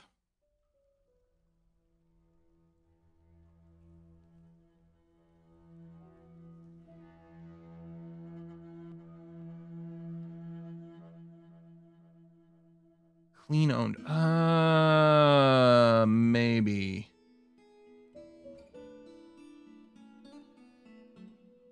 I wonder with Taylor, which is I think what's causing people to like confiscate. In the same manner as the clean owned, so they'll be re-equipped. But I think all that does is I think it forbids. I think with clean owned, you can cause it to trigger a dump. Clean owned, scattered X, confiscate and dump rotten and dropped food, garbage on the floor, and any worn items with X damage and above. So I guess we could still use that. That's probably it. Clean owned will automark for dumping. Okay. It says that Taylor works like clean owned. Maybe, oh, you know what? It's possible. Oh, there's more clothes over here. I'm wondering if the tailoring thing is dumping. We just didn't see it because we didn't have a dumping stockpile. But now we have it, or it's not a dumping stockpile. We have a dumping zone. This dumping zone is dropping into the refuse stockpile, and refuse stockpile have increased decay rates. So that should do that. I wonder if we like threw it in the brook. Would it carry it off screen? Oh, look at, wow, look at this temperature change right there.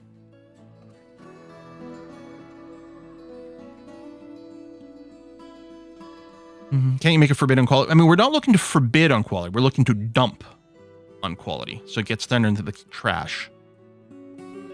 And potentially later on under an Atom Smasher or something like that. Yeah, that must have been how we did it with just the clean own tool before. Because we did, in a Steam run, we did have a place where we had a room that had a drawbridge that we'd raise up, and there was a dumping stockpile underneath it. We'd get people to dump all their clothes. We'd lock the door so no one randomly walked into the room at the wrong time, and then we'd... And then that would just destroy everything. Game looks like such a RimWorld ripoff. We're going to wrap it up in a few minutes here. Wow, 4 hours just flies by. Also, I really have to get into a better habit of getting up and walking around a little bit more often. I got up to pee one time this whole stream. That's not good. Also, I didn't even finish my water. It's okay. At least I don't have a stream tomorrow. Although I do have to record some Terra Invicta.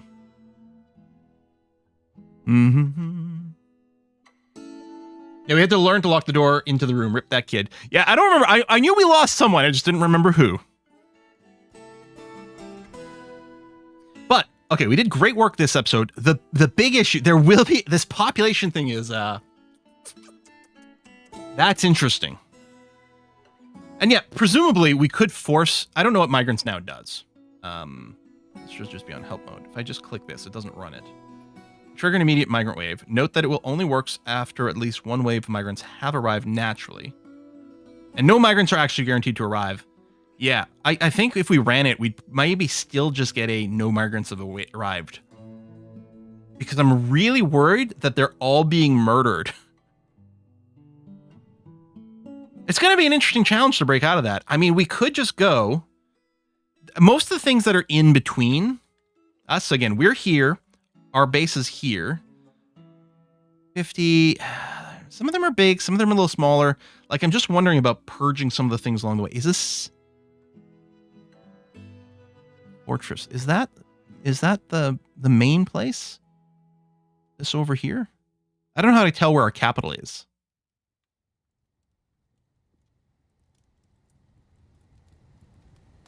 A lot of artifacts there. Well, mostly books, probably. But yeah, we might have to just go and like burn down all these sites. Which is going to be a challenge with the limited number of people, but I don't know. I mean, if we made a squad of 10, that would be half of all our dwarves in our military. And they're going to have to spend at least some amount of time training. So that's a lot of time without manufacturing happening. Click your civilization. Does it center on the capital?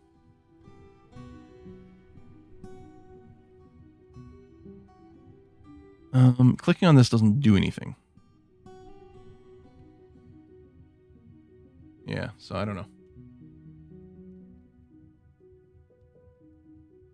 Because it's in blue. That's our civilization in blue. And again, our current site in yellow right down here. Oh, the red button below civilization. What? Missing citizens. Missing citizens is in red. Like it can't be clicked. Reports, missions, nothing there. You get a list of artifacts. I can center on my own fort. News and rumors, which is just showing this attack wave that took one of the dwarven places. Mm-hmm.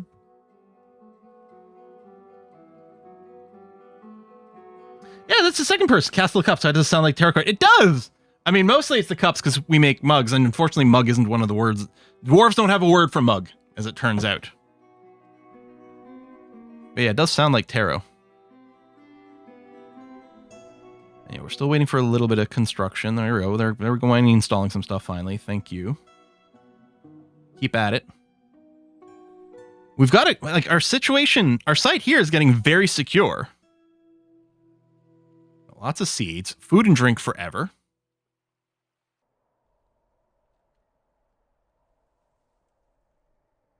Some visitors, and hopefully some of these will decide to join us. Oh yeah, this is going to be a new little like catch-all stockpile. We'll do this. We'll expand it afterwards. But yeah, it's an all stockpile except not corpses and refuse. And that is fine.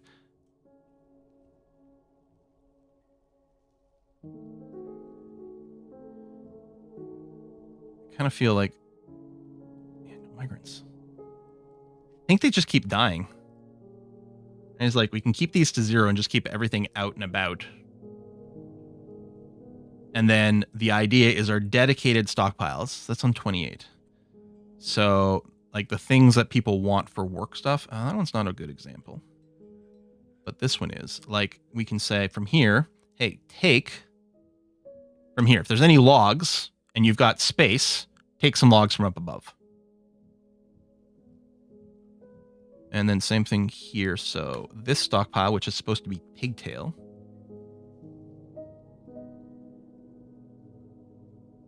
There you go. And if there's any thread, where am I going? 28. And what's this one? Oh, that's more pigtail, which we've already done. Cloth can be the same thing because we might have some existing cloth upstairs. Boom. And that's what I want. So the catch-all for all this overflow, because these are fairly small. Leather armor. Just leather.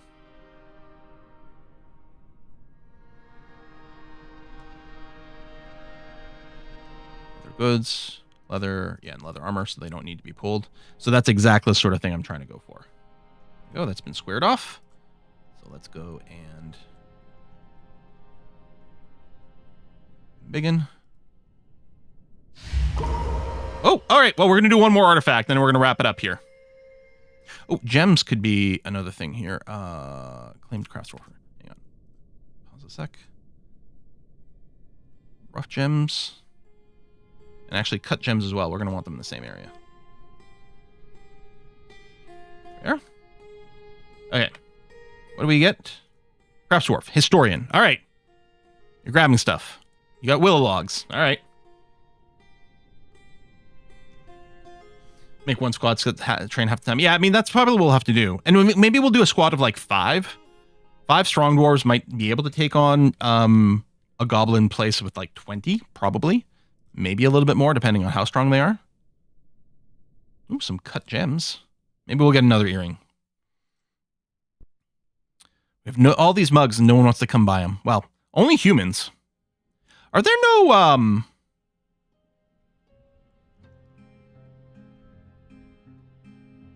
So I think these are the humans. Oh, there's no elves. Huh.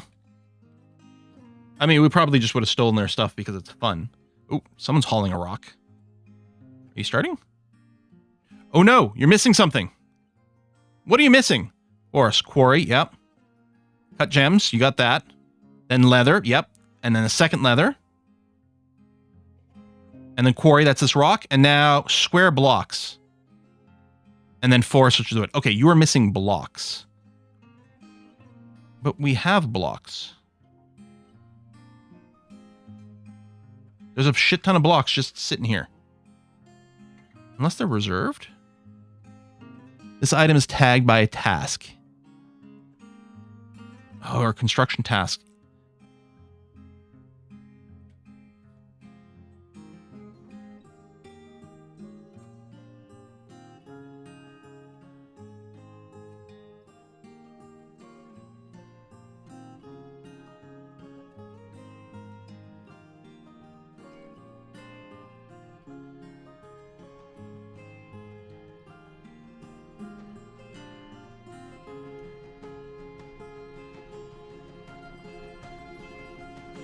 Put some repeating jobs on here.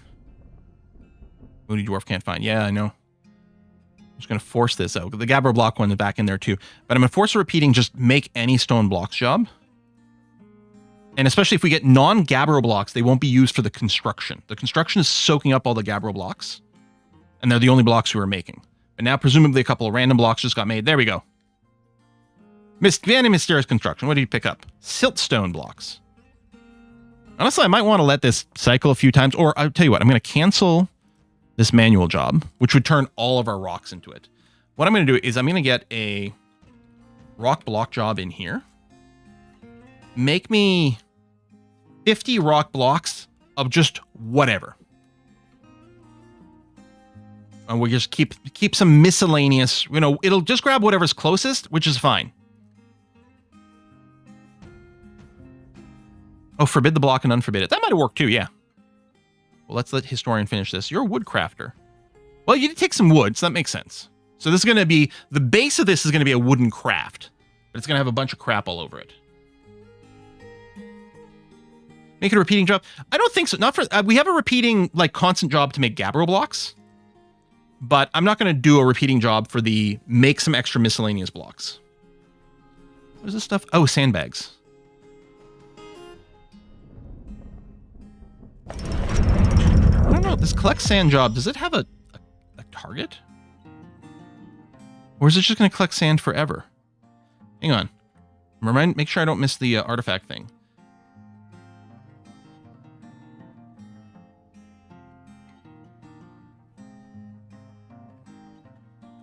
Maybe we traded for the sand. Because it's a job.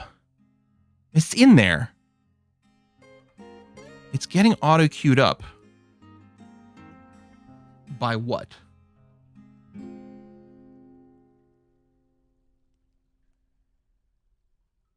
I don't know. We'll worry about it next time. What do we get? Ralaktasham, so-called hail pooled. It's worth 6,000 dwarf bucks. This is a willow figurine of dwarves. All craftsmanship is of the highest quality. The item is a masterfully designed image of dwarves in willow by Historian. The dwarves are laboring. The artwork relates to the foundation of the Castle Cups by the granite beards of the clasp of the communions in early spring of 100. It is encrusted with oval Gabbro cabochons and cushion siltstone cabochons, decorated with willow and goose leather and encircled with bands of willow and goose leather. The object menaces with spikes of rose quartz. On the item is the image of Trest Seared, the Quill of Lancing, the silver mace, one of our other artifacts. Hey! Well, that's pretty exciting. I did specify the sand location. We've got a sand pickup location. So right over here, I've got a zone dedicated for sand pickup. How do you set, targets for the sand? I don't know. We've gone over the stream. I'll look it up in between eps and then figure out. We don't have a job here, do we, for sand? Again, I really wish this screen had a search. Because when you get to a certain point... Oh, yeah, collect sand job over here. Okay, so we do have a collect sand. 30 sand-bearing items. So this is what, 30 bags of sand? We don't need 30 bags of sand. I'm not even convinced we need 10 bags of sand. But let's stop it there. Like, settle down. I guess if we were putting it in a barrel, it wouldn't look quite as dumb, but...